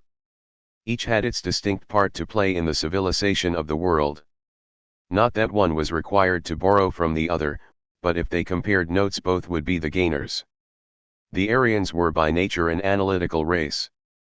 In the sciences of mathematics and grammar wonderful fruits were gained, and by the analysis of mind the full tree was developed. In Pythagoras, Socrates, Plato, and the Egyptian Neoplatonists, we can find traces of Indian thought. The Swami then traced in detail the influence of Indian thought on Europe and showed how at different periods Spain, Germany, and other European countries were greatly influenced by it. The Indian prince, Darashikoh, translated the Upanishads into Persian, and a Latin translation of the same was seen by Schopenhauer, whose philosophy was molded by these. Next to him, the philosophy of Kant also shows traces of the teachings of the Upanishads. In Europe it is the interest in comparative philology that attracts scholars to the study of Sanskrit, though there are men like Deussen who take interest in philosophy for its own sake. The Swami hoped that in future much more interest would be taken in the study of Sanskrit. He then showed that the word Hindu in former times was full of meaning, as referring to the people living beyond the Sindhu or the Indus. It is now meaningless, representing neither the nation nor their religion, for on this side of the Indus, various races professing different religions live at the present day. The Swami then dwelt at length on the Vedas and stated that they were not spoken by any person, but the ideas were evolving slowly until they were embodied in book form, and then that book became the authority. He said that various religions were embodied in books, the power of books seemed to be infinite. The Hindus have their Vedas, and will have to hold on to them for thousands of years more, but their ideas about them are to be changed and built anew on a solid foundation of rock. The Vedas, he said, were a huge literature. 99% of them were missing, they were in the keeping of certain families, with whose extinction the books were lost. But still, those that are left now could not be contained even in a large hall like that. They severe written in language archaic and simple, their grammar was very crude, so much so that it was said that some part of the Vedas had no meaning. He then dilated on the two portions of the Vedas, the Karmakanda and the Jnanakanda. The Karmakanda, he said, were the Samhitas and the Brahmanas. The Brahmanas dealt with sacrifices. The Samhitas were songs composed in chandas known as Anishtup, Trishtup, Jugti, etc. Generally they praised deities such as Varuna or Indra, and the question arose who were these deities, and if any theories were raised about them, they were smashed up by other theories, and so on it went. The Swami then proceeded to explain different ideas of worship. With the ancient Babylonians, the soul was only a double, having no individuality of its own and not able to break its connection with the body. This double was believed to suffer hunger and thirst, feelings and emotions like those of the old body. Another idea was that if the first body was injured, the double would be injured also. When the first was annihilated, the double also perished, so the tendency grew to preserve the body, and thus mummies, tombs, and graves came into existence. The Egyptians, the Babylonians, and the Jews never got any farther than this idea of the double, they did not reach to the idea of the Atman beyond. Professor Max Muller's opinion was that not the least trace of ancestral worship could be found in the Rig Veda. There we do not meet with the horrid sight of mummies staring stark and blank at us. There the gods were friendly to man, communion between the worshipper and the worshipped was healthy. There was no moroseness, no want of simple joy, no lack of smiles or light in the eyes. The Swami said that dwelling on the Vedas he even seemed to hear the laughter of the gods. The Vedic rishis might not have had finish in their expression, but they were men of culture and heart, and we are brutes in comparison to them. Swamiji then recited several mantras in confirmation of what he had just said, carry him to the place where the fathers live, where there is no grief or sorrow, etc. Thus the idea arose that the sooner the dead body was cremated the better. By degrees they came to know that there was a finer body that went to a place where there was all joy and no sorrow. In the Semitic type of religion there was tribulation and fear. It was thought that if a man saw God, he would die. But according to the Rig Veda, when a man saw God face to face, then began his real life. Now the questions came to be asked, what were these gods? Sometimes Indra came and helped man, sometimes Indra drank too much soma. Now and again, adjectives such as all-powerful, all-pervading, were attributed to him. The same was the case with Varuna. In this way it went on, and some of these mantras depicting the characteristics of these gods were marvelous, and the language was exceedingly grand. The speaker here repeated the famous Nasadya Sukta, which describes the pralaya state and in which occurs the idea of darkness covering darkness, and asked if the persons that described these sublime ideas in such poetic thought were uncivilized and uncultured, then what we should call ourselves. It was not for him, Swamiji said, to criticize or pass any judgment on those rishis and their gods Indra or Varuna. All this was like a panorama, unfolding one scene after another, and behind them all as a background stood out. That which exists is one, sages call it variously. The whole thing was most mystical, marvelous, and exquisitely beautiful. It seemed even yet quite unapproachable. The veil was so thin that it would rend, as it were, at the least touch and vanish like a mirage. Continuing, he said that one thing seemed to him quite clear and possible, that the Aryans too, like the Greeks, went to outside nature for their solution, that nature tempted them outside, led them step by step to the outward world, beautiful and good. But here in India anything which was not sublime counted for nothing. It never occurred to the Greeks to pry into the secrets after death. But here from the beginning was asked again and again, what am I? What will become of me after death? There the Greek thought the man died and went to heaven. What was meant by going to heaven? It meant going outside of everything. There was nothing inside, everything was outside. His search was all directed outside, nay, he himself was, as it were, outside himself. And when he went to a place which was very much like this world minus all its sorrows, he thought he had got everything that was desirable and was satisfied, and there all ideas of religion stopped. But this did not satisfy the Hindu mind. In its analysis, these heavens were all included within the material universe. Whatever comes by combination, the Hindus said, dies of annihilation. They asked external nature, do you know what is soul? And nature answered, no. Is there any God? Nature answered, I do not know. Then they turned away from nature. They understood that external nature, however great and grand, was limited in space and time. Then there arose another voice, new sublime thoughts dawned in their minds. That voice said, Niti, Niti, not this, not this. All the different gods were now reduced into one, the suns, moons, and stars, nay, the whole universe were one, and upon this new ideal the spiritual basis of religion was built. There the sun doth not shine, neither the moon, nor stars, nor lightning, what to speak of this fire? He shining, everything doth shine. Through him everything shineth. No more is there that limited, crude, personal idea, no more is there that little idea of God sitting in judgment, no more is that search outside, but henceforth it is directed inside. Thus the Upanishads became the Bible of India. It was a vast literature. These Upanishads and all the schools holding different opinions in India came to be established on the foundation of the Upanishads.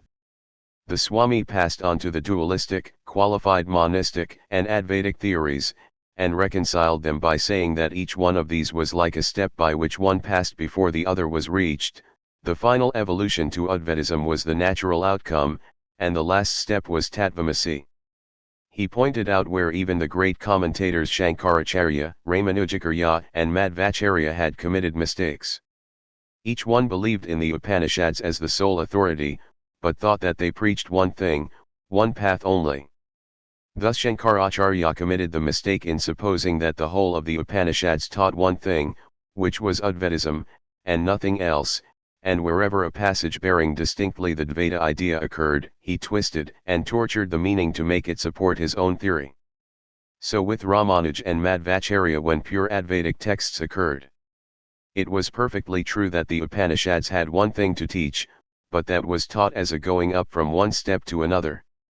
Swamiji regretted that in modern India the spirit of religion is gone, only the externals remain. The people are neither Hindus nor Vedantists. They are merely Danti Tuckists. The kitchen is their temple and handi bartans, cooking pots, are their devata, object of worship. This state of things must go. The sooner it is given up the better for our religion. Let the Upanishads shine in their glory, and at the same time let not quarrels exist amongst different sects. As Swamiji was not keeping good health, he felt exhausted at this stage of his speech, so he took a little rest for half an hour, during which time the whole audience waited patiently to hear the rest of the lecture.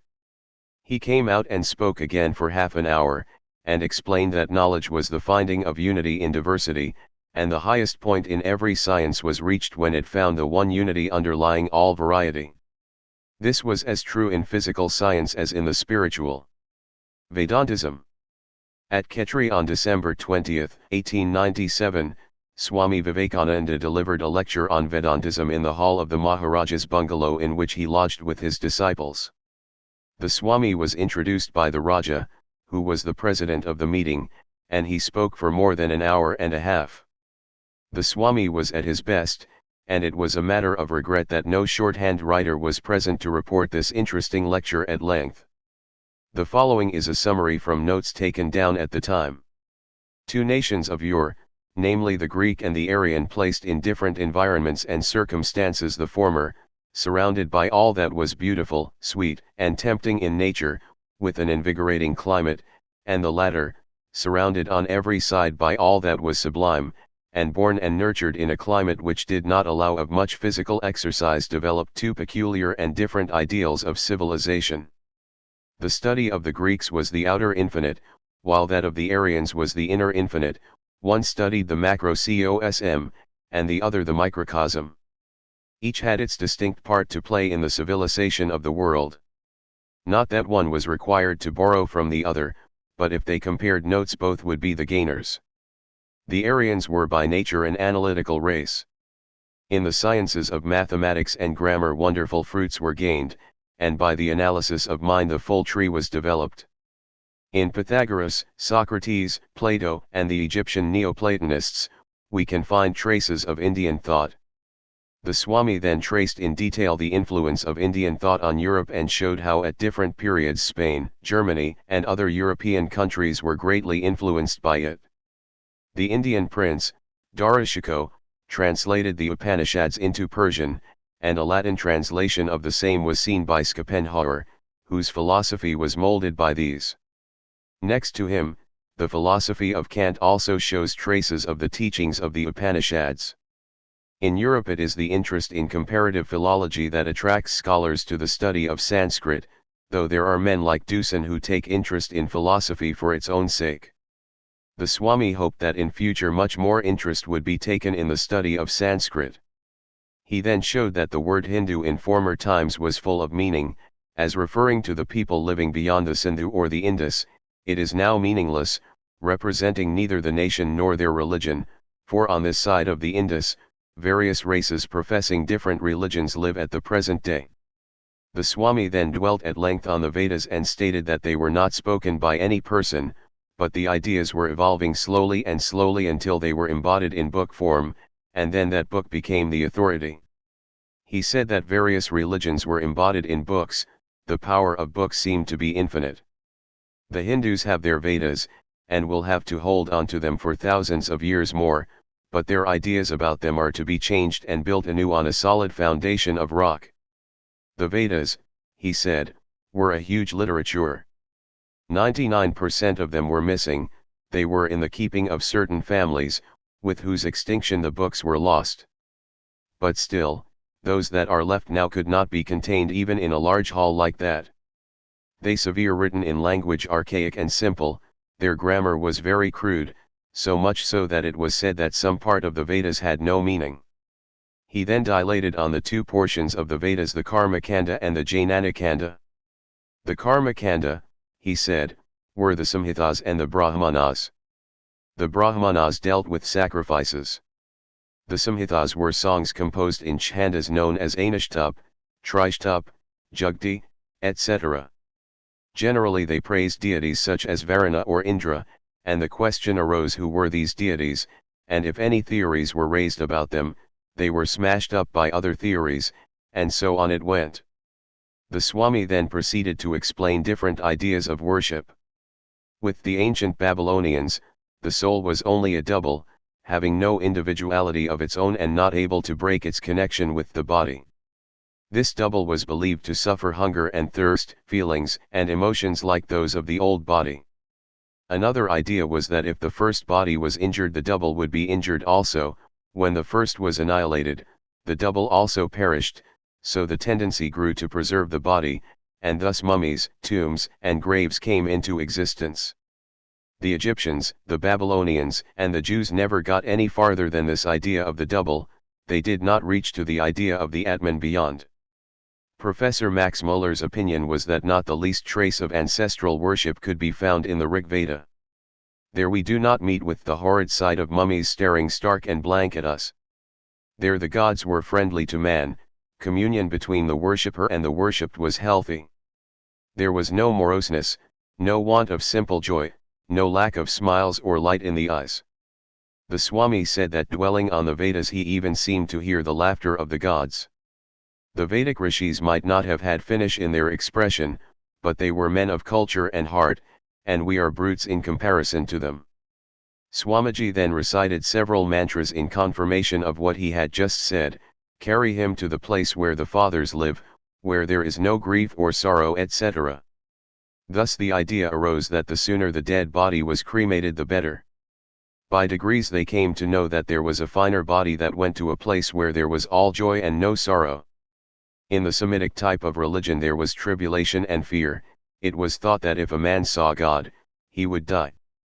But according to the Rig Veda, when a man saw God face to face, then began his real life.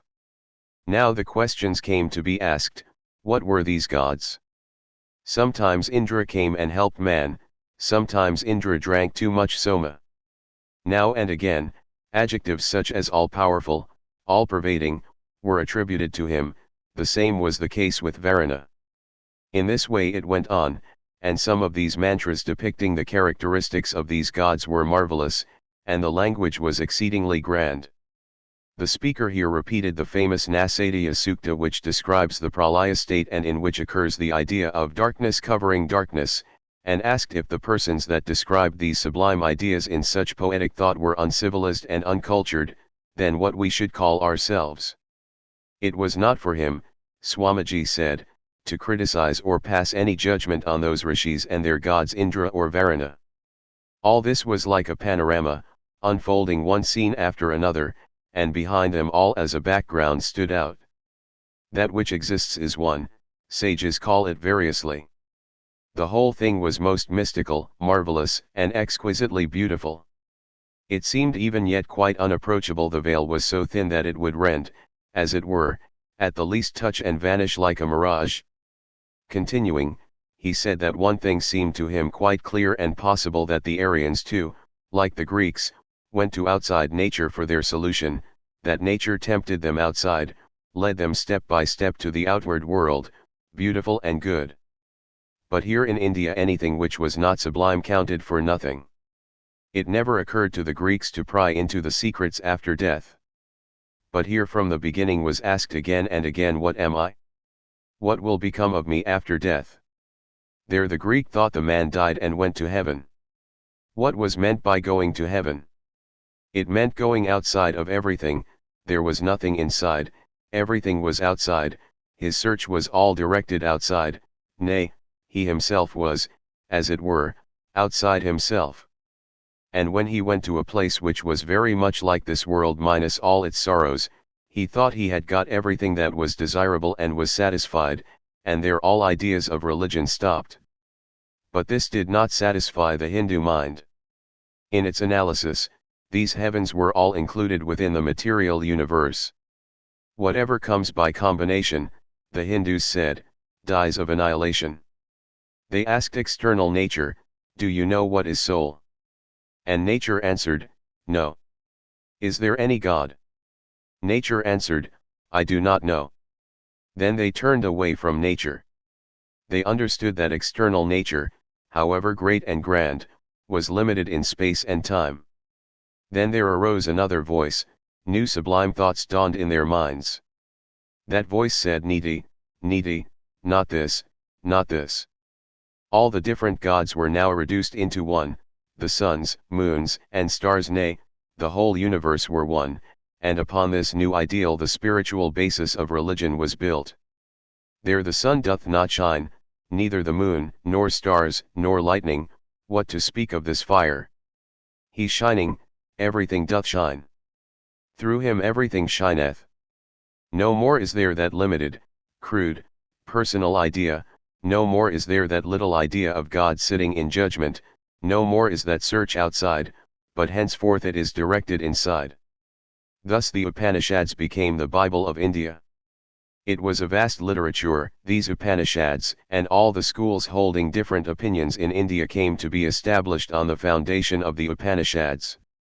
The Swami passed on to the dualistic, qualified monistic, and Advaitic theories, and reconciled them by saying that each one of these was like a step by which one passed before the other was reached.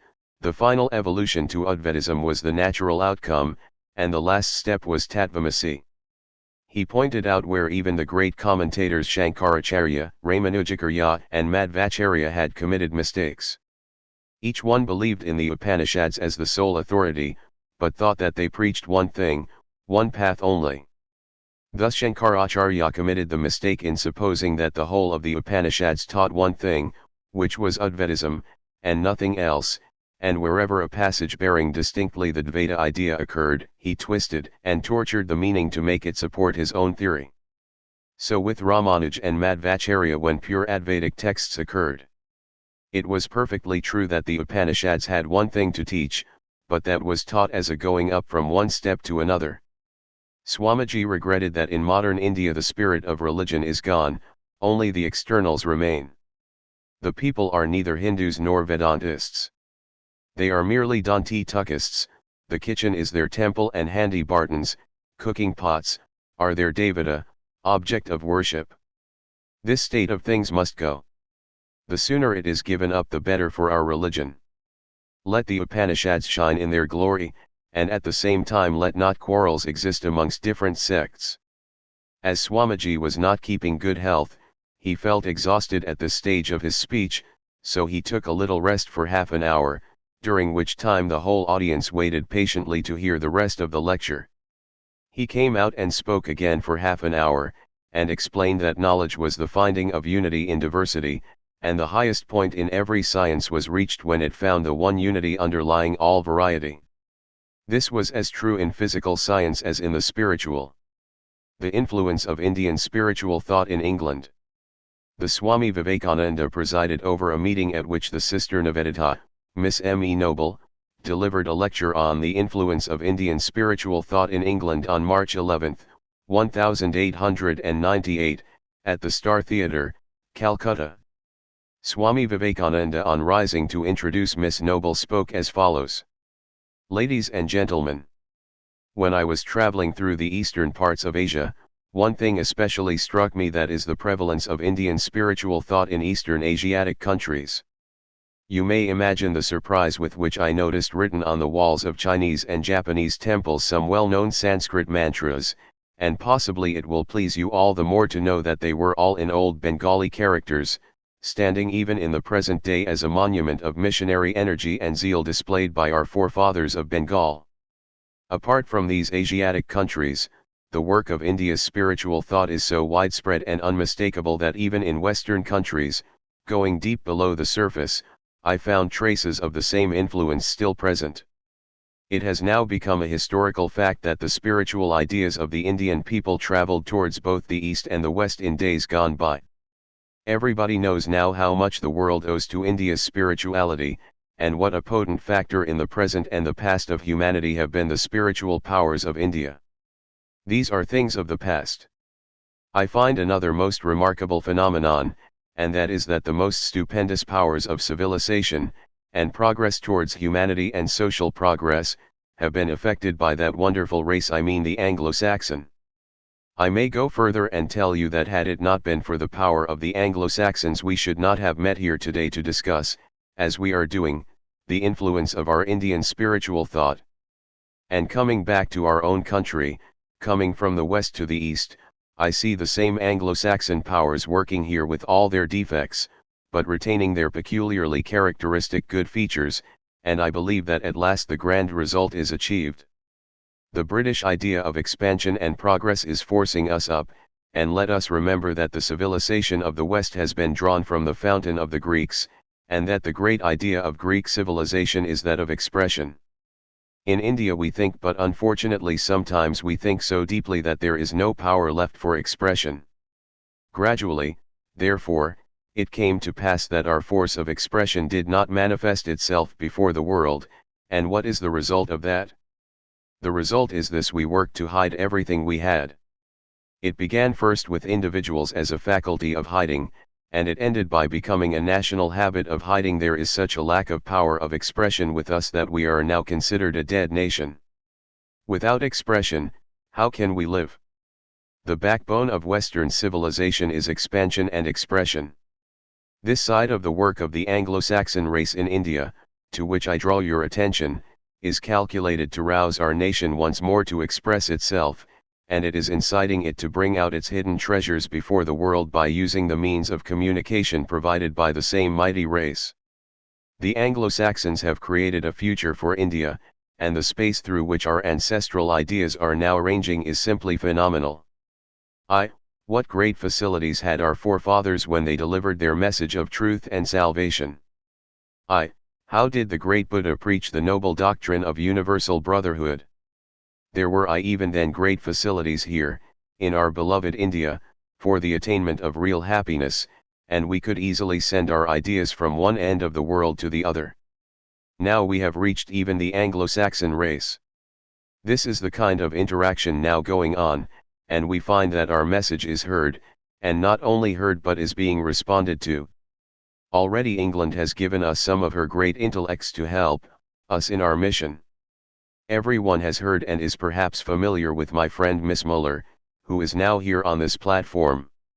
This lady, born of a very good family and well educated, has given her whole life to us out of love for India, and has made India her home and her family. Every one of you is familiar with the name of that noble and distinguished Englishwoman who has also given her whole life to work for the good of India and India's regeneration, I mean Mrs. Besant. Today, we meet on this platform two ladies from America who have the same mission in their hearts, and I can assure you that they also are willing to devote their lives to do the least good to our poor country. I take this opportunity of reminding you of the name of one of our countrymen, one who has seen England and America, one in whom I have great confidence, and whom I respect and love, and who would have been present here but for an engagement elsewhere, a man working steadily and silently for the good of our country, a man of great spirituality, I mean Mr. Mohini Mohan Chatterjee. And now England has sent us another gift in Miss Margaret Noble, from whom we expect much. Without any more words of mine, I introduce to you Miss Noble, who will now address you. After Sister Nivedita had finished her interesting lecture, the Swami rose and said, "I have only a few words to say. We have an idea that we Indians can do something, and amongst the Indians we Bengalis may laugh at this idea, but I do not. My mission in life is to rouse a struggle in you. Whether you are an Advaitin, whether you are a qualified monist or dualist, it does not matter much. But let me draw your attention to one thing which unfortunately we always forget, that is, oh man, have faith in yourself. That is the way by which we can have faith in God. Whether you are an Advaitist or a dualist, whether you are a believer in the system of yoga or a believer in Shankaracharya, whether you are a follower of Vyasa or Vishvamitra, it does not matter much. But the thing is that on this point Indian thought differs from that of all the rest of the world. Let us remember for a moment that, whereas in every other religion and in every other country, the power of the soul is entirely ignored, the soul is thought of as almost powerless, weak, and inert, we in India consider the soul to be eternal and hold that it will remain perfect through all eternity. We should always bear in mind the teachings of the Upanishads. Remember your great mission in life. We Indians, and especially those of Bengal, have been invaded by a vast amount of foreign ideas that are eating into the very vitals of our national religion. Why are we so backwards nowadays? Why are 99% of us made up of entirely foreign ideas and elements? This has to be thrown out if we want to rise in the scale of nations. If we want to rise, we must also remember that we have many things to learn from the West. We should learn from the West her arts and her sciences. From the West we have to learn the sciences of physical nature, while on the other hand the West has to come to us to learn and assimilate religion and spiritual knowledge. We Hindu must believe that we are the teachers of the world. We have been clamoring here for getting political rights and many other such things. Very well. Rights and privileges and other things can only come through friendship, and friendship can only be expected between two equals. When one of the parties is a beggar, what friendship can there be? It is all very well to speak so, but I say that without mutual cooperation we can never make ourselves strong men. So, I must call upon you to go out to England and America, not as beggars but as teachers of religion. The law of exchange must be applied to the best of our power. If we have to learn from them the ways and methods of making ourselves happy in this life, why, in return, should we not give them the methods and ways that would make them happy for all eternity? Above all, work for the good of humanity. Give up the so-called boast of your narrow orthodox life. Death is waiting for everyone, and mark you this, the most marvelous historical fact, that all the nations of the world have to sit down patiently at the feet of India to learn the eternal truths embodied in her literature. India dies not. China dies not. Japan dies not. Therefore, we must always remember that our backbone is spirituality, and to do that we must have a guide who will show the path to us, that path about which I am talking just now. If any of you do not believe it, if there be a Hindu boy amongst us who is not ready to believe that his religion is pure spirituality, I do not call him a Hindu.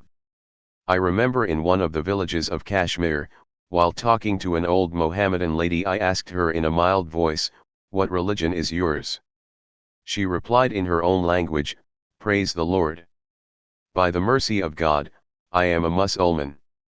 And then I asked a Hindu, "What is your religion?" He plainly replied, "I am a Hindu." I remember that grand word of the Katha Upanishad, Shraddha, or marvelous faith. An instance of Shraddha can be found in the life of Nachiketa.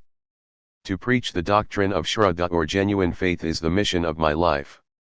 Let me repeat to you that this faith is one of the potent factors of humanity and of all religions. First, have faith in yourselves. Know that though one may be a little bubble and another may be a mountain-high wave, yet behind both the bubble and the wave there is the infinite ocean. Therefore there is hope for everyone. There is salvation for everyone. Everyone must sooner or later get rid of the bonds of Maya. This is the first thing to do. Infinite hope begets infinite aspiration. If that faith comes to us, it will bring back our national life as it was in the days of Vyasa and Arjuna, the days when all our sublime doctrines of humanity were preached. Today we are far behindhand in spiritual insight and spiritual thoughts. India had plenty of spirituality, so much so that her spiritual greatness made India the greatest nation of the then existing races of the world, and if traditions and hopes are to be believed, those days will come back once more to us, and that depends upon you. You, young men of Bengal, do not look up to the rich and great men who have money.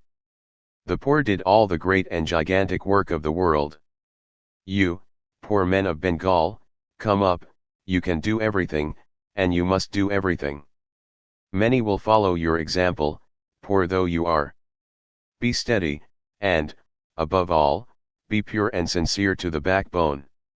Have faith in your destiny.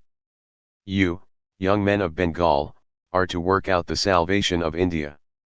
Mark that, whether you believe it or not, do not think that it will be done today or tomorrow. I believe in it as I believe in my own body and my own soul. Therefore my heart goes to you young men of Bengal.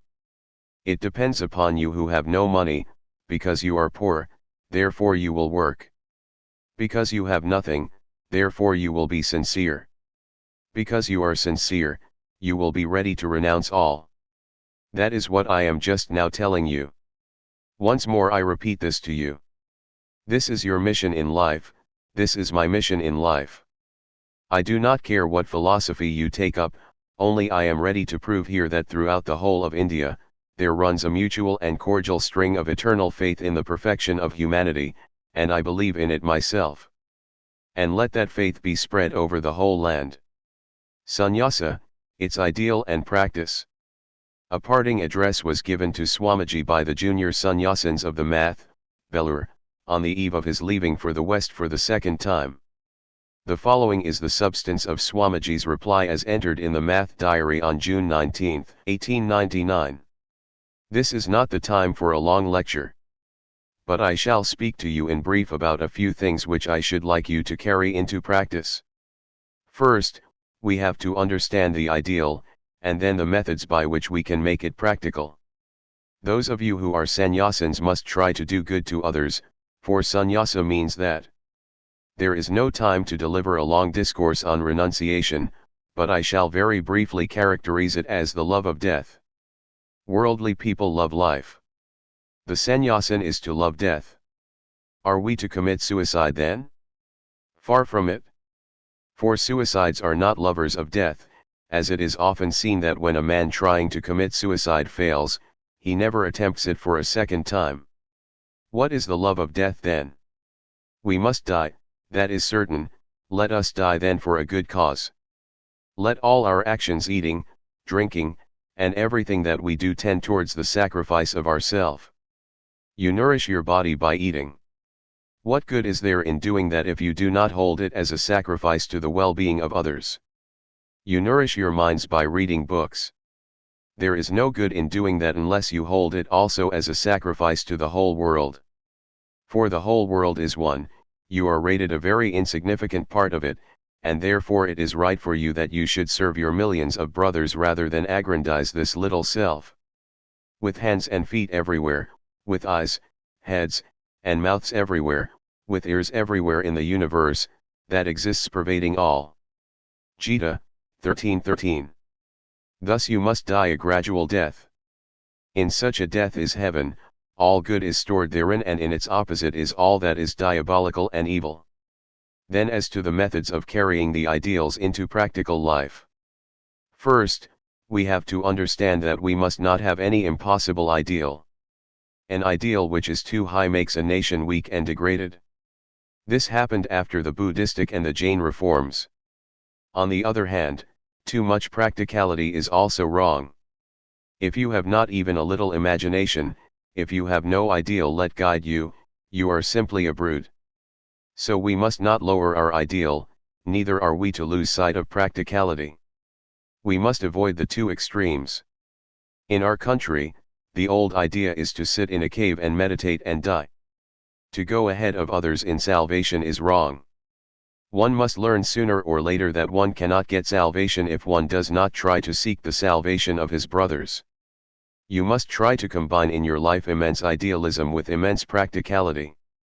You must be prepared to go into deep meditation now, and the next moment you must be ready to go and cultivate these fields, Swamiji said, pointing to the meadows of the math. You must be prepared to explain the difficult intricacies of the Shastras now, and the next moment to go and sell the produce of the fields in the market. You must be prepared for all menial services, not only here, but elsewhere also. The next thing to remember is that the aim of this institution is to make men. You must not merely learn what the rishis taught. Those rishis are gone, and their opinions are also gone with them. You must be rishis yourselves. You are also men as much as the greatest men that were ever born, even our incarnations. What can mere book learning do? What can meditation do even?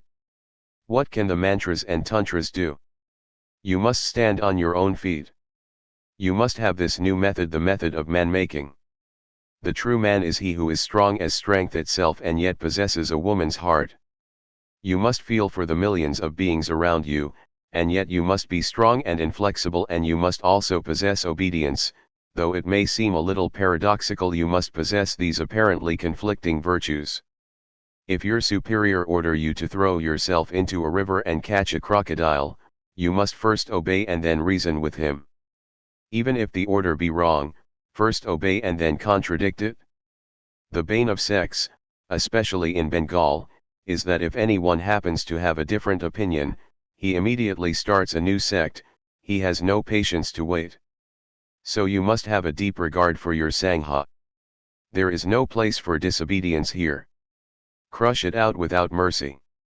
No disobedient members here, you must turn them out. There must not be any traitors in the camp.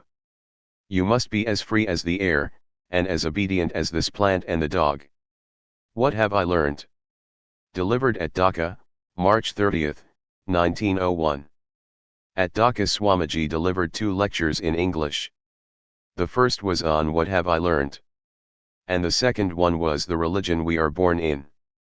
The following is translated from a report in Bengali by a disciple, and it contains the substance of the first lecture.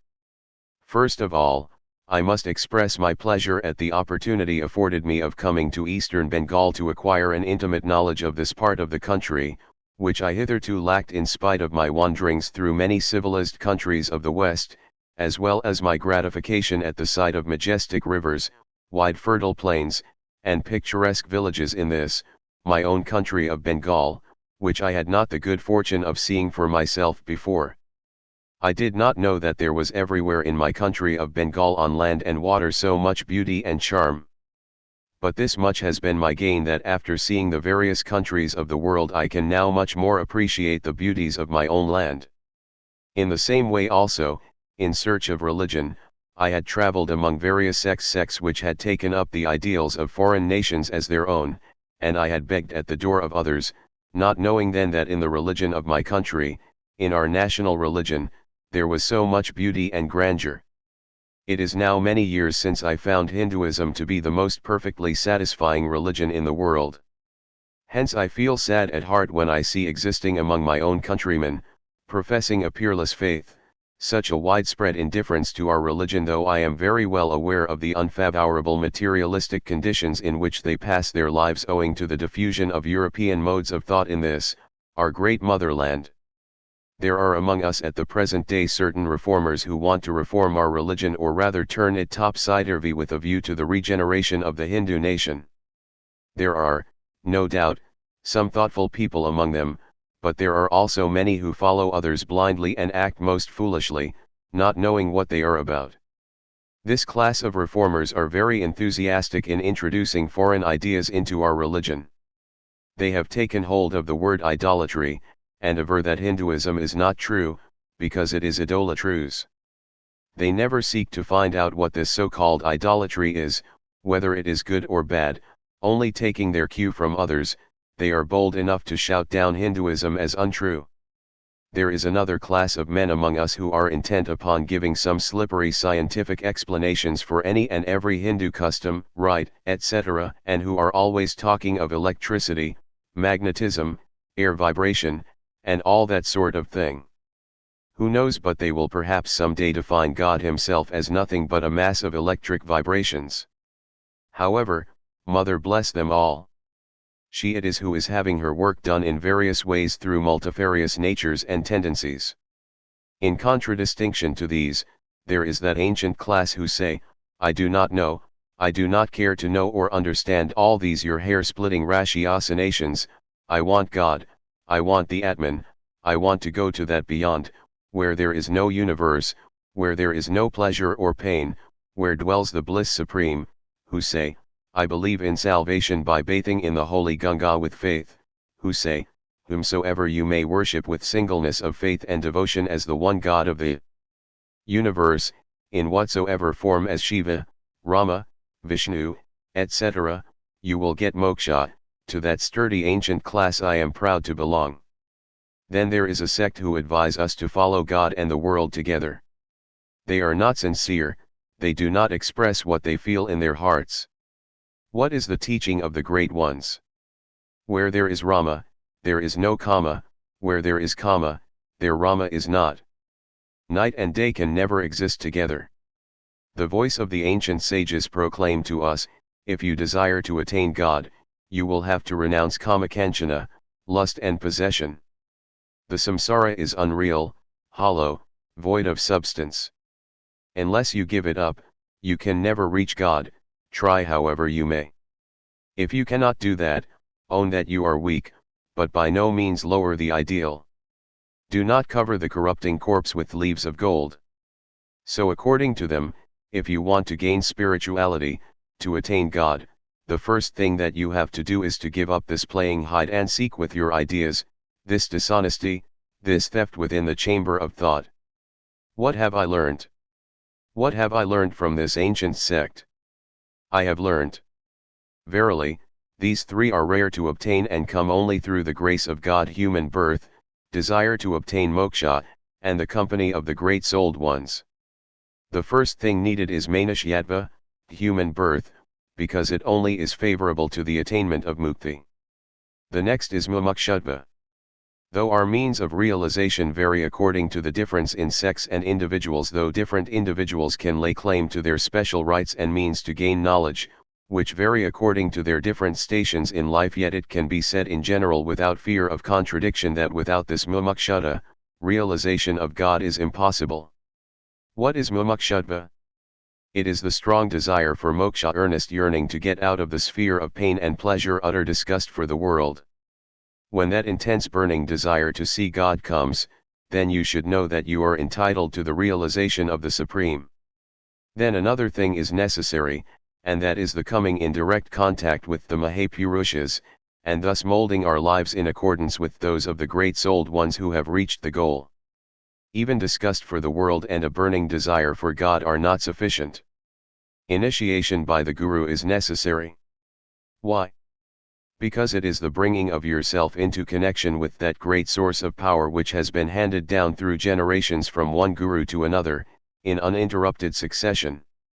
The devotee must seek and accept the Guru or spiritual preceptor as his counselor, philosopher, friend, and guide. In short, the Guru is the sine qua non of progress in the path of spirituality. Whom then shall I accept as my Guru? He who is versed in the Vedas, without taint, unhurt by desire, he who is the best of the knowers of Brahman.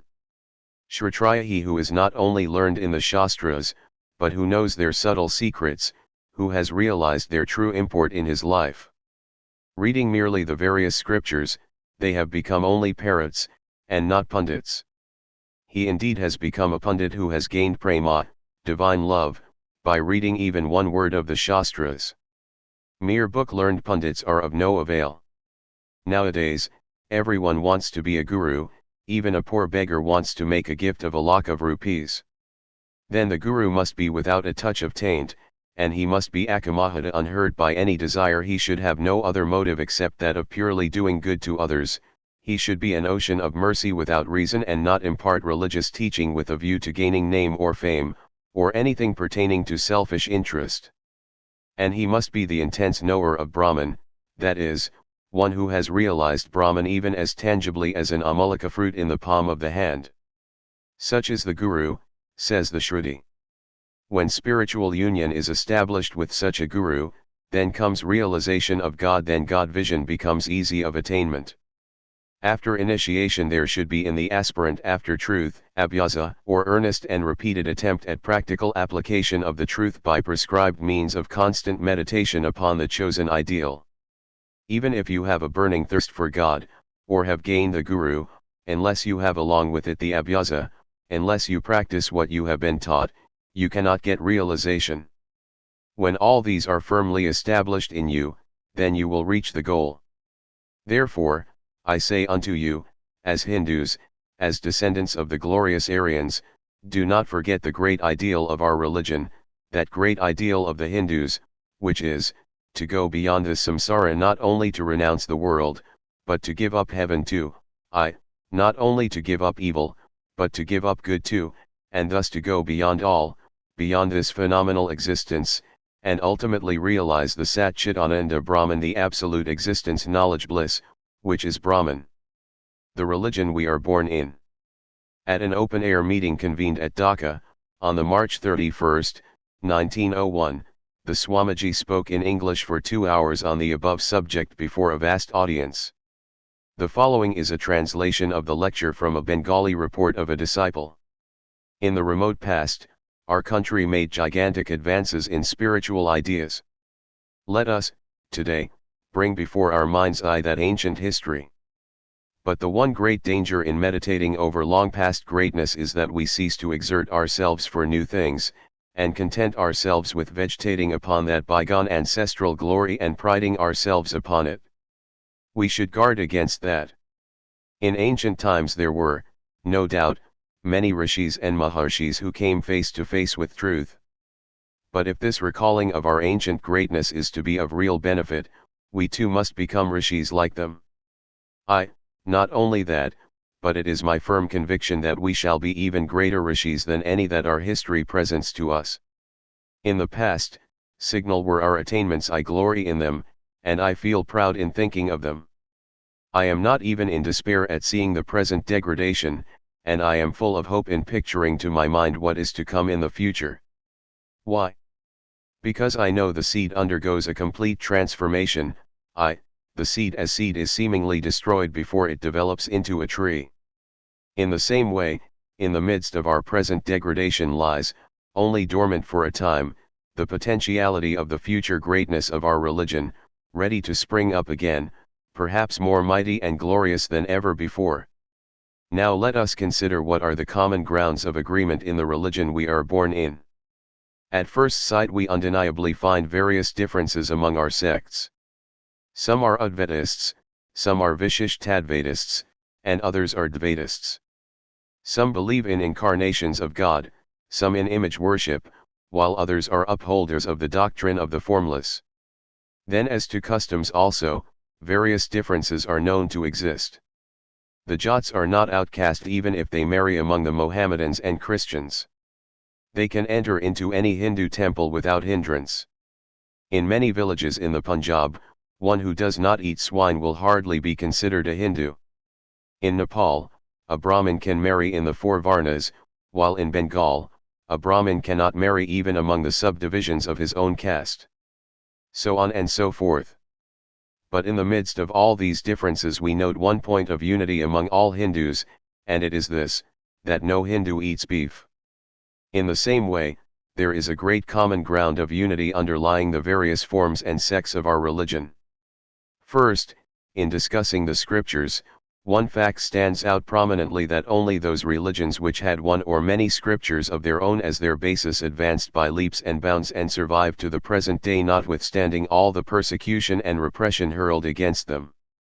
The Greek religion, with all its beauty, died out in the absence of any scripture to support it, but the religion of the Jews stands undiminished in its power, being based upon the authority of the Old Testament. The same is the case with the Hindu religion, with its scripture, the Vedas, the oldest in the world. The Vedas are divided into the Karmakanda and the Jnanakanda. Whether for good or for evil, the Karmakanda has fallen into disuse in India, though there are some Brahmins in the Deccan who still perform yajnas now and then with the sacrifice of goats, and also we find here and there, traces of the Vedic Kriyakanda in the mantras used in connection with our marriage and Shraddha ceremonies etc. But there is no chance of its being rehabilitated on its original footing. Kumarila Bhatta once tried to do so, but he was not successful in his attempt. The Jnanakanda of the Vedas comprises the Upanishads and is known by the name of Vedanta, the pinnacle of the Shrutis, as it is called. Wherever you find the Acharyas quoting a passage from the Shrutis, it is invariably from the Upanishads. The Vedanta is now the religion of the Hindus. If any sect in India wants to have its ideas established with a firm hold on the people, it must base them on the authority of the Vedanta. They all have to do it, whether they are Dvaitists or Advaitists.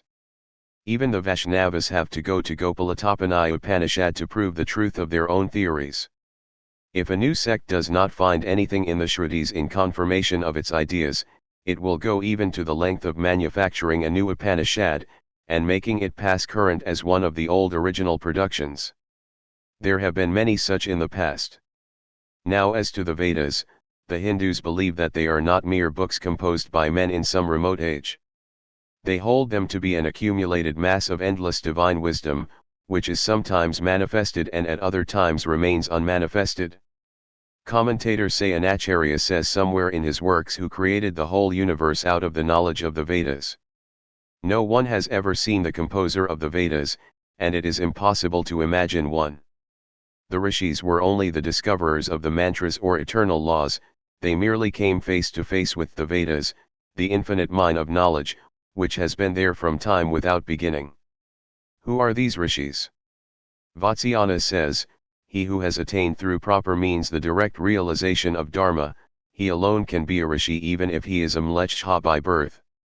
Thus it is that in ancient times, Vasishtha, born of an illegitimate union, Vyasa, the son of a fisherwoman, Narada, the son of a maidservant with uncertain parentage, and many others of like nature attained to Rishihood. Truly speaking, it comes to this then, that no distinction should be made with one who has realized the truth. If the persons just named all became Rishis, then, O Yakulan Brahmins of the present day, how much greater Rishis you can become. Strive after that Rishihood, stop not till you have attained the goal, and the whole world will of itself bow at your feet. Be a Rishi, that is the secret of power. This Veda is our only authority, and everyone has the right to it. Thus says the Shukla Yajur Veda, XXVI2. Can you show any authority from this Veda of ours that everyone has not the right to it? The Puranas, no doubt, say that a certain caste has the right to such and such a recension of the Vedas, or a certain caste has no right to study them, or that this portion of the Vedas is for the Satya Yuga and that portion is for the Kali Yuga. But, Mark you, the Veda does not say so, it is only your Puranas that do so. But can the servant dictate to the master? The Smritis, Puranas, Tantras, all these are acceptable only so far as they agree with the Vedas, and wherever they are contradictory, they are to be rejected as unreliable. But nowadays we have put the Puranas on even a higher pedestal than the Vedas.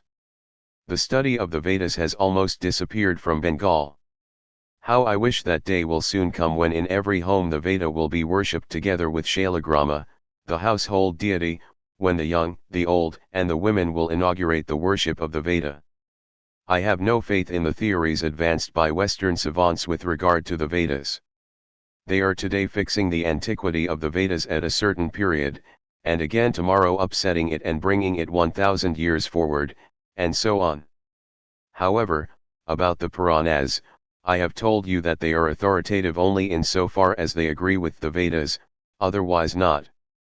In the Puranas we find many things which do not agree with the Vedas. As for instance, it is written in the Puranas that someone lived 10,000 years, another 20,000 years, but in the Vedas we find, man lives indeed 100 years. Which are we to accept in this case? Certainly the Vedas. Notwithstanding statements like these, I do not depreciate the Puranas. They contain many beautiful and illuminating teachings and words of wisdom on yoga, bhakti, jnana, and karma. Those, of course, we should accept. Then there are the Tantras. The real meaning of the word Tantra is Shastra, as for example, Kapila Tantra. But the word Tantra is generally used in a limited sense. Under the sway of kings who took up Buddhism and preached broadcast the doctrine of ahimsa, the performances of the Vedic Yagayajanas became a thing of the past, and no one could kill any animal in sacrifice for fear of the king.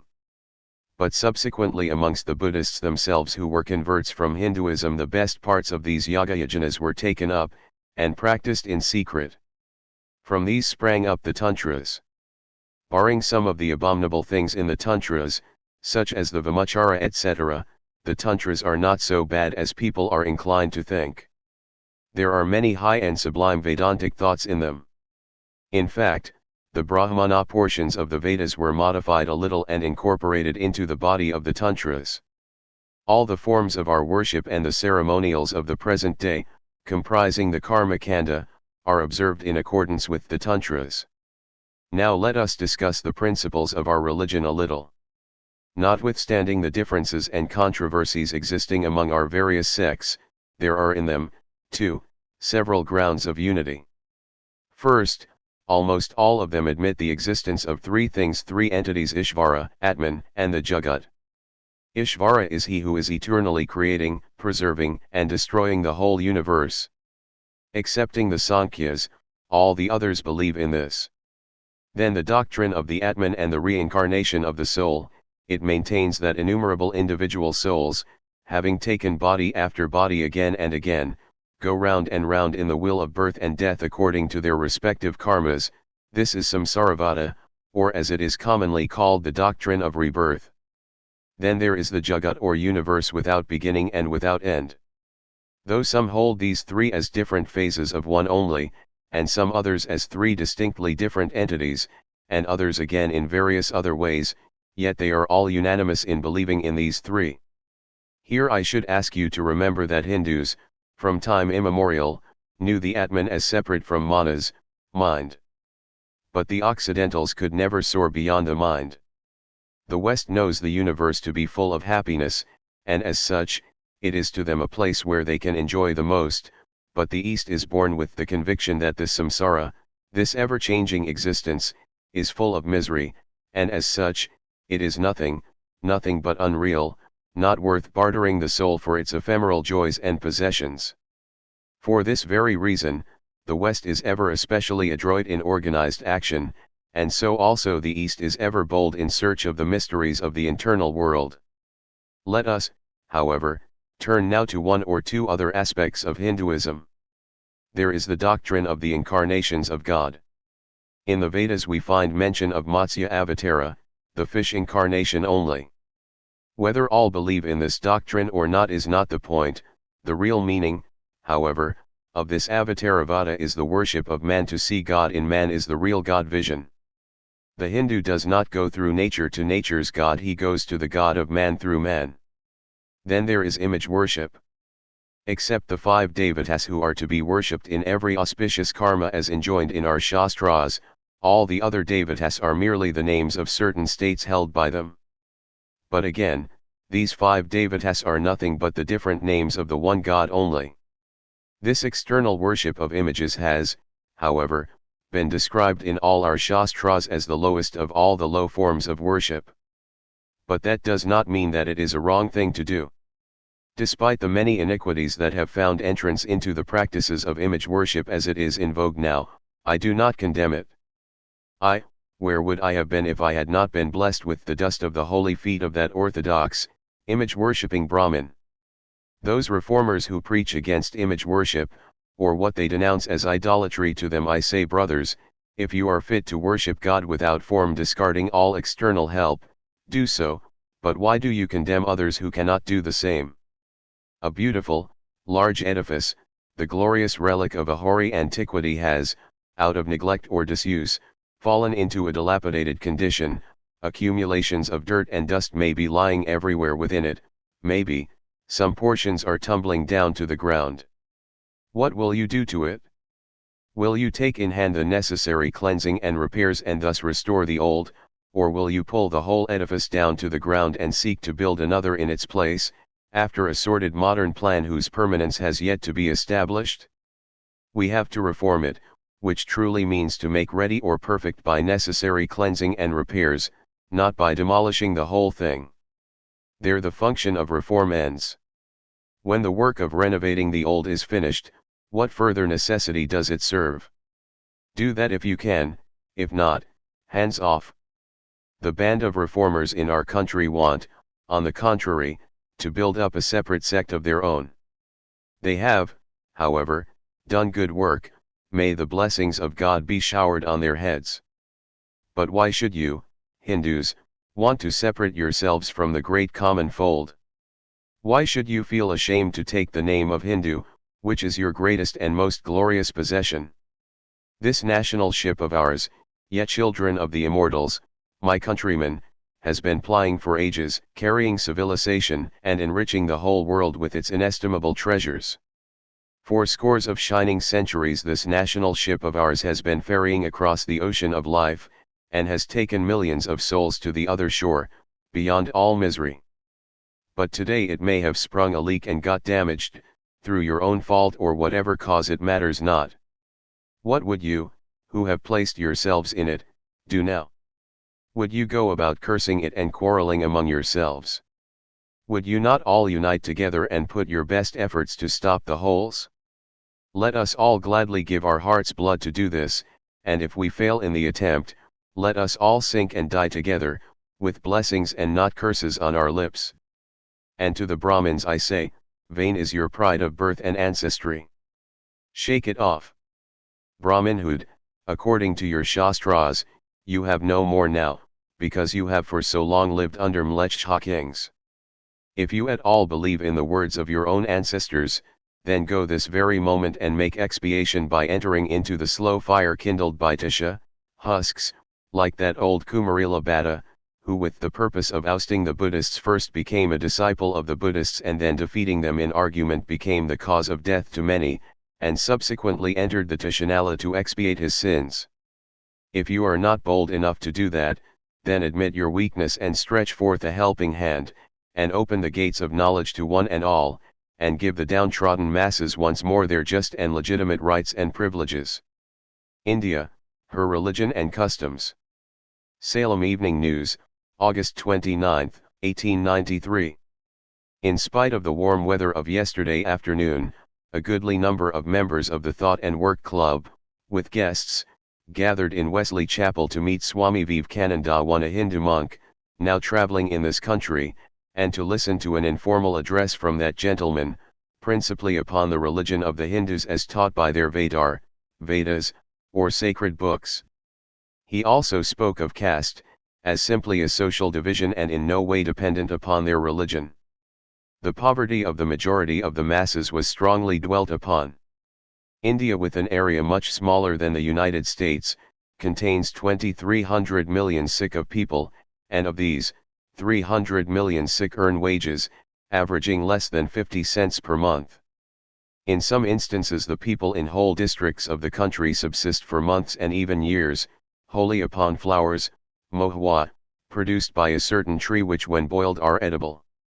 In other districts the men eat rice only, the women and children must satisfy their hunger with the water in which the rice is cooked.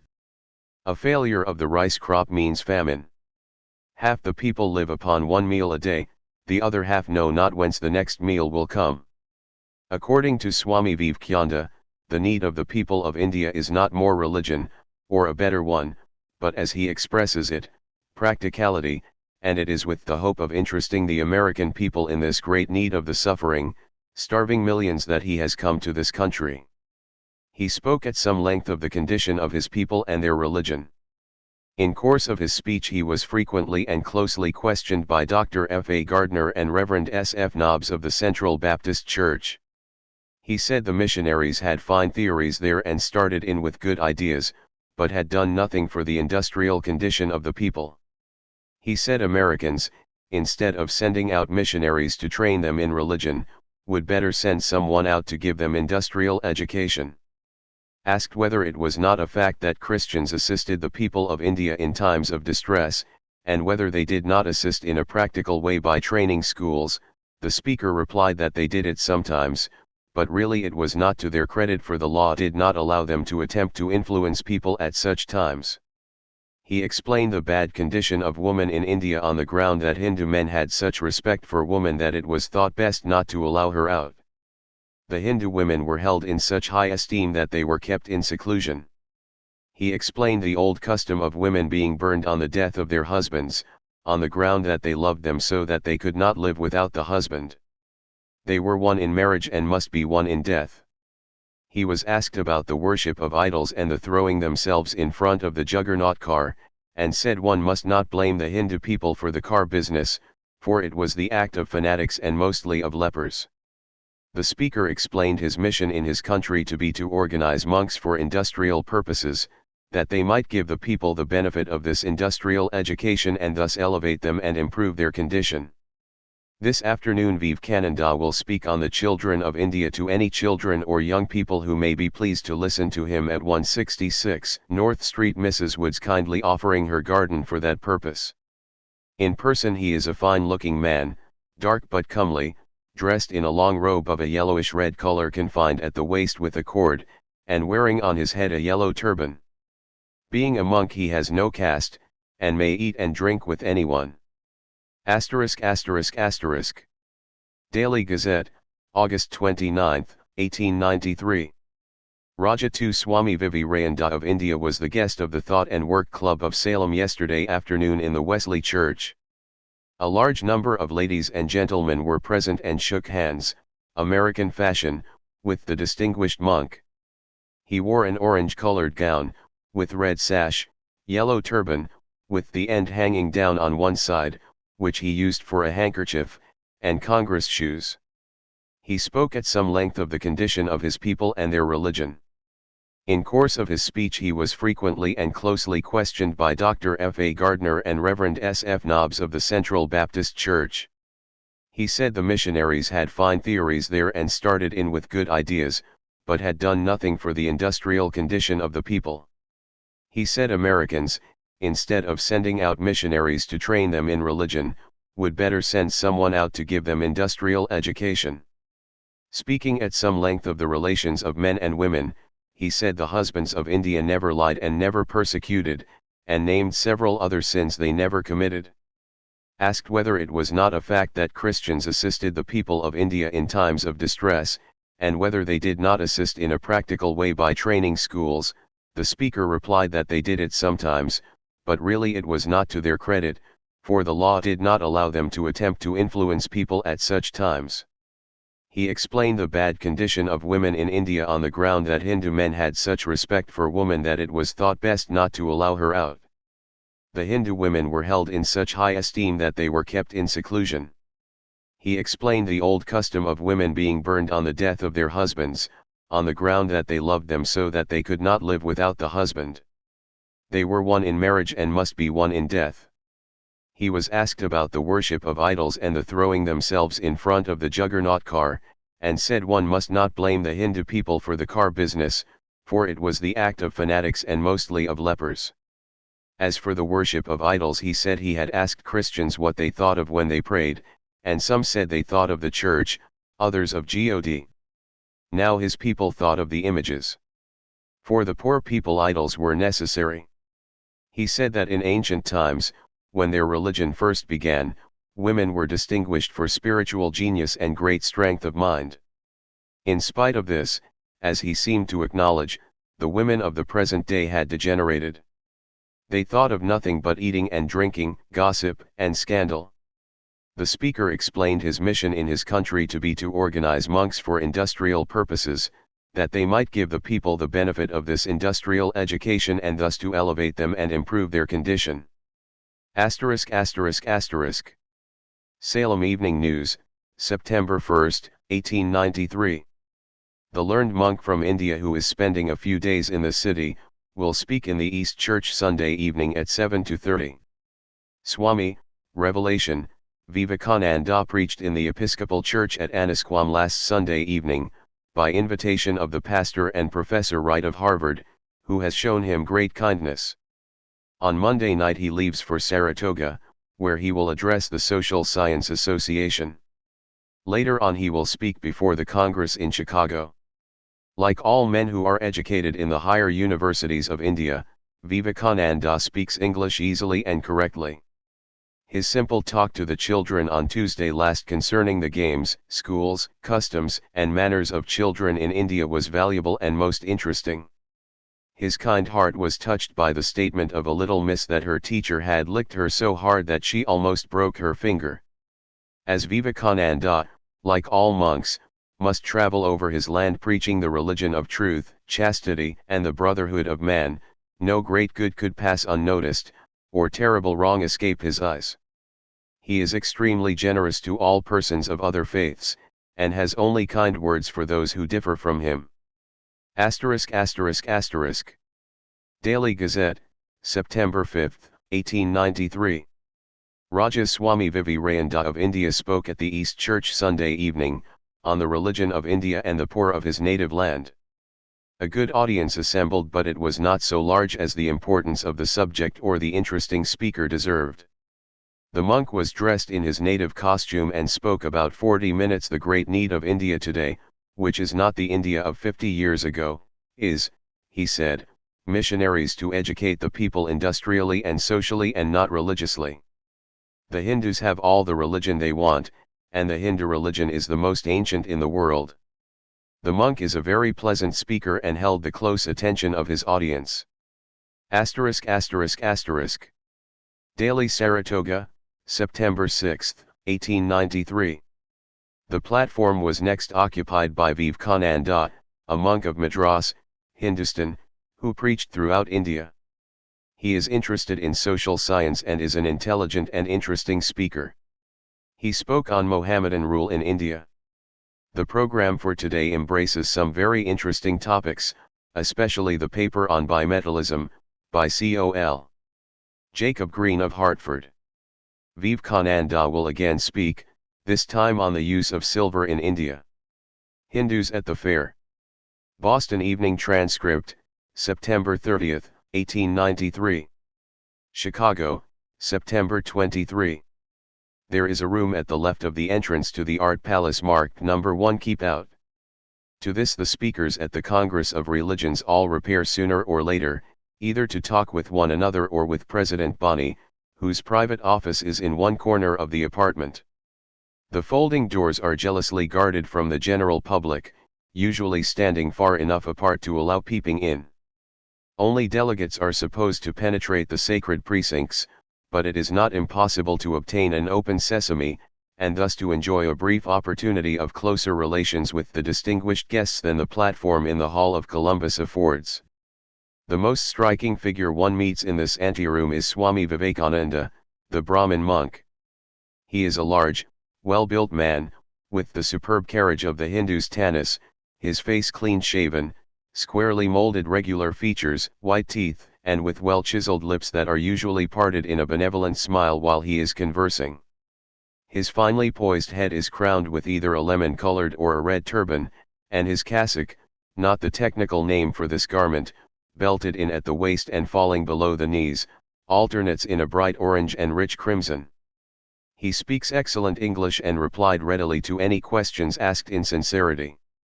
Along with his simplicity of manner there is a touch of personal reserve when speaking to ladies, which suggests his chosen vocation.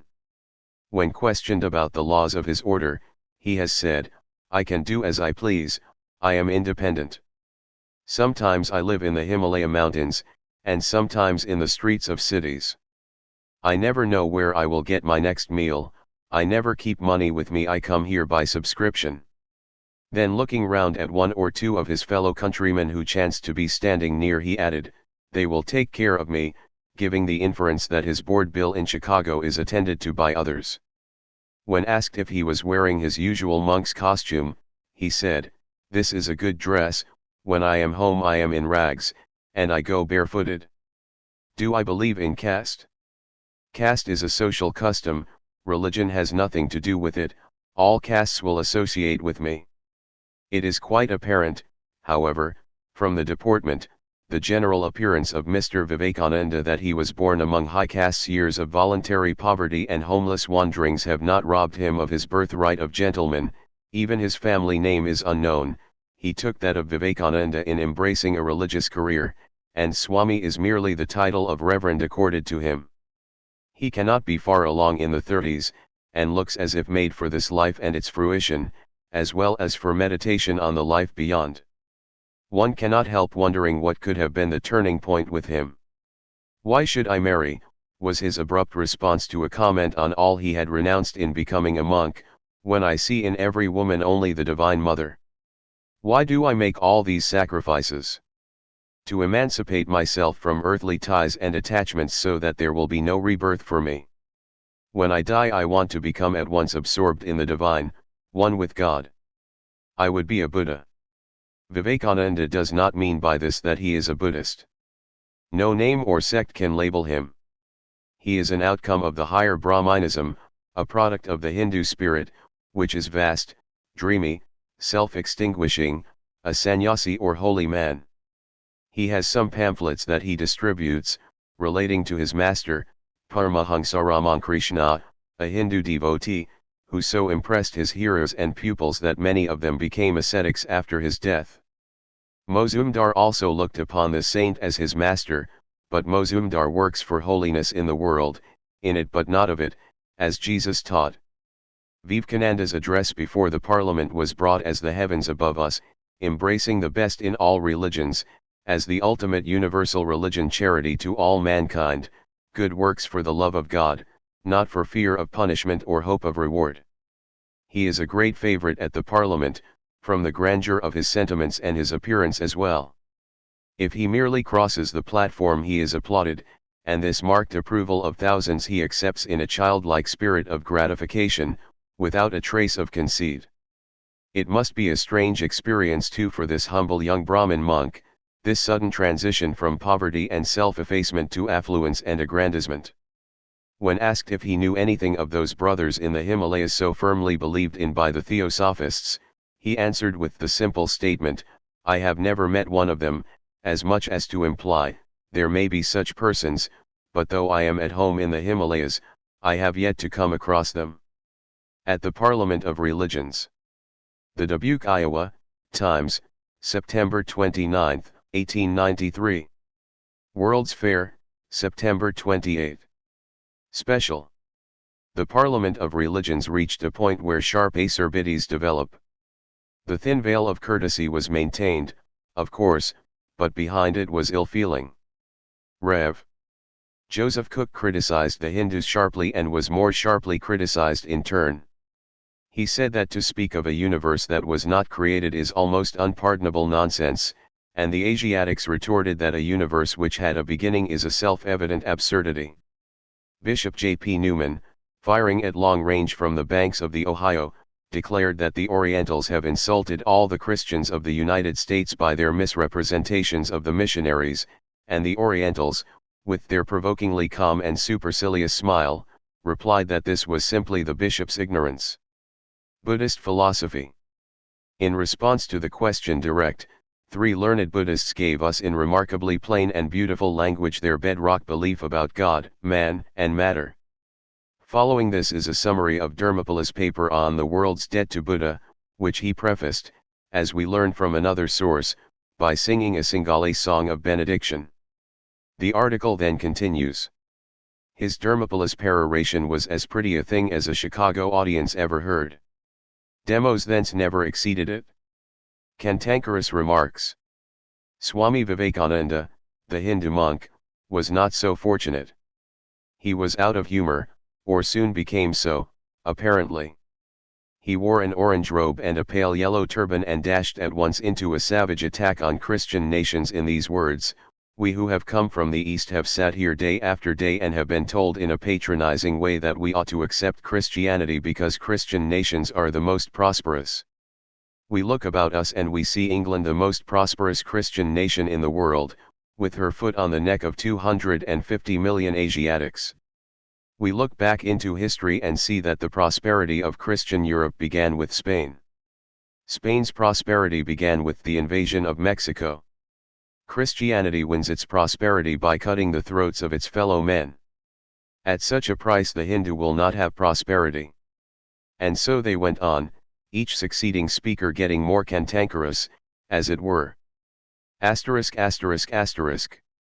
Outlook, October 7, 1893.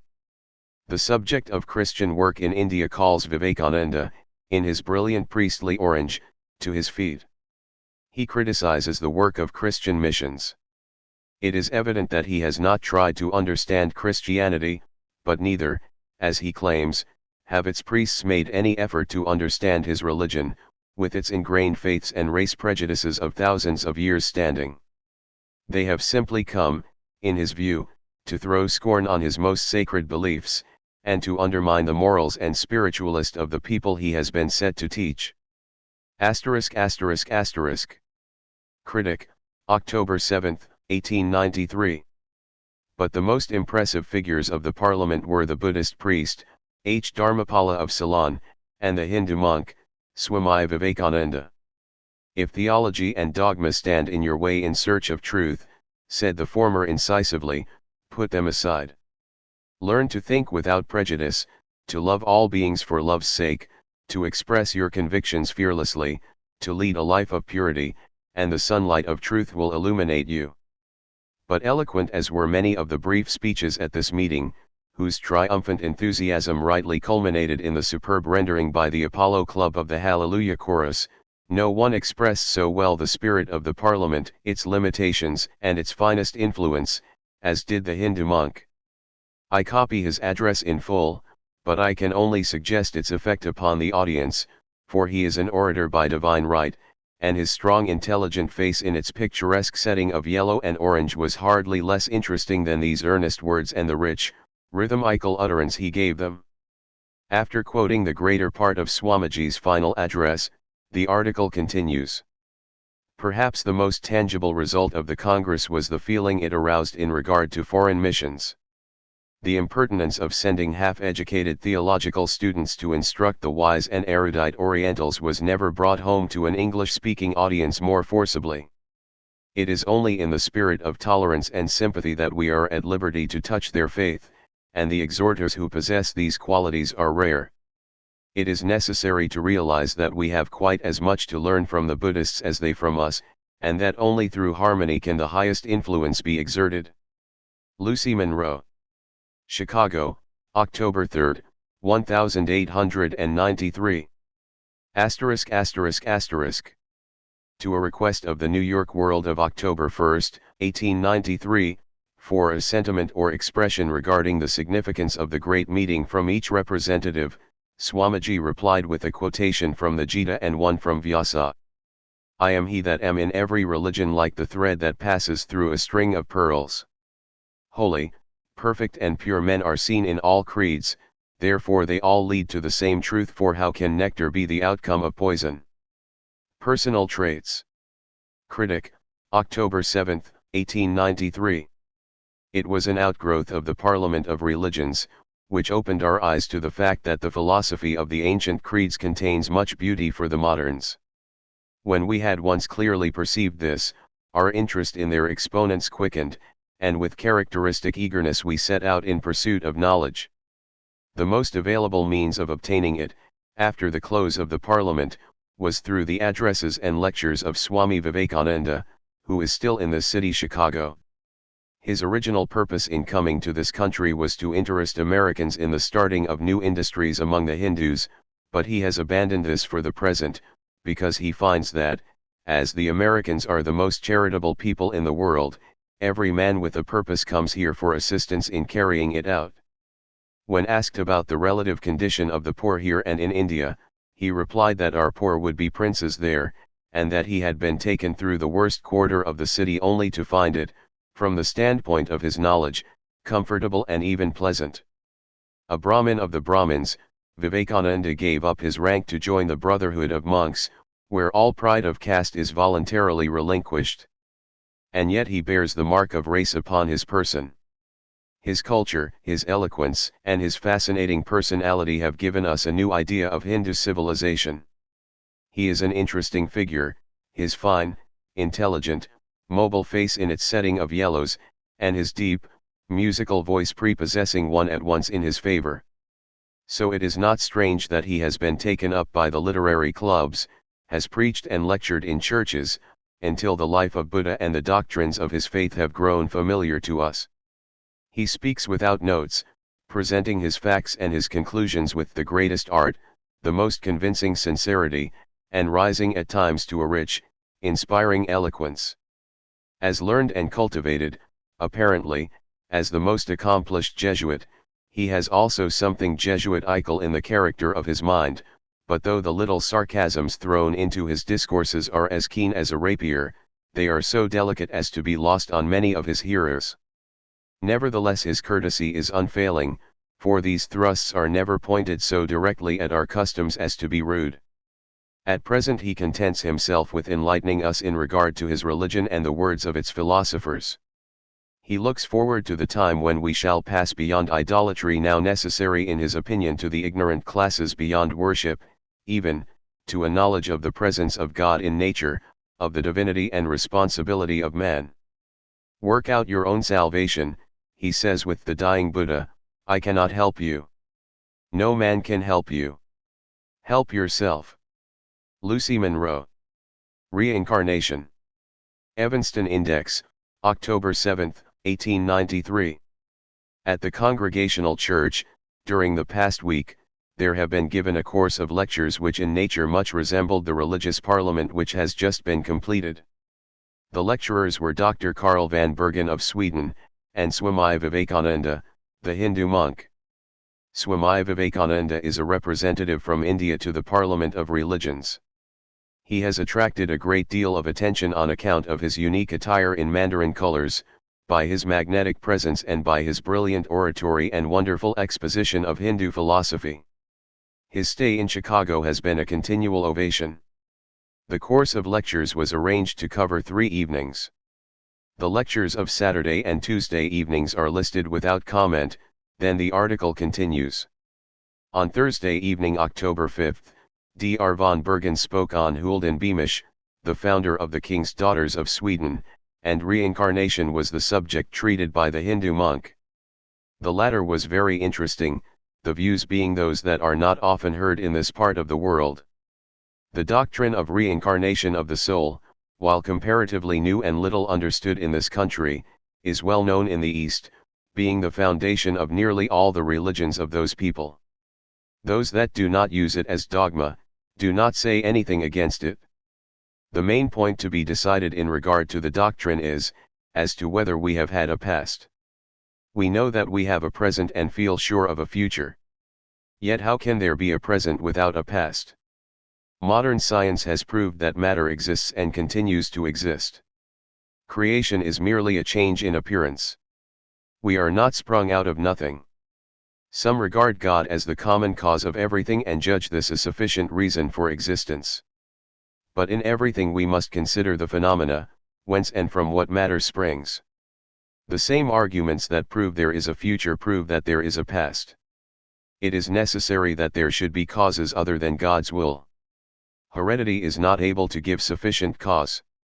Some say that we are not conscious of a former existence. Many cases have been found where there are distinct reminiscences of a past. And here lies the germ of the theory. Because the Hindu is kind to dumb animals, many believe that we believe in the reincarnation of souls in lower orders. They are not able to conceive of kindness to dumb animals being other than the result of superstition. An ancient Hindu priest defines religion as anything that lifts one up. Brutality is driven out, humanity gives way to divinity. The theory of incarnation does not confine man to this small earth. His soul can go to other, higher earths where he will be a loftier being, possessing, instead of 5 senses, 8, and continuing in this way he will at length approach the acme of perfection, divinity, and will be allowed to drink deep of oblivion in the islands of the blessed. Hindu civilization. Although the lecture at Streator on October 9 was well attended, the Streator Daily Free Press of October 9 ran the following somewhat dreary review. The lecture of this celebrated Hindu at the Opera House, Saturday night, was very interesting. By comparative philology, he sought to establish the long-admitted relationship between the Aryan races and their descendants in the New World. He mildly defended the caste system of India, which keeps 3/4 of the people in utter and humiliating subjection, and boasted that the India of today was the same India that had watched for centuries the meteoric nations of the world flash across the horizon and sink into oblivion. In common with the people, he loves the past. He lives not for self, but for God. In his country a premium is placed on beggary and tramps, though not so distinguished in his lecture.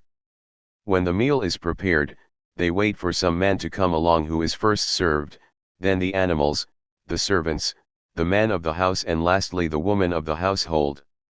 Boys are taken at 10 years of age and are kept by professors for a period of 10 to 20 years, educated and sent forth to resume their former occupations or to engage in a life of endless wandering, preaching and praying, taking along only that which is given them to eat and wear, but never touching money. Vivekananda is of the latter class. Men approaching old age withdraw from the world, and after a period of study and prayer, when they feel themselves sanctified, they also go forward spreading the gospel. He observed that leisure was necessary for intellectual development and scored Americans for not educating the Indians whom Columbus found in a state of savagery. In this he exhibited a lack of knowledge of conditions.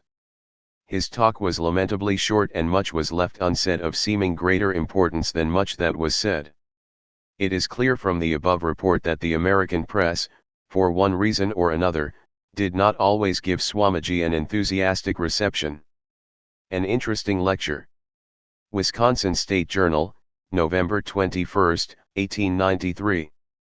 The lecture at the Congregational Church Madison last night by the celebrated Hindu monk, Vivekananda, was an extremely interesting one, and contained much of sound philosophy and good religion. Pagan though he be, Christianity may well follow many of his teachings.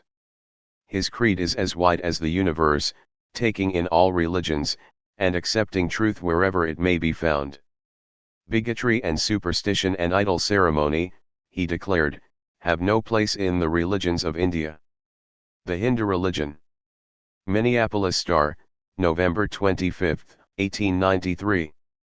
Brahmanism in all its subtle attraction, because of its embodiment of ancient and truthful principles, was the subject which held an audience in closest attention last evening at the First Unitarian Church Minneapolis, while Swami Vivekananda expounded the Hindu faith. It was an audience which included thoughtful women and men, for the lecturer had been invited by the Peripatetics, and among the friends who shared the privilege with them were ministers of varied denominations, as well as students and scholars. Vivekananda is a Brahmin priest, and he occupied the platform in his native garb, with kaftan on head, orange-colored coat confined at the waist with a red sash, and red nether garments. He presented his faith in all sincerity, speaking slowly and clearly, convincing his hearers by quietness of speech rather than by rapid action. His words were carefully weighed, and each carried its meaning direct. He offered the simplest truths of the Hindu religion, and while he said nothing harsh about Christianity, he touched upon it in such a manner as to place the faith of Brahma before all. The all-pervading thought and leading principle of the Hindu religion is the inherent divinity of the soul. The soul is perfect, and religion is the manifestation of divinity already existing in man.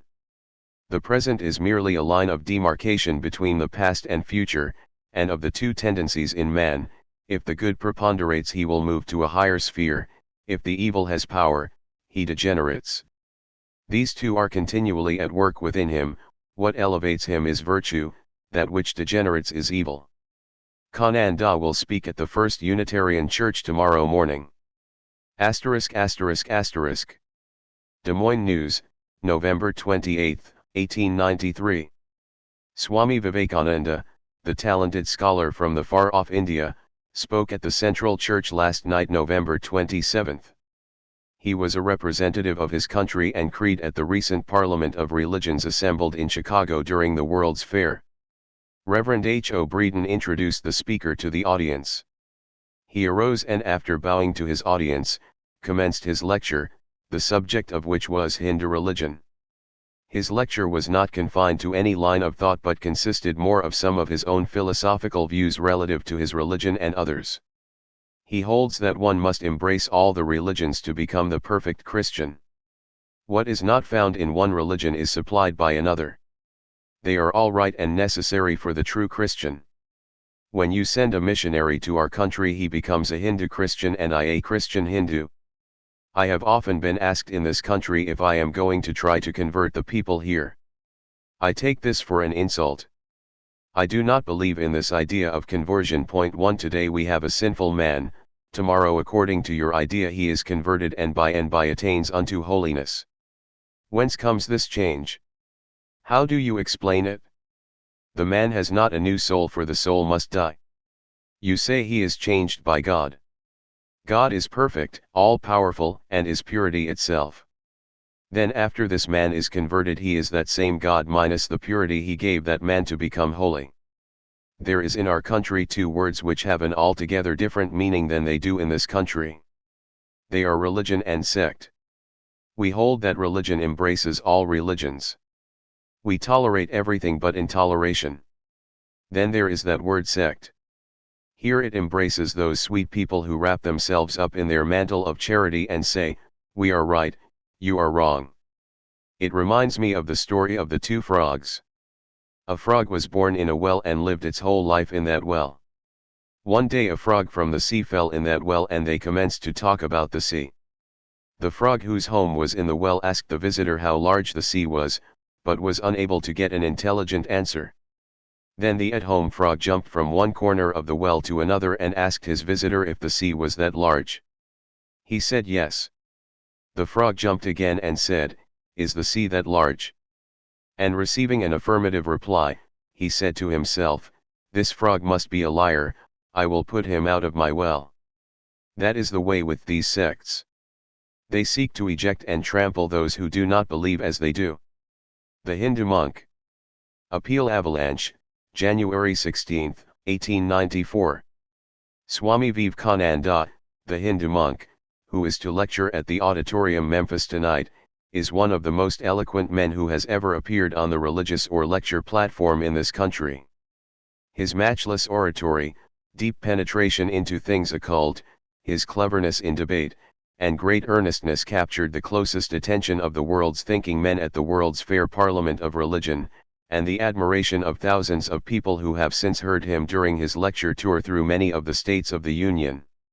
In conversation he is a most pleasant gentleman, his choice of words are the gems of the English language, and his general bearing ranks him with the most cultured people of Western etiquette and custom. As a companion he is a most charming man, and as a conversationalist he is, perhaps, not surpassed in the drawing rooms of any city in the Western world. He speaks English not only distinctly, but fluently, and his ideas, as new as sparkling, drop from his tongue in a perfectly bewildering overflow of ornamental language. Swami Vivekananda, by his inherited religion or early teachings, grew up a Brahmin, but becoming converted to the Hindu religion he sacrificed his rank and became a Hindu priest, or as known in the country of Oriental ideality, a sannyasin. He had always been a close student of the wonderful and mysterious works of nature as drawn from God's high conception, and with years spent as both a student and teacher in the higher colleges of that eastern country, he acquired a knowledge that has given him a worldwide reputation as one of the most thoughtful scholars of the age. His wonderful first address before the members of the World's Fair Parliament stamped him at once as a leader in that great body of religious thinkers. During the session he was frequently heard in defense of his religion, and some of the most beautiful and philosophical gems that grace the English language rolled from his lips there in picturing the higher duties that man owed to man and to his Creator.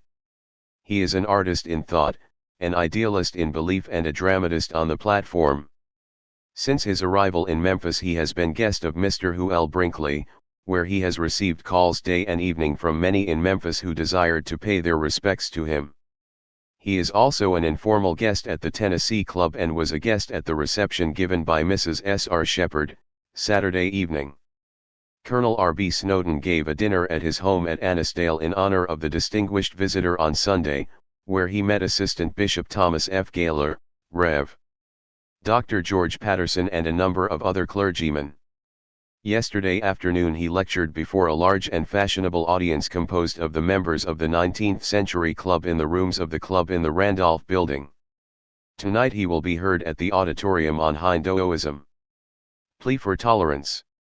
Memphis Commercial, January 17, 1894. An audience of fair proportions gathered last night at the auditorium to greet the celebrated Hindu monk Swami Vivekananda, in his lecture on Hinduism. He was introduced in a brief but informing address by Judge R. J. Morgan, who gave a sketch of the development of the great Aryan race, from which development have come the Europeans and the Hindus alike, so tracing a racial kinship between the people of America and the speaker who was to address them. The eminent Oriental was received with liberal applause, and heard with attentive interest throughout. He is a man of fine physical presence, with regular bronze features and form of fine proportions. He wore a robe of pink silk, fastened at the waist with a black sash, black trousers, and about his head was gracefully draped a turban of yellow India silk. His delivery is very good, his use of English being perfect as regards choice of words and correctness of grammar and construction. The only inaccuracy of pronunciation is in the accenting of words at times upon a wrong syllable.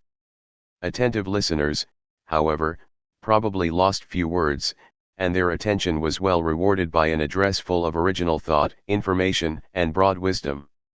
The address might fitly be called a plea for universal tolerance, illustrated by remarks concerning the religion of India.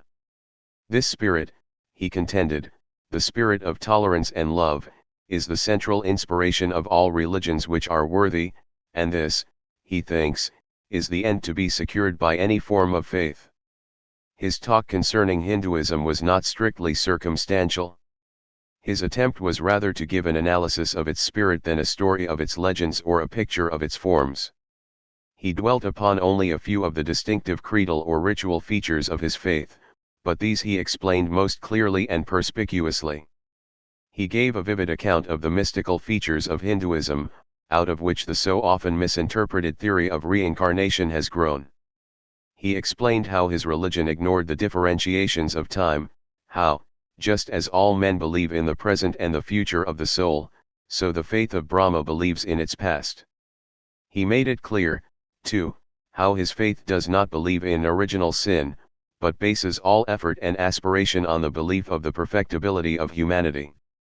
Improvement and purification, he contends, must be based upon hope. The development of man is a return to an original perfection. This perfection must come through the practice of holiness and love. Here he showed how his own people have practiced these qualities, how India has been a land of refuge for the oppressed, citing the instance of the welcome given by the Hindus to the Jews when Titus sacked Jerusalem and destroyed the temple. In a graphic way he told that the Hindus do not lay much stress upon forms. Sometimes every member of the family will differ in their adherence to sects, but all will worship God by worshipping the spirit of love, which is his central attribute. The Hindus, he says, hold that there is good in all religions, that all religions are embodiments of man's inspiration for holiness, and being such, all should be respected. He illustrated this by a citation from the Vedas, in which varied religions are symbolized as the differently formed vessels with which different men came to bring water from a spring. The forms of the vessels are many, but the water of truth is what all seek to fill their vessels with. God knows all forms of faith, he thinks, and will recognize his own name no matter what it is called, or what may be the fashion of the homage paid him. The Hindus, he continued, worship the same God as the Christians. The Hindu trinity of Brahma, Vishnu, Shiva is merely an embodiment of God the Creator, the Preserver, and the Destroyer. That the three are considered three instead of one is simply a corruption due to the fact that general humanity must have its ethics made tangible. So likewise the material images of Hindu gods are simply symbols of divine qualities. He told, in explanation of the Hindu doctrine of incarnation, the story of Krishna, who was born by immaculate conception and the story of whom greatly resembles the story of Jesus. The teaching of Krishna, he claims, is the doctrine of love for its own sake, and he expressed it by the words, if the fear of the Lord is the beginning of religion, the love of God is its end. His entire lecture cannot be sketched here, but it was a masterly appeal for brotherly love, and an eloquent defense of a beautiful faith. The conclusion was especially fine, when he acknowledged his readiness to accept Christ but must also bow to Krishna and to Buddha, and when, with a fine picture of the cruelty of civilization, he refused to hold Christ responsible for the crimes of progress. Manners and Customs in India. Appeal Avalanche, January 21, 1894. Swami Vivekananda, the Hindu monk, delivered a lecture at La Salette Academy, Memphis yesterday afternoon. Owing to the pouring rain, a very small audience was present. The subject discussed was manners and customs in India. Vivekananda is advancing theories of religious thought which find ready lodgment in the minds of some of the most advanced thinkers of this as well as other cities of America. His theory is fatal to the orthodox belief, as taught by the Christian teachers. It has been the supreme effort of Christian America to enlighten the beclouded minds of heathen India, but it seems that the oriental splendor of Kananda's religion has eclipsed the beauty of the old-time Christianity, as taught by our parents, and will find a rich field in which to thrive in the minds of some of the better educated of America. This is a day of fads, and Kananda seems to be filling a long-felt want. He is, perhaps, one of the most learned men of his country, and possesses a wonderful amount of personal magnetism, and his hearers are charmed by his eloquence. While he is liberal in his views, he sees very little to admire in the orthodox Christianity. Kananda has received more marked attention in Memphis than almost any lecturer or minister that has ever visited the city. If a missionary to India was as cordially received as the Hindu monk is here, the work of spreading the gospel of Christ in heathen lands would be well advanced. His lecture yesterday afternoon was an interesting one from a historic point of view. He is thoroughly familiar with the history and traditions of his native country, from very ancient history up to the present, and can describe the various places and objects of interest there with grace and ease. During his lecture he was frequently interrupted by questions propounded by the ladies in the audience, and he answered all queries without the least hesitancy, except when one of the ladies asked a question with the purpose of drawing him out into a religious discussion. He refused to be led from the original subject of his discourse and informed the interrogator that at another time he would give his views on the transmigration of the soul, etc. In the course of his remarks he said that his grandfather was married when he was 3 years old and his father married at 18, but he had never married at all.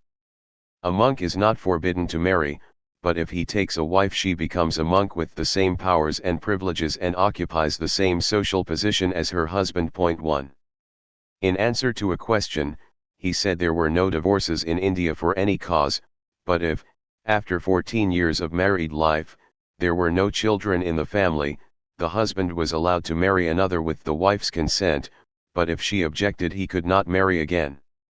His description of the ancient mausoleums and temples were beautiful beyond comparison, and goes to show that the ancients possessed scientific knowledge far superior to the most expert artisans of the present day.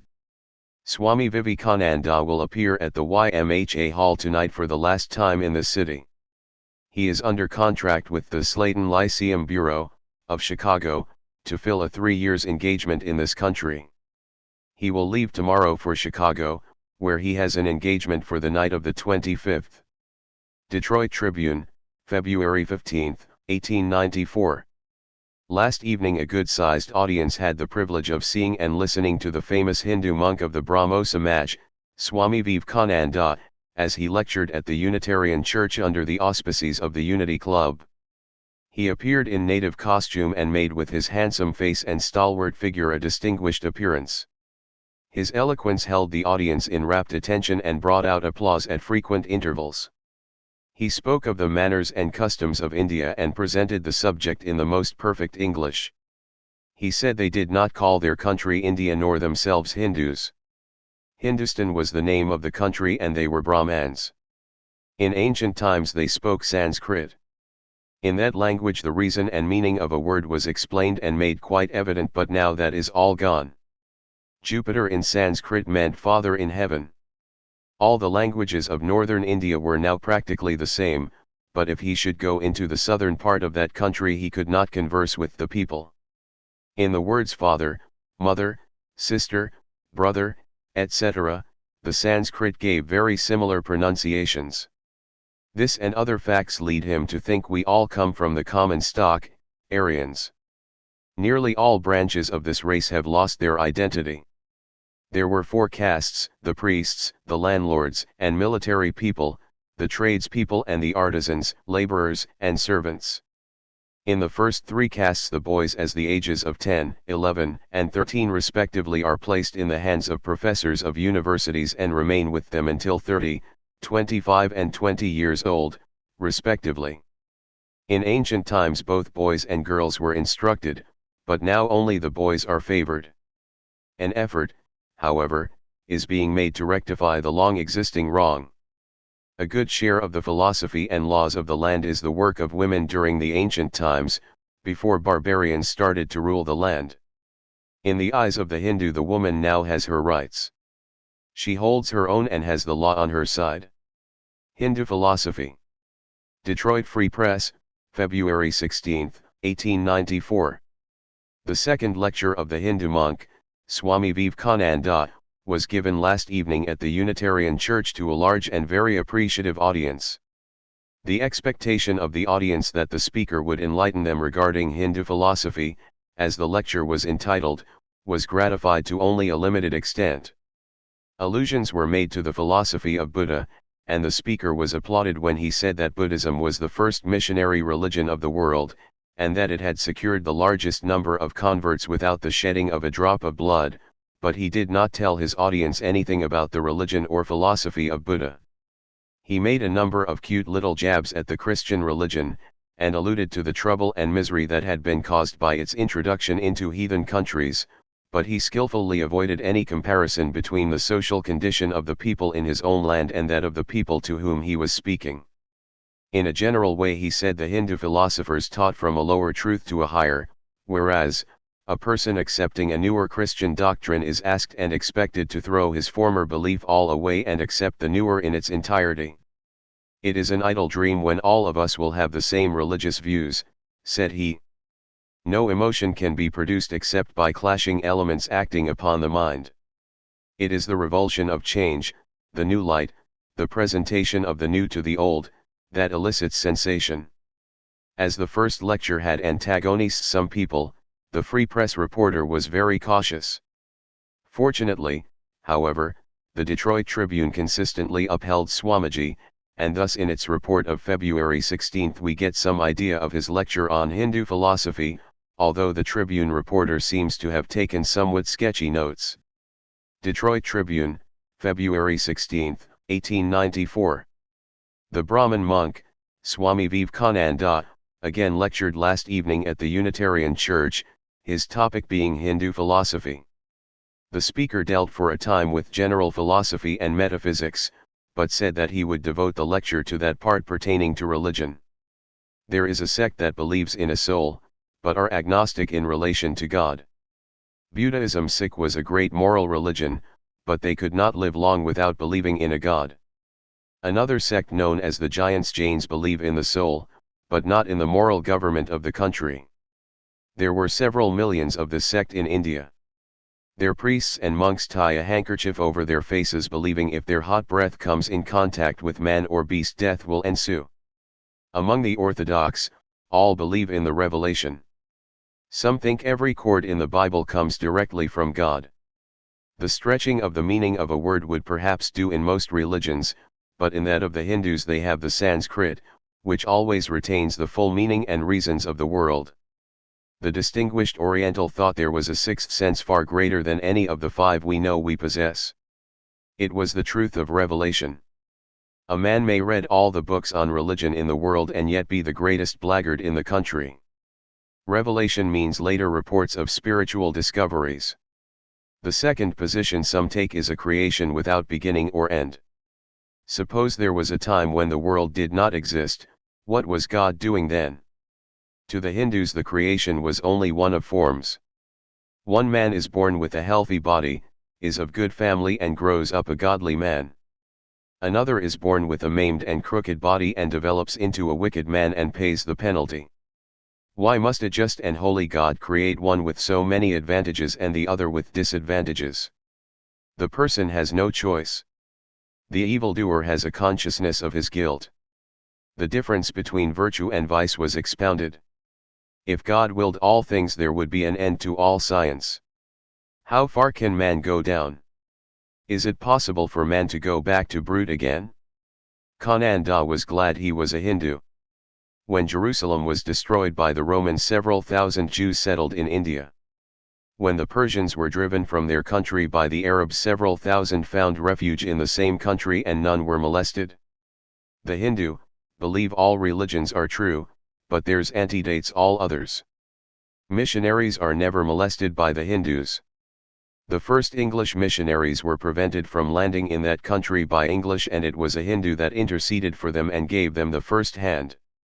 Religion is that which believes in all. Religion was compared to the blind men and the elephant. Each man felt of a special part and from it drew his conclusions of what an elephant was. Each was right in his way and yet all were needed to form a whole. Hindu philosophers say truth to truth, lower truth to higher. It is an idle dream of those who think that all will at some time think alike, for that would be the death of religion. Every religion breaks up into little sects, each claiming to be the true one and all the others wrong. Persecution is unknown in Buddhism. They sent out the first missionaries and are the only ones who can say they have converted millions without the shedding of a single drop of blood. Hindus, with all their faults and superstitions, never persecute. The speaker wanted to know how it was the Christians allowed such iniquities as are everywhere present in Christian countries. Miracles. Evening News, February 17, 1894. I cannot comply with the request of the news to work a miracle in proof of my religion, said Vivekananda to a representative of this paper, after being shown the news editorial on the subject. In the first place, I am no miracle worker, and in the second place the pure Hindu religion I profess is not based on miracles. We do not recognize such a thing as miracles. There are wonders wrought beyond our five senses, but they are operated by some law. Our religion has nothing to do with them. Most of the strange things which are done in India and reported in the foreign papers are sleight of hand tricks or hypnotic illusions. They are not the performances of the wise men. These do not go about the country performing their wonders in the marketplaces for pay. They can be seen and known only by those who seek to know the truth, and not moved by childish curiosity. The Divinity of Man. Detroit Free Press, February 18, 1894. Swami Vivekananda, Hindu philosopher and priest, concluded his series of lectures, or rather, sermons, at the Unitarian Church last night, speaking on the divinity of God. Actually the subject was the divinity of man. In spite of the bad weather, The church was crowded almost to the doors half an hour before the Eastern Brother, as he likes to be called, appeared. All professions and business occupations were represented in the attentive audience: lawyers, judges, ministers of the gospel, merchants, rabbi, not to speak of the many ladies who have by their repeated attendance and rapt attention shown a decided inclination to shower adulation upon the dusky visitor, whose drawing-room attraction is as great as his ability in the rostrum. The lecture last night was less descriptive than preceding ones, and for nearly 2 hours Vivekananda wove a metaphysical texture on affairs human and divine, so logical that he made science appear like common sense. It was a beautiful logical garment that he wove, replete with as many bright colors and as attractive and pleasing to contemplate as one of the many-hued fabrics made by hand in his native land and scented with the most seductive fragrance of the Orient. This dusky gentleman uses poetical imagery as an artist uses colors, and the hues are laid on just where they belong, the result being somewhat bizarre in effect, and yet having a peculiar fascination. Kaleidoscopic were the swiftly succeeding logical conclusions, and the deft manipulator was rewarded for his efforts from time to time by enthusiastic applause. The lecture was prefaced with the statement that the speaker had been asked many questions. A number of these he preferred to answer privately, but 3 he had selected, for reasons which would appear, to answer from the pulpit. They were: this and the next 4 paragraphs appear in Volume 4 of the Complete Works under the heading, "Is India a Benighted Country? Do the people of India throw their children into the laws of the crocodiles? Do they kill themselves beneath the wheels of the juggernaut? Do they burn widows with their husbands?" The first question the lecturer treated in the vein that an American abroad would answer inquiries about Indians running around in the streets of New York and similar myths which are even today entertained by many persons on the continent. The statement was too ludicrous to give a serious response to it.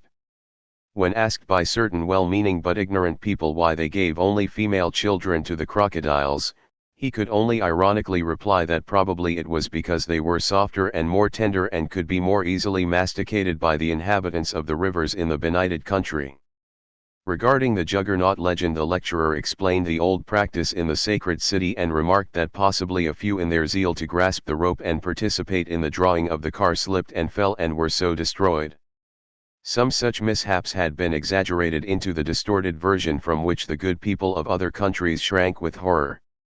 Vivekananda denied that the people burned widows. It was true, however, that widows had burned themselves. In the few cases where this had happened, they had been urged not to do so by the priests and holy men, who were always opposed to suicide where the devoted widows insisted, stating that they desired to accompany their husbands in the transformation that had taken place. They were obliged to submit to the fiery test. That is, they thrust their hands within the flames, and if they permitted them to be consumed, no further opposition was placed in the way of the fulfillment of their desires. But India is not the only country where women who have loved have followed immediately the loved one through the realms of immortality. Suicide in such cases have occurred in every land. It is an uncommon bit of fanaticism in any country, as unusual in India as elsewhere. No, the speaker repeated, the people do not burn women in India, nor have they ever burned witches. Proceeding to the lecture proper, Vivekananda proceeded to analyze the physical, mental, and soul attributes of life. The body is but a shell, the mind something that acts but a brief and fantastic part, while the soul has distinct individuality in itself.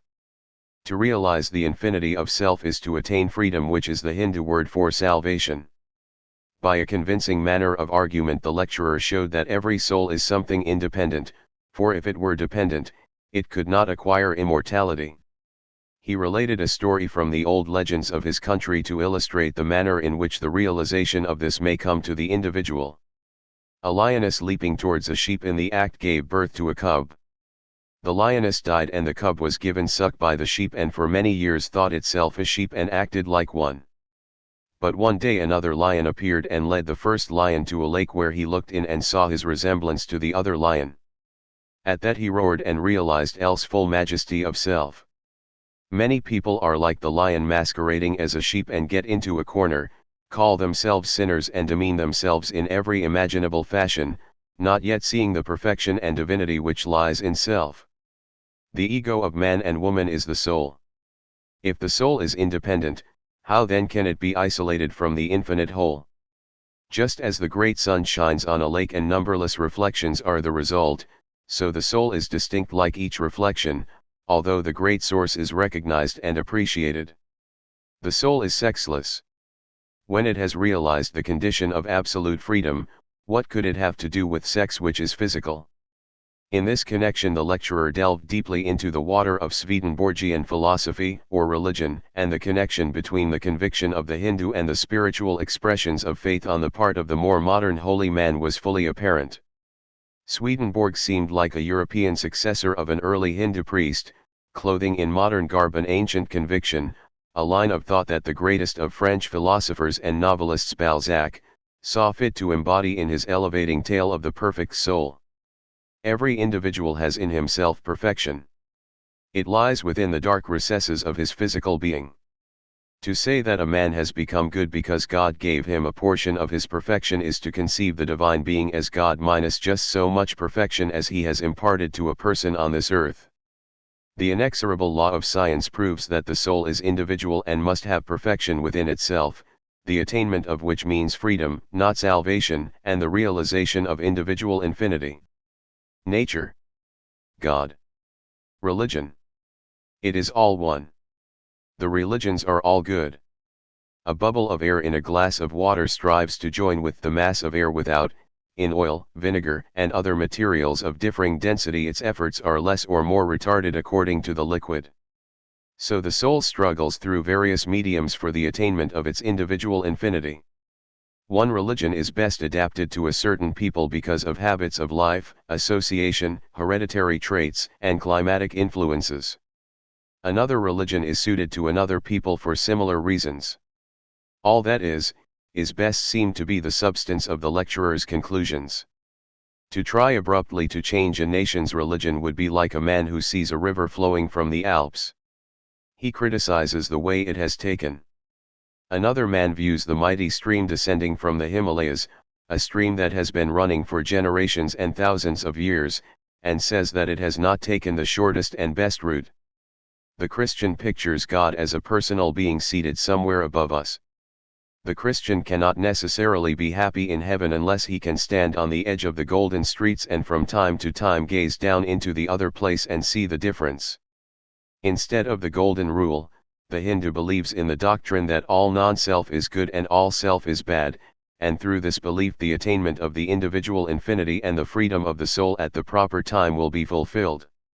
How excessively vulgar, stated Vivekananda, was the golden rule. Always self. Always self. Was the Christian creed. To do unto others as you would be done by. It was a horrible, barbarous, savage creed, but he did not desire to decry the Christian creed, for those who are satisfied with it to them it is well adapted. Let the great stream flow on, and he is a fool who would try to change its course, when nature will work out the solution.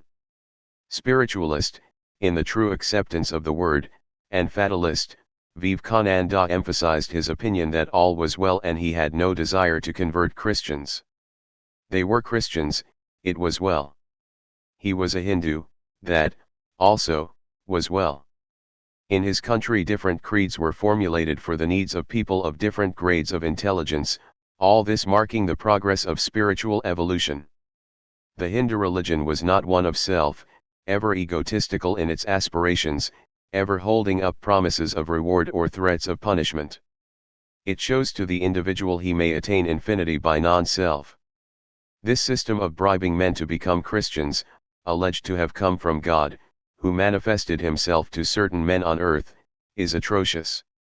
It is horribly demoralizing, and the Christian creed, accepted literally, has a shameful effect upon the moral natures of the bigots who accept it, retarding the time when the infinity of self may be attained. ******. The Tribune reporter, perhaps the same who had earlier heard giants for Janes, this time heard Barry for Byrne, but otherwise, with the exception of Swamiji's statements regarding the Golden Rule, he seems to have reported more or less accurately. Detroit Tribune, February 18, 1894. Swami Vivekananda at the Unitarian Church last night declared that widows were never burned alive in India through religion or law, but the act in all cases had been voluntary on the part of the women. The practice had been forbidden by one emperor, but it had gradually grown again until a stop was put to it by the English government. Fanatics existed in all religions, the Christian as well as the Hindu. Fanatics in India had been known to hold their hands over their heads in penance for so long a time that the arm had gradually grown stiff in that position, and so remained ever after. So, too, men had made a vow to stand still in one position.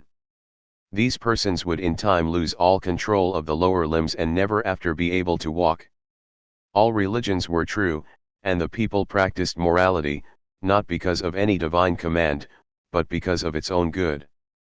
Hindus, he said, did not believe in conversion, calling it perversion. Associations, surroundings and educations were responsible for the great number of religions, and how foolish it was for an exponent of one religion to declare that another man's belief was wrong. It was as reasonable as a man from Asia coming to America and after viewing the course of the Mississippi to say to it, "You are running entirely wrong. You will have to go back to the starting place and commence it all over again." It would be just as foolish for a man in America to visit the Alps and after following the course of a river to the German Sea to inform it that its course was too tortuous and that the only remedy would be to flow as directed. The Golden Rule, he declared, was as old as the earth itself and to it could be traced all rules of morality. Man is a bundle of selfishness. He thought the hellfire theory was all nonsense. There could not be perfect happiness when it was known that suffering existed. He ridiculed the manner some religious persons have while praying. The Hindu, he said, closed his eyes and communed with the inner spirit, while some Christians he had seemed to stare at some point as if they saw God seated upon his heavenly throne. In the matter of religion there were two extremes, the bigot and the atheist. There was some good in the atheist, but the bigot lived only for his own little self. He thanked some anonymous person who had sent him a picture of the heart of Jesus. This he thought a manifestation of bigotry. Bigots belong to no religion. They are a singular phenomena. The love of God. The Detroit Free Press report of this lecture is printed in Volume 8 of the Complete Works. Detroit Tribune, February 21, 1894. The First Unitarian Church was crowded last night to hear Vivekananda. The audience was composed of people who came from Jefferson Avenue and the upper part of Woodward Avenue. Most of it was ladies who seemed deeply interested in the address and applauded several remarks of the Brahmin with much enthusiasm. The love that was dwelt upon by the speaker was not the love that goes with passion, but a pure and holy love that one in India feels for his God. As Vivekananda stated at the commencement of his address, the subject was the love the Indian feels for his God. But he did not preach to his text. The major portion of his address was an attack on the Christian religion. The religion of the Indian and the love of his God was the minor portion. The points in his address were illustrated with several applicable anecdotes of famous people in the history. The subjects of the anecdotes were renowned Mughal emperors of his native land and not of the native Hindu kings. The professors of religion were divided into two classes by the lecturer, the followers of knowledge and the followers of devotion. The end in the life of the followers of knowledge was experience. The end in the life of the devotee was love. Love, he said, was a sacrifice. It never takes, but it always gives. The Hindu never asks anything of his God, never prayed for salvation and a happy hereafter, but instead lets his whole soul go out to his God in an entrancing love. That beautiful state of existence could only be gained when a person felt an overwhelming want of God. Then God came in all of his fullness. There were three different ways of looking at God. One was to look upon him as a mighty personage and fall down and worship his might. Another was to worship him as a father. In India the father always punished the children and an element of fear was mixed with the regard and love for a father. Still another way to think of God was as a mother. In India a mother was always truly loved and reverenced. That was the Indians' way of looking at their God. Vivekananda said that a true lover of God would be so wrapped up in his love that he would have no time to stop and tell members of another sect that they were following the wrong road to secure the God, and strive to bring him to his way of thinking. ******* Detroit Journal. If Vivekananda, the Brahmin monk, who is delivering a lecture course in the city, could be induced to remain for a week longer, the largest hall in Detroit would not hold the crowds which would be anxious to hear him. He has become a veritable fad, as last evening every seat in the Unitarian Church was occupied, and many were compelled to stand throughout the entire lecture. The speaker's subject was, the love of God. His definition of love was something absolutely unselfish, that which has no thought beyond the glorification and adoration of the object upon which our affections are bestowed. Love, he said, is a quality which bows down and worships and asks nothing in return. Love of God, he thought, was different. God is not accepted, he said, because we really need him, except for selfish purposes. His lecture was replete with story and anecdote, all going to show the selfish motive underlying the motive of love for God. The Songs of Solomon were cited by the lecturer as the most beautiful portion of the Christian Bible, and yet he had heard with deep regret that there was a possibility of their being removed. In fact, he declared, as a sword-clinching argument at the close, the love of God appears to be based upon a theory of what can I get out of it. Christians are so selfish in their love that they are continually asking God to give them something, including all manner of selfish things. Modern religion is, therefore, nothing but a mere hobby and fashion, and people flock to church like a lot of sheep. Were prophetesses. Their spirituality then was admirable. It is unfair to judge women in the East by the Western standard. In the West, woman is the wife, in the East she is the mother. The Hindus worship the idea of mother, and even the monks are required to touch the earth with their foreheads before their mothers. Chastity is much esteemed. The lecture was one of the most interesting Kananda has delivered, and he was warmly received. *******.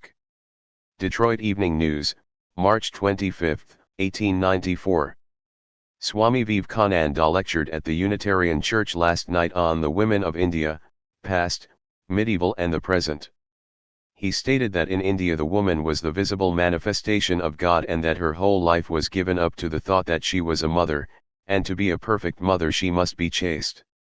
No mother in India ever abandoned her offspring, he said, and defied anyone to prove the contrary. The girls of India would die if they, like American girls, were obliged to expose half their bodies to the vulgar gaze of young men. He desired that India be judged from the standard of that country and not from this.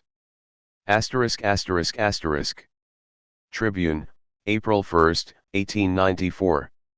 While Swami Kananda was in Detroit, he had a number of conversations, in which he answered questions regarding the women of India. It was the information he thus imparted that suggested a public lecture from him on this subject.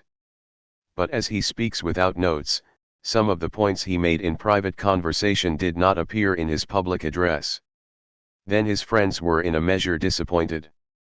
But one of his lady listeners has put on paper some of the things he told in his afternoon talks, and it is now for the first time given to the press. To the great tablelands of the high Himalaya mountains first came the Aryans, and there to this day abides the pure type of Brahmin, a people which we Westerners can but dream of. Pure in thought, deed, and action, so honest that a bag of gold left in a public place would be found unharmed 20 years after, so beautiful that, to use Kananda's own phrase, to see a girl in the fields is to pause and marvel that God could make anything so exquisite. Their features are regular, their eyes and hair dark, and their skin the color which would be produced by the drops which fell from a pricked finger into a glass of milk. These are the Hindus in their pure type, untainted and untrammeled. As to their property laws, the wife's dowry belongs to her exclusively, never becoming the property of the husband. She can sell or give away without his consent. The gifts from any one to herself, including those of the husband, are hers alone, to do with as she pleases. Woman walks abroad without fear, she is as free as perfect trust in those about her can render her. There is no Zenana in the Himalayas, and there is a part of India which the missionaries never reach. These villages are most difficult of access. These people, untouched by Mahometan influence, can but be reached by wearisome and toilsome climbing, and are unknown to Mahometan and Christian alike. India's first inhabitants. In the forest of India are found races of wild people, very wild, even to cannibalism. These are the original Indians and never were Aryan or Hindu. As the Hindus settled in the country proper and spread over its vast area, corruptions of many kinds found home among them. The sun was scorching and the men exposed to it were dark in color. 5 generations are but needed to change the transparent glow of the white complexion of the dwellers of the Himalaya mountains to the bronzed hue of the Hindu of India. Kananda has one brother very fair and one darker than himself. His father and mother are fair. The women are apt to be, the cruel etiquette of the Zenana established for protection from the Mohammedans keeping them within doors, fairer. Kananda is 31 years old. A clip at American men. Kananda asserts with an amused twinkle in his eye that American men amuse him.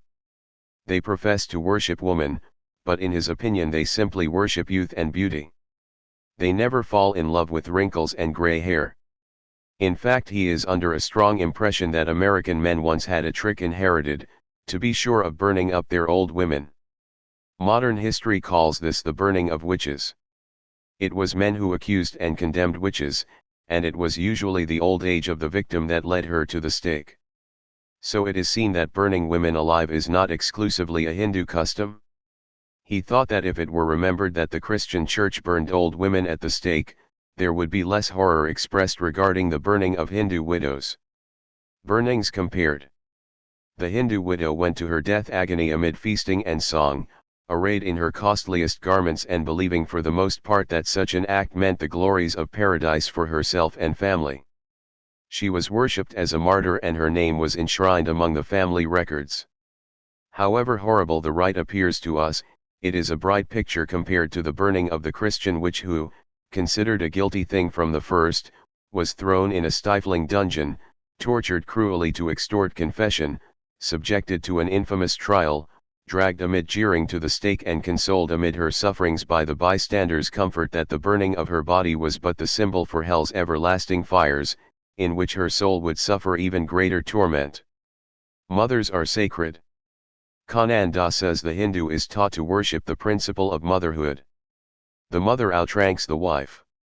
The mother is holy. The motherhood of God is more in his mind than the fatherhood. All women, whatever the caste, are exempt from corporal punishment. Should a woman murder, her head is spared. She may be placed astride a donkey facing his tail. Thus riding through the streets a drummer shouts her crime, after which she is free, her humiliation being deemed sufficient punishment to serve as a preventive for further crime. Should she care to repent, there are religious houses open to her, where she can become purified, or she can at her own option at once enter the class of monks and so become a holy woman. The question was put to Mr. Kananda whether the freedom thus allowed in the joining the monks without a superior over them did not tend to hypocrisy among the order, as he claims, of the purest of Hindu philosophers. Kananda assented, but explained that there is no one between the people and the monk. The monk has broken down all caste. A Brahmin will not touch the low-caste Hindu but let him or her become a monk, and the mightiest will prostrate himself before the low-caste monk. The people are obliged to take care of the monk, but only as long as they believe in his sincerity. Once condemned for hypocrisy, he is called a liar and falls to the depths of mendicancy, a mere wandering beggar inspiring no respect. Other thoughts? A woman has the right of way with even a prince. When the studious Greeks visited Hindustan to learn of the Hindu, all doors were open to them, but when the Mohammedan with his sword and the Englishman with his bullets came, their doors were closed. Such guests were not welcomed. As Kananda deliciously words it, when the tiger comes we close our doors until he has passed by. The United States, says Kananda, has inspired him with hopes for great possibilities in the future, but our destiny, as that of the world, rests not in the lawmakers of today, but in the women. Mr. Kananda's words, The salvation of your country depends upon its women. Buddhistic India. Reproduced from the Swami Vivekananda Centenary Memorial Volume, published by the Swami Vivekananda Centenary, Calcutta, in 1963. The additions in square brackets have been made for purposes of clarification. Periods indicate probable omissions. Publisher. Delivered at the Shakespeare Club, Pasadena, California, on February 2, 1900.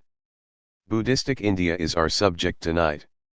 Almost all of you, perhaps, have read Edwin Arnold's poem on the life of Buddha, and some of you, perhaps, have gone into the subject with more scholarly interest, as in English, French and German, there is quite a lot of Buddhistic literature.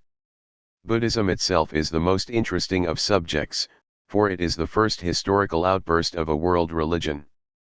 There have been great religions before Buddhism arose, in India and elsewhere, but, more or less, they are confined within their own races. The ancient Hindus or ancient Jews or ancient Persians, every one of them had a great religion, but these religions were more or less racial. With Buddhism first begins that peculiar phenomenon of religion boldly starting out to conquer the world. Apart from its doctrines and the truths it taught and the message it had to give, we stand face to face with one of the tremendous cataclysms of the world.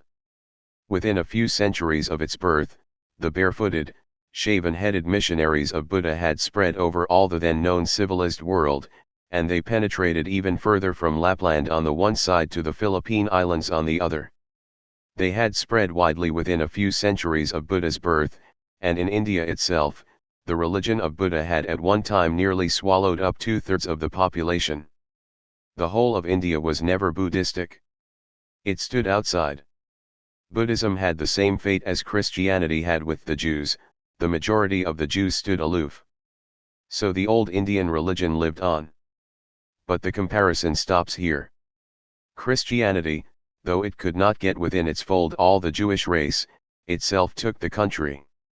Where the old religion existed, the religion of the Jews that was conquered by Christianity in a very short time, and the old religion was dispersed, and so the religion of the Jews lives a sporadic life in different parts of the world.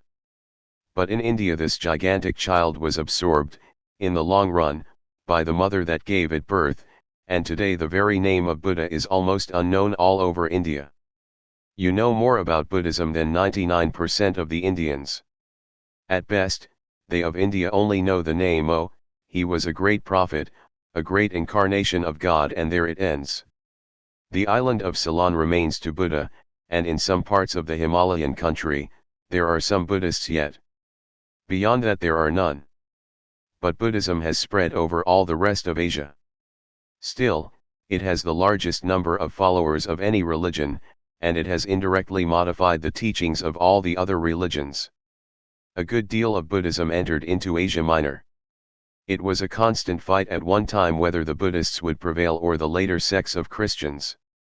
The Gnostics and the other sects of early Christians were more or less Buddhistic in their tendencies, and all these got fused up in that wonderful city of Alexandria, and out of the fusion under Roman law came Christianity. Buddhism in its political and social aspect is even more interesting than its doctrines and dogmas, and as the first outburst of the tremendous world-conquering power of religion, it is very interesting also. I am mostly interested in this lecture in India as it has been affected by Buddhism, and to understand Buddhism and its rise a bit, we have to get a few ideas about India as it existed when this great prophet was born. There was already in India a vast religion with an organized scripture, the Vedas, and these Vedas existed as a mass of literature and not a book, just as you find the Old Testament, the Bible. Now, the Bible is a mass of literature of different ages, different persons are the writers, and so on. It is a collection. Now, the Vedas are a vast collection. I do not know whether, if the texts were all found, nobody has found all the texts, nobody even in India has seen all the books. If all the books were known, this room would contain them. It is a huge mass of literature, carried down from generation to generation from God, who gave the scriptures. And the idea about the scriptures in India became tremendously orthodox. You complain of your orthodoxies in book worship. If you get the Hindus' idea, where will you be? The Hindus think the Vedas are the direct knowledge of God, that God has created the whole universe in and through the Vedas, and that the whole universe exists because it is in the Vedas. The cow exists outside because the word cow is in the Vedas, man exists outside because of the word in the Vedas. Here you see the beginning of that theory which later on Christians developed and expressed in the text, in the beginning was the Word and the Word was with God. It is the old, ancient theory of India. Upon that is based the whole idea of the scriptures. And mind, every word is the power of God. The word is only the external manifestation on the material plane.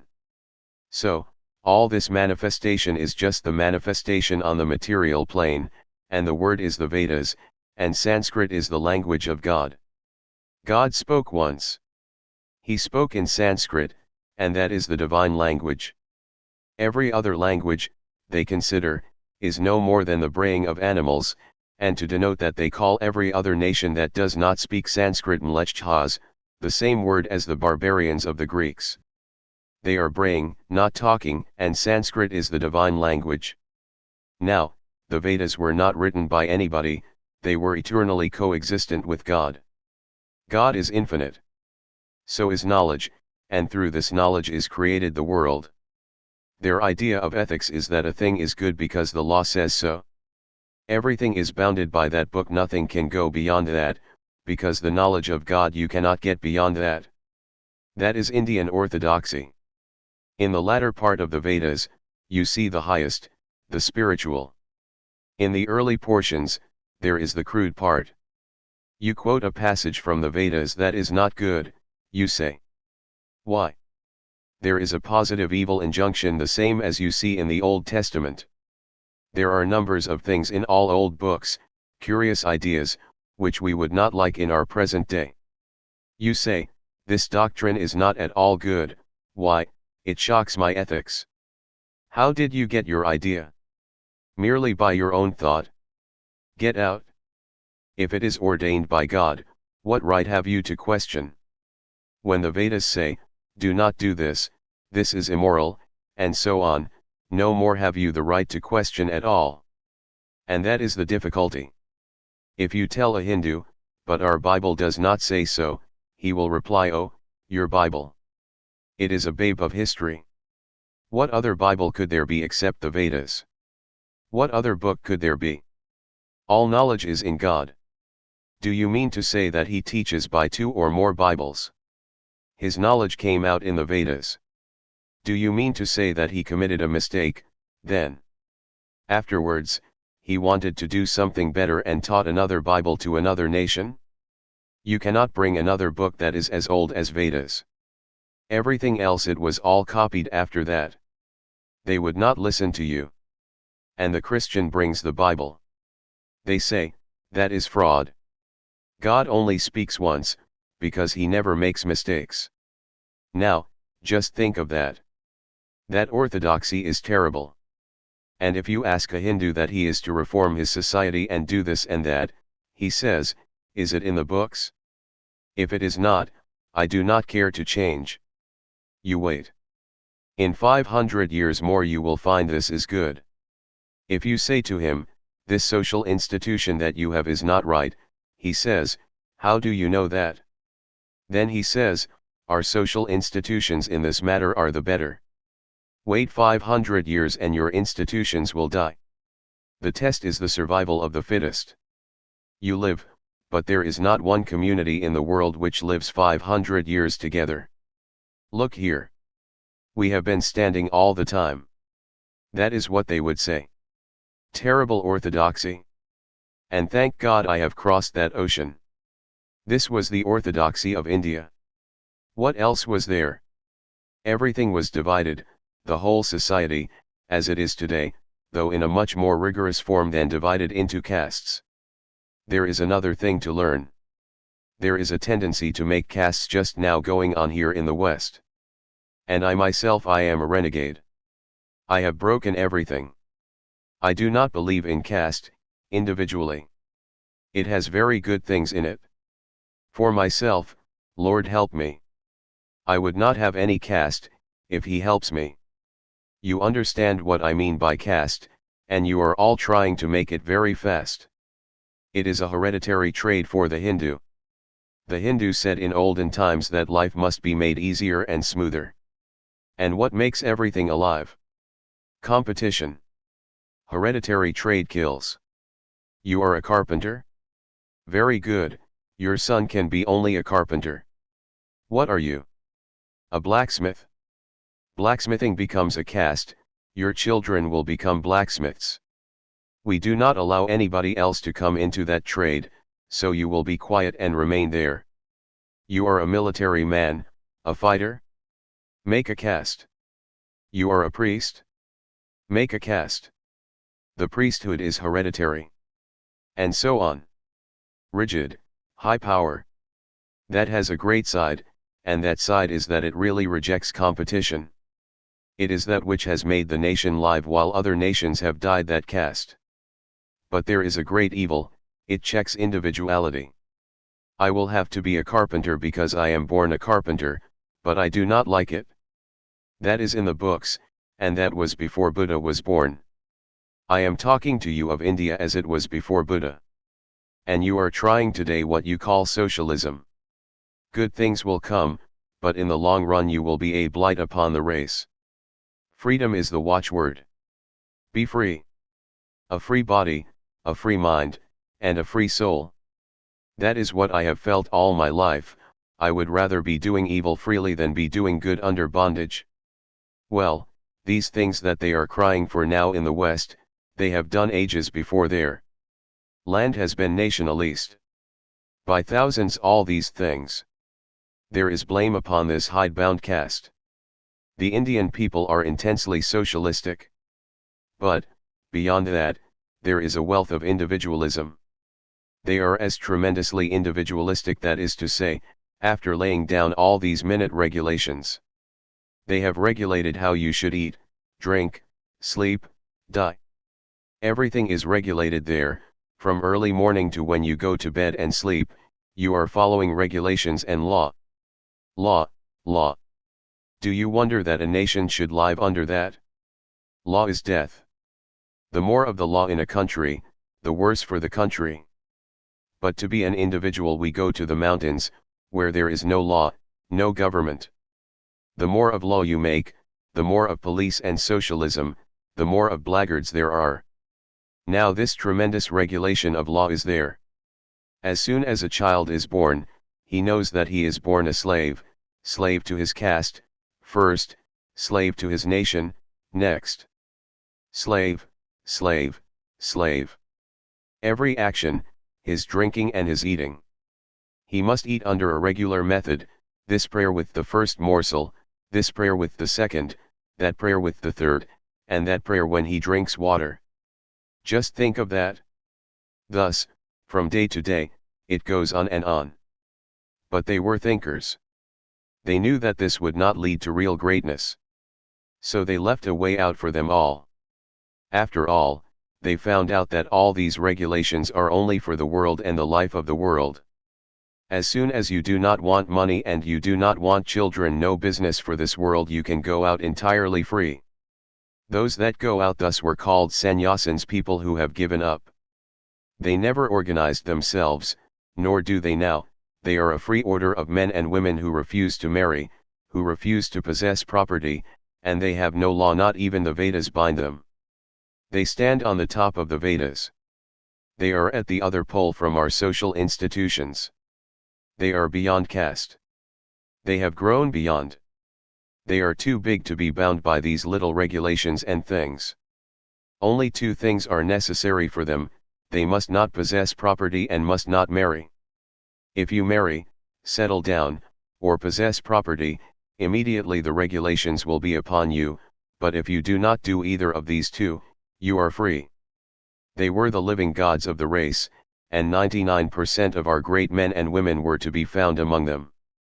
In every country, real greatness of the soul means extraordinary individuality, and that individuality you cannot get in society. It frets and fumes and wants to burst society. If society wants to keep it down, that soul wants to burst society into pieces. And they made an easy channel. They say, well, once you get out of society, then you may preach and teach everything that you like. We only worship you from a distance. So there were the tremendous, individualistic men and women, and they are the highest persons in all society. If one of those yellow-clad shaven heads comes, the prince even dare not remain seated in his presence, he must stand. The next half hour, one of these sannyasins might be at the door of one of the cottages of the poorest subjects, glad to get only a piece of bread. And he has to mix with all grades. Now he sleeps with a poor man in his cottage, tomorrow he sleeps on the beautiful bed of a king. One day he dines on gold plates in king's palaces, the next day, he has not any food and sleeps under a tree. Society looks upon these men with great respect, and some of them, just to show their individuality, will try to shock the public ideas. But the people are never shocked so long as they keep to these principles, perfect purity and no property. These men, being very individualistic, they are always trying new theories and plans, visiting in every country. They must think something new, they cannot run in the old groove. Others are all trying to make us run in the old groove, forcing us all to think alike. But human nature is greater than any human foolishness. Our greatness is greater than our weakness, the good things are stronger than the evil things. Supposing they succeeded in making us all think in the same groove, there we would be no more thought to think, we would die. Here was a society which had almost no vitality, its members pressed down by iron chains of law. They were forced to help each other. There, one was under regulations that were tremendous, regulations even how to breathe, how to wash face and hands, how to bathe, how to brush the teeth, and so on, to the moment of death. And beyond these regulations was the wonderful individualism of the sannyasin. There he was. And every day's new sect was rising amongst these strong, individualistic men and women. The ancient Sanskrit books tell about their standing out of one woman who was very quaint, queer old woman of the ancient times. She always had some new thing, sometimes she was criticized, but always people were afraid of her, obeying her quietly. So, there were those great men and women of olden times. And within this society, so oppressed by regulations, the power was in the hands of the priests. In the social scale, the highest caste is that of the priest, and that being a business I do not know any other word, that is why I use the word priest. It is not in the same sense as in this country, because our priest is not a man that teaches religion or philosophy. The business of a priest is to perform all these minute details of regulations which have been laid down. The priest is the man who helps in these regulations. He marries you, to your funeral he comes to pray. So at all the ceremonies performed upon a man or a woman, the priest must be there. In society the ideal is marriage. Everyone must marry. It is the rule.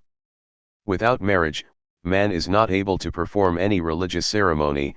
He is only half a man, he is not competent to officiate. Even the priest himself cannot officiate as a priest, except he marries. Half a man is unfit within society. Now, the power of the priests increased tremendously. The general policy of our national lawgivers was to give the priests this honor. They also had the same socialistic plan you are just ready to try that checked them from getting money. What was the motive? Social honor. Mind you, the priest in all countries is the highest in the social scale, so much so in India that the poorest Brahmin is greater than the greatest king in the country, by birth. He is the nobleman in India. But the law does not allow him ever to become rich. The law grinds him down to poverty only, it gives him this honor. He cannot do 1,000 things, and the higher is the caste in the social scale, the more restricted are its enjoyments. The higher the caste, the less the number of kinds of food that man can eat, the less the amount of food that man may eat, the less the number of occupations he may engage in. To you, his life would be only a perpetual train of hardships, nothing more than that. It is a perpetual discipline in eating, drinking, and everything, and all penalties which are required from the lower caste are required from the higher 10 times more. The lowest man tells a lie, his fine is $1. A Brahmin, he must pay, say, $100 for he knows better. But this was a grand organization to start with. Later on, the time came when these priests, began to get all the power in their hands, and at last they forgot the secret of their power, poverty. They were men whom society fed and clad so that they might simply learn and teach and think. Instead of that, they began to spread out their hands to clutch at the riches of society. They became money grabbers, to use your word, and forgot all these things. Then there was the second caste, the kingly caste, the military. Actual power was in their hands. Not only so, they have produced all of our great thinkers, and not the Brahmins. It is curious. All our great prophets, almost without one exception, belong to the kingly caste. The great man Krishna was also of that caste, Rama, he also, and all our great philosophers, almost all sat on the throne, thence came all the great philosophers of renunciation. From the throne came the voice that always cried, renounce. These military people were their kings, and they also were the philosophers, they were the speakers in the Upanishads. In their brains and their thought, they were greater than the priests, they were more powerful, they were the kings, and yet the priests got all the power and tried to tyrannize over them. And so that was going on, political competition between the two castes, the priests and the kings. Another phenomenon is there. Those of you that have been to hear the first lecture already know that in India there are two great races, one is called the Aryan, the other, the non-Aryan. It is the Aryan race that has the three castes, but the whole of the rest are dubbed with one name, Shudras, no caste. They are not Aryans at all. Many people came from outside of India, and they found the Shudras there, the aborigines of the country. However it may be, these vast masses of non-Aryan people and the mixed people among them, they gradually became civilized and they began to scheme for the same rights as the Aryans. They wanted to enter their schools and their colleges, they wanted to take the sacred thread of the Aryans, they wanted to perform the same ceremonies as the Aryans, and wanted to have equal rights in religion and politics like the Aryans. And the Brahmin priest, he was the great antagonist of such claims. You see, it is the nature of priests in every country, they are the most conservative people, naturally. So long as it is a trade, it must be, it is to their interest to be conservative. So this tide of murmur outside the Aryan Pale, the priests were trying to check with all their might. Within the Aryan Pale, there was also a tremendous religious ferment, and it was mostly led by this military caste. There was already the sect of Jains, who are a conservative force in India even today. It is a very ancient sect. They declared against the validity of the scriptures of the Hindus, the Vedas. They wrote some books themselves, and they said, our books are the only original books, the only original Vedas, and the Vedas that now are going on under that name have been written by the Brahmins to dupe the people. And they also laid the same plan. You see, it is difficult for you to meet the arguments of the Hindus about the scriptures. They also claimed that the world has been created through those books. And they were written in the popular language. The Sanskrit, even then, had ceased to be a spoken language, it had just the same relation to the spoken language as Latin has to modern Italian. Now, they wrote all their books in Pali, and when a Brahmin said, why, your books are in Pali? They said, Sanskrit is a language of the dead. In their methods and manners they were different. For, you see, these Hindu scriptures, the Vedas, are a vast mass of accumulation, some of them crude until you come to where religion is taught, only the spiritual. Now, that was the portion of the Vedas which these sects all claim to preach. Then, there are three steps in the ancient Vedas: first, work; second, worship; third, knowledge.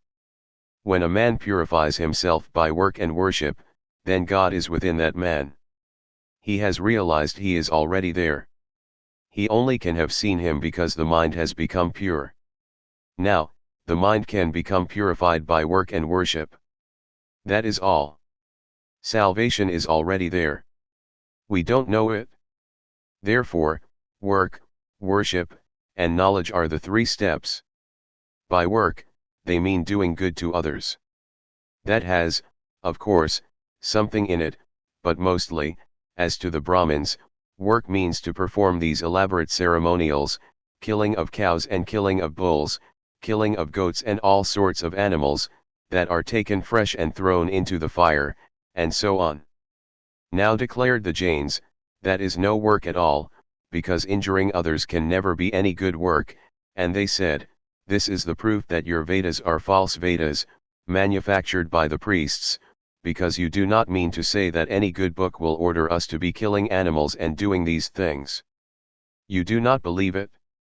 So all this killing of animals and other things that you see in the Vedas, they have been written by the Brahmins, because they alone are benefited. It is the priest only who pockets the money and goes home. So, therefore, it is all priestcraft.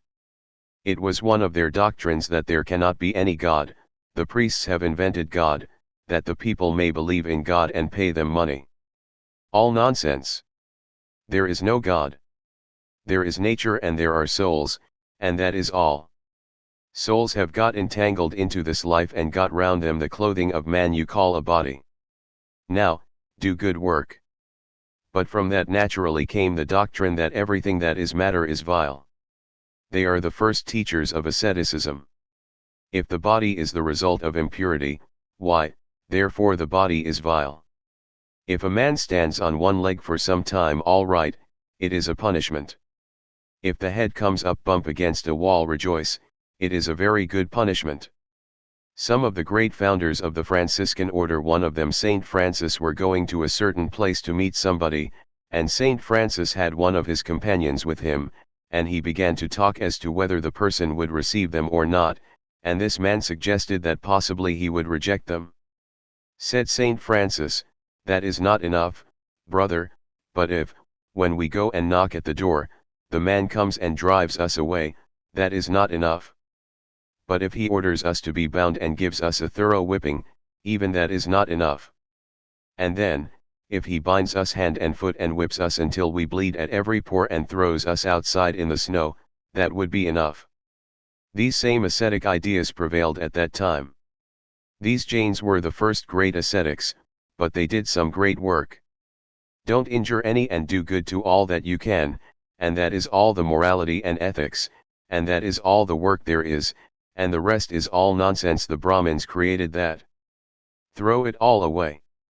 And then they went to work and elaborated this one principle all through, and it is a most wonderful ideal, how all that we call ethics they simply bring out from that one great principle of non-injury and doing good. This sect was at least 500 years before Buddha, and he was 550 years before Christ. The dates of the Jaina and Buddha were not known accurately in those days. Now the whole of the animal creation they divide into 5 sections, the lowest have only one organ, that of touch, the next one, touch and taste, the next, touch, taste, and hearing, the next, touch, taste, hearing, and sight. And the next, the 5 organs. The first 2, the 1 organ and the 2 organ, are invisible to the naked eye, and they are everywhere in water. A terrible thing, killing these low forms of life. This bacteriology has come into existence in the modern world only in the last 20 years, and therefore nobody knew anything about it. They said, the lowest animals are only 1 organ, touch, nothing else. The next greater were also invisible. And they all knew that if you boiled water these animals were killed. So these monks, if they died of thirst, they would never kill these animals by drinking water. But if a monk stands at your door and you give him a little boiled water, the sin is on you of killing the animals and he will get the benefit. They carry these ideas to ludicrous extremes. For instance, in rubbing the body, if he bathes he will have to kill numbers of animal culls, so he never bathes. He gets killed himself, he says that is all right. Life has no care for him, he will get killed and save life. These Jains were there. There were various other sects of ascetics, and while this was going on the one hand, there was the political jealousy between the priests and the kings. And then these different dissatisfied sects were springing up everywhere. And there was the greater problem, the vast multitudes of people wanting the same rights as the Aryans, dying of thirst while the perennial stream of nature went flowing by them, and no right to drink a drop of water. And that man was born the great man Buddha. Most of you know about him, his life. And in spite of all the miracles and stories that generally get fastened upon any great man, in the first place, he is one of the most historical prophets of the world. Two are very historical, one, the most ancient, Buddha, and the other, Mohammed, because both friends and foes are agreed about them. So we are perfectly sure that there were such persons. As for the other persons, we have only to take for granted what the disciples say, nothing more. Our Krishna, you know, the Hindu prophet, he is very mythological. A good deal of his life, and everything about him, is written only by his disciples, and then there seem to be, sometimes, 3 or 4 men, who all loom into one. We do not know so clearly about many of the prophets, but as to this man, because both friends and foes write of him, we are sure that there was such a historical personage. And if we analyze through all the fables and reports of miracles and stories that generally are heaped upon a great man in this world, we will find an inside core, and all through the account of that man, he never did a thing for himself, never. How do you know that? Because, you see, when fables are fastened upon a man, the fables must be tinged with that man's general character. Not one fable tried to impute any vice or any immorality to the man. Even his enemies have favorable accounts. When Buddha was born, he was so pure that whosoever looked at his face from a distance immediately gave up the ceremonial religion and became a monk and became saved. So the gods held a meeting. They said, "We are undone." Because most of the gods live upon the ceremonials. These sacrifices go to the gods, and these sacrifices were all gone. The gods were dying of hunger, and the reason for it was that their power was gone. So the gods said, "We must, anyhow, put this man down. He is too pure for our life." And then the gods came and said, "Sir, we come to ask you something. We want to make a great sacrifice, and we mean to make a huge fire, and we have been seeking all over the world for a pure spot to light the fire on and could not find it, and now we have found it. If you will lie down, on your breast we will make the huge fire." "Granted," he says, "go on." And the gods built the fire high upon the breast of Buddha, and they thought he was dead, and he was not. And then they went about and said, "We are undone." And all the gods began to strike him. No good. They could not kill him. From underneath, the voice comes, "Why are you making all these vain attempts? Whoever looks upon you becomes purified and is saved, and nobody is going to worship us. Then, your attempt is vain, because purity can never be killed." This fable was written by his enemies, and yet throughout the fable the only blame that attaches to Buddha is that he was so great a teacher of purity. About his doctrines, some of you know a little. It is his doctrines that appeal to many modern thinkers whom you call agnostics. He was a great preacher of the brotherhood of mankind, Aryan or non-Aryan, caste or no caste, and sex or no sex. Everyone has the same right to God and to religion and to freedom. Come in, all of you.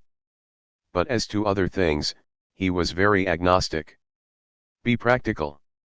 There came to him one day 5 young men, Brahmin born, quarreling upon a question. They came to him to ask him the way to truth. And one said, "My people teach this, and this is the way to truth." The other said, "I have been taught this, and this is the only way to truth." "Which is the right way, sir?" "Well, you say your people taught this is truth and is the way to God." "Yes. But did you see God?" "No, sir." "Your father?" "No, sir." "Your grandfather?" "No, sir." "None of them saw God?" "No." "Well, and your teachers, neither any of them saw God?" "No." And he asked the same to the others. They all declared that none had seen God. "Well," said Buddha, in a certain village came a young man weeping and howling and crying, "Oh, I love her so. Oh my, I love her so." And then the villagers came, and the only thing he said was he loved her so. "Who is she that you love?" "I do not know." "Where does she live?"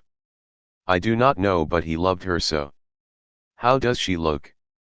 "That I do not know, but oh, I love her so." Then asked Buddha, "Young man, what would you call this young man?" "Why, sir, he was a fool."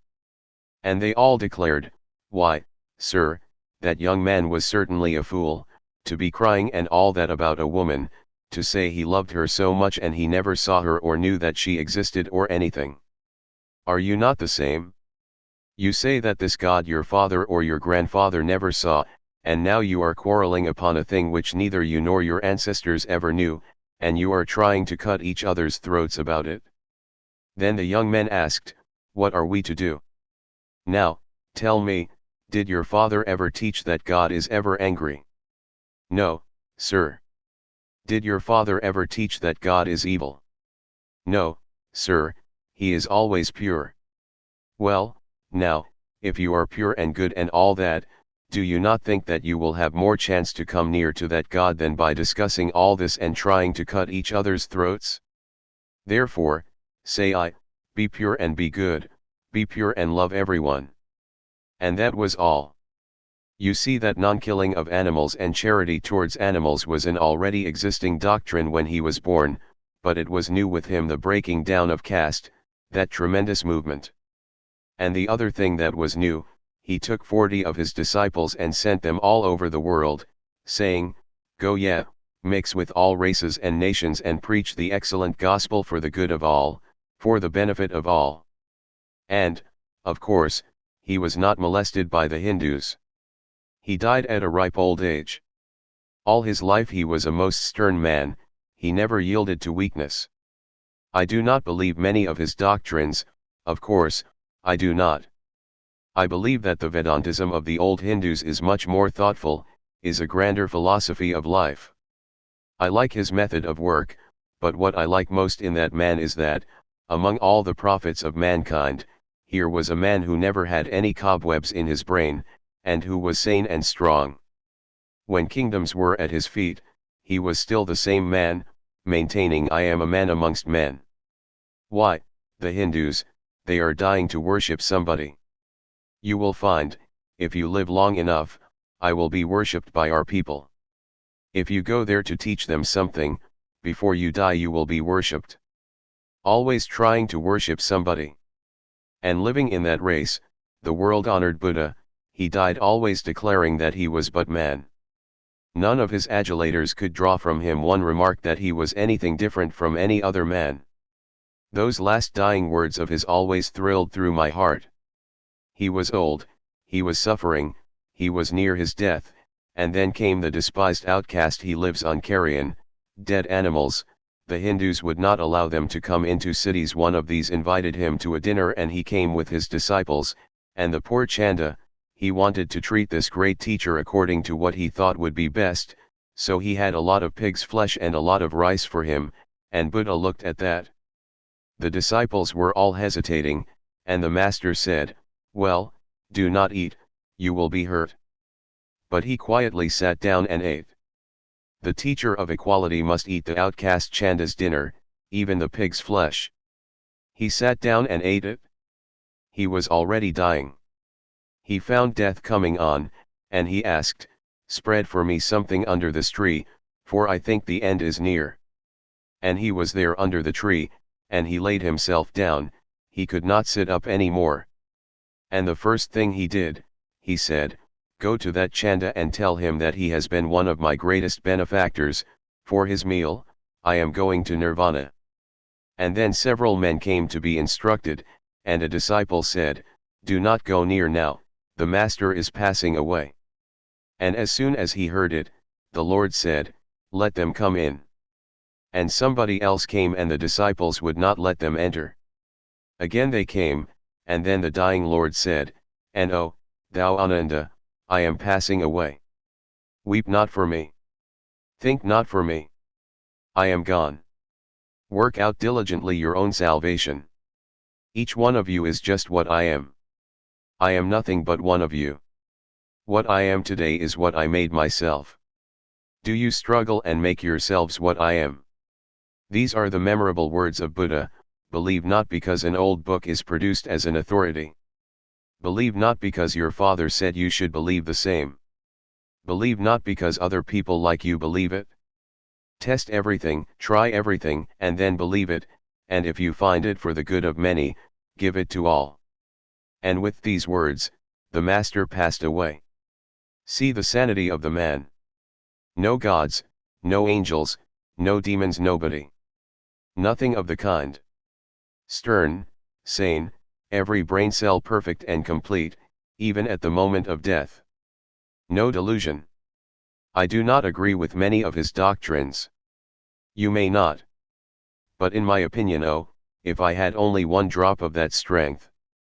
The sanest philosopher the world ever saw. Its best and its sanest teacher.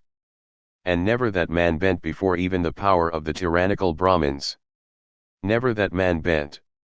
Direct and everywhere the same, weeping with the miserable, helping the miserable, singing with the singing, strong with the strong, and everywhere the same sane and able man.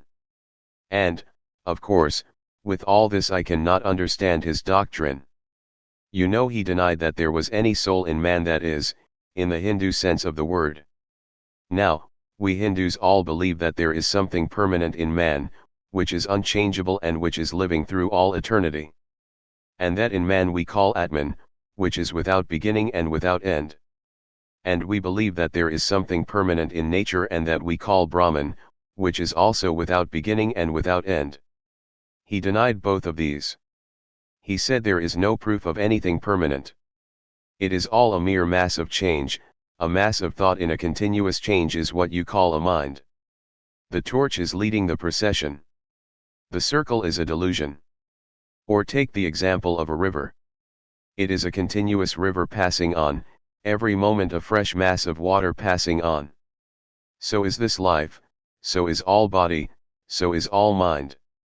Well, I do not understand his doctrine, we Hindus never understood it. But I can understand the motive behind that. Oh, the gigantic motive. The master says that selfishness is the great curse of the world, that we are selfish and that therein is the curse. There should be no motive for selfishness. You are like a river passing on a continuous phenomenon. Have no God, have no soul, stand on your feet and do good for good's sake, neither for fear of punishment nor for the sake of going anywhere. Stand sane and motiveless. The motive is, I want to do good, it is good to do good. Tremendous. Tremendous.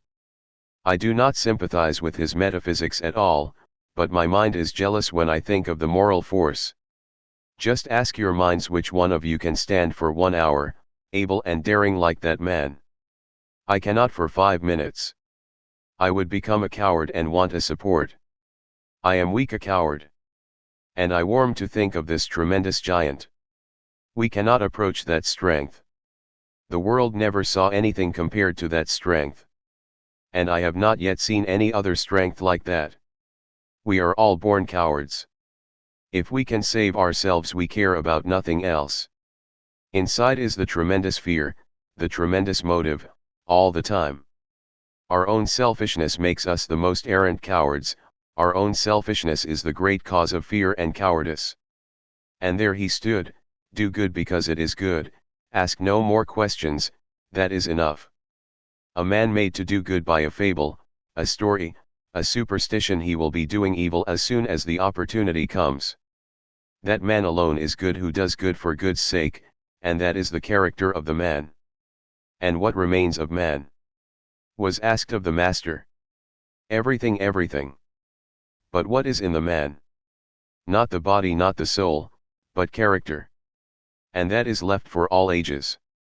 All that have passed and died, they have left for us their characters, eternal possessions for the rest of humanity, and these characters are working all through.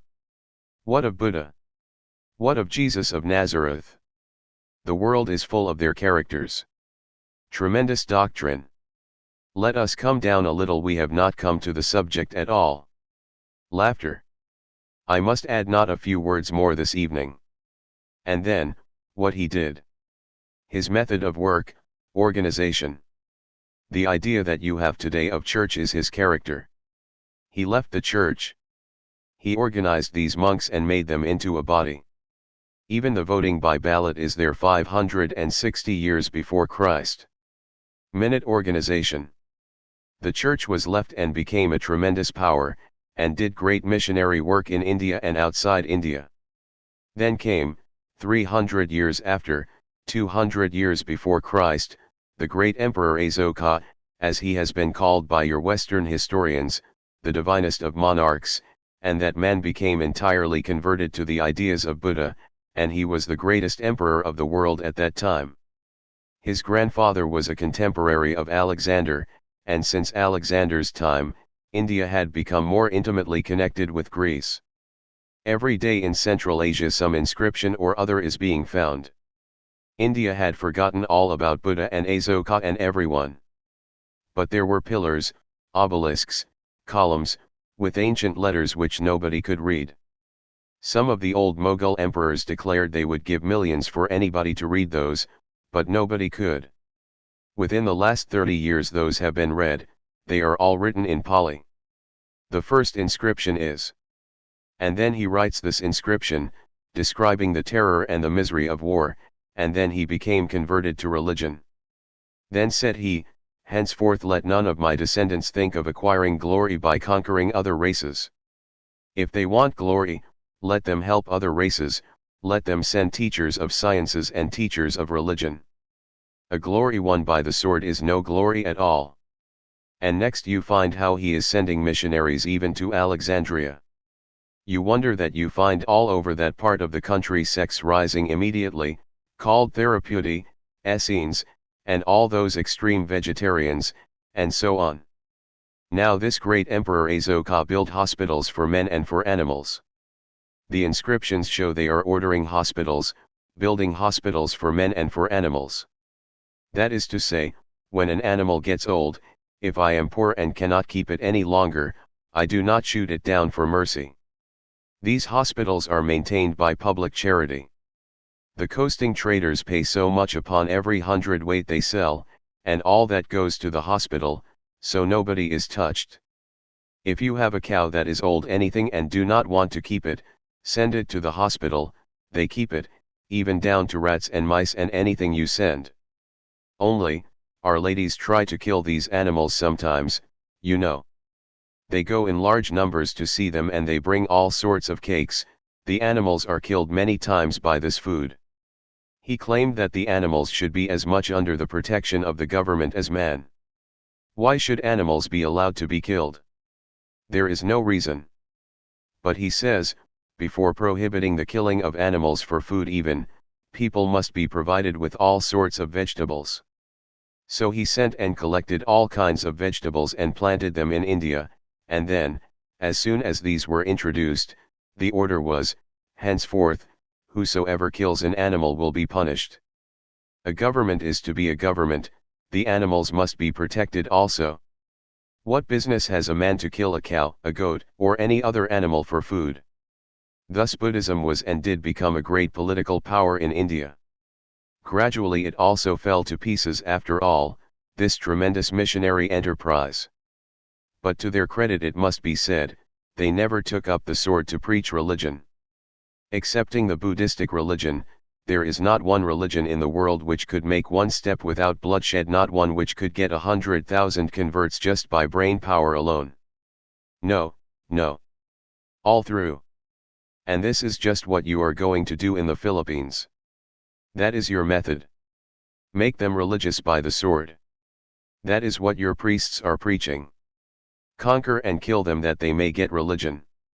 A wonderful way of preaching religion. You know how this great Emperor Asoka was converted. This great emperor in his youth was not so good. He had a brother. And the two brothers quarreled and the other brother defeated this one, and the emperor in vengeance wanted to kill him. The emperor got the news that he had taken shelter with a Buddhistic monk. Now, I have told you how our monks are very holy, no one would come near them. The emperor himself came. He said, deliver the man to me. Then the monk preached to him, vengeance is bad. Disarm anger with love. Anger is not cured by anger, nor hatred by hatred. Dissolve anger by love. Cure hatred by love. Friend, if for one evil thou returnest another, thou curest not the first evil, but only add one evil more to the world. The emperor said, that is all right, fool that you are. Are you ready to give your life for that man? Ready, sir. And he came out. And the emperor drew his sword, and he said, get ready. And just as he was going to strike, he looked at the face of the man. There was not a wink in those eyes. The emperor stopped, and he said, tell me, monk, where did you learn this strength, poor beggar, not to wink? And then he preached again. Go on, monk, he said, that is nice, he said. Accordingly, he fell under the charm of the Master Buddha's charm. There have been three things in Buddhism: the Buddha himself, his law, his church. At first it was so simple. When the Master died, before his death, they said, what shall we do with you? Nothing. What monuments shall we make over you? He said, just make a little heap if you want, or just do not do anything. By and by, there arose huge temples and all the paraphernalia. The use of images was unknown before then. I say they were the first to use images. There are images of Buddha and all the saints, sitting about and praying. All this paraphernalia went on multiplying with this organization. Then these monasteries became rich. The real cause of the downfall is here. Monasticism is all very good for a few, but when you preach it in such a fashion that every man or woman who has a mind immediately gives up social life, when you find over the whole of India monasteries, some containing 100,000 monks, sometimes 20,000 monks in one building, huge, gigantic buildings, these monasteries, scattered all over India and, of course, centers of learning, and all that who were left to procreate progeny, to continue the race. Only the weaklings. All the strong and vigorous minds went out. And then came national decay by the sheer loss of vigor. I will tell you of this marvelous brotherhood. It is great. But theory and idea is one thing and actual working is another thing. The idea is very great, practicing non-resistance and all that, but if all of us go out in the street and practice non-resistance, there would be very little left in the city. That is to say, the idea is all right, but nobody has yet found a practical solution as to how to attain it. There is something in caste, so far as it means blood, such a thing as heredity there is, certainly. Now try to understand, why do you not mix your blood with the Negroes, the American Indians? Nature will not allow you. Nature does not allow you to mix your blood with them. There is the unconscious working that saves the race. That was the Aryans' caste. Mind you, I do not say that they are not equal to us. They must have the same privileges and advantages, and everything, but we know that if certain races mix up, they become degraded. With all the strict caste of the Aryan and non-Aryan, that wall was thrown down to a certain extent, and hordes of these outlandish races came in with all their queer superstitions and manners and customs. Think of this, not decency enough to wear clothes, eating carrion, etc. But behind him came his fetish, his human sacrifice, his superstition, his diabolism. He kept it behind, he remained decent for a few years. After that he brought all these things out in front. And that was degrading to the whole race. And then the blood mixed, intermarriages took place with all sorts of unmixable races. The race fell down. But, in the long run it proved good. If you mix up with Negroes and American Indians, surely the civilization will fall down. But hundreds and hundreds years after, out of this mixture will come a gigantic race once more, stronger than ever, but, for the time being, you have to suffer. The Hindus believe that is a peculiar belief, I think, and I do not know, I have nothing to say to the contrary, I have not found anything to the contrary. They believe there was only one civilized race, the Aryan. Until he gives his blood, no other race can be civilized. No teaching will do. The Aryan gives his blood to a race, and then it becomes civilized. Teaching alone will not do. He would be an example in your country. Would you give your blood to the Negro race? Then he would get higher culture. The Hindu loves caste. I may have little taint of that superstition, I do not know. I love the master's ideal. Great. But, for me, I do not think that the working was very practical, and that was one of the great causes that led to the downfall of the Indian nation, in the long run.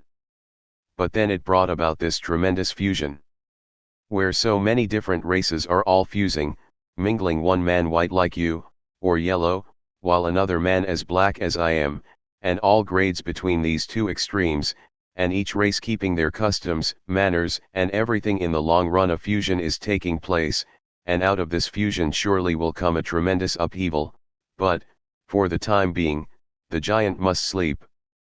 That is the effect of all such fusion. When Buddhism went down that way, there came the inevitable reaction. There is but one entity in the whole world. It is a unit world. The diversity is only eye service. It is all one.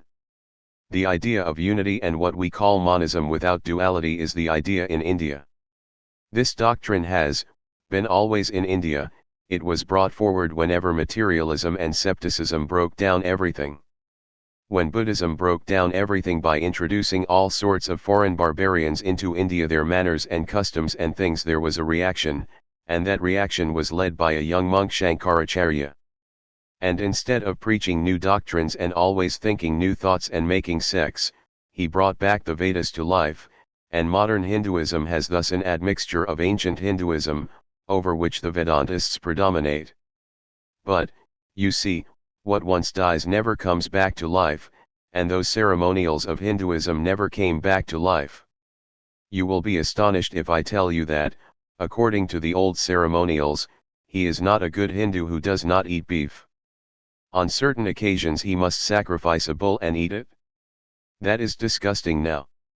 However, they may differ from each other in India, in that they are all one, they never eat beef. The ancient sacrifices and the ancient gods, they are all gone.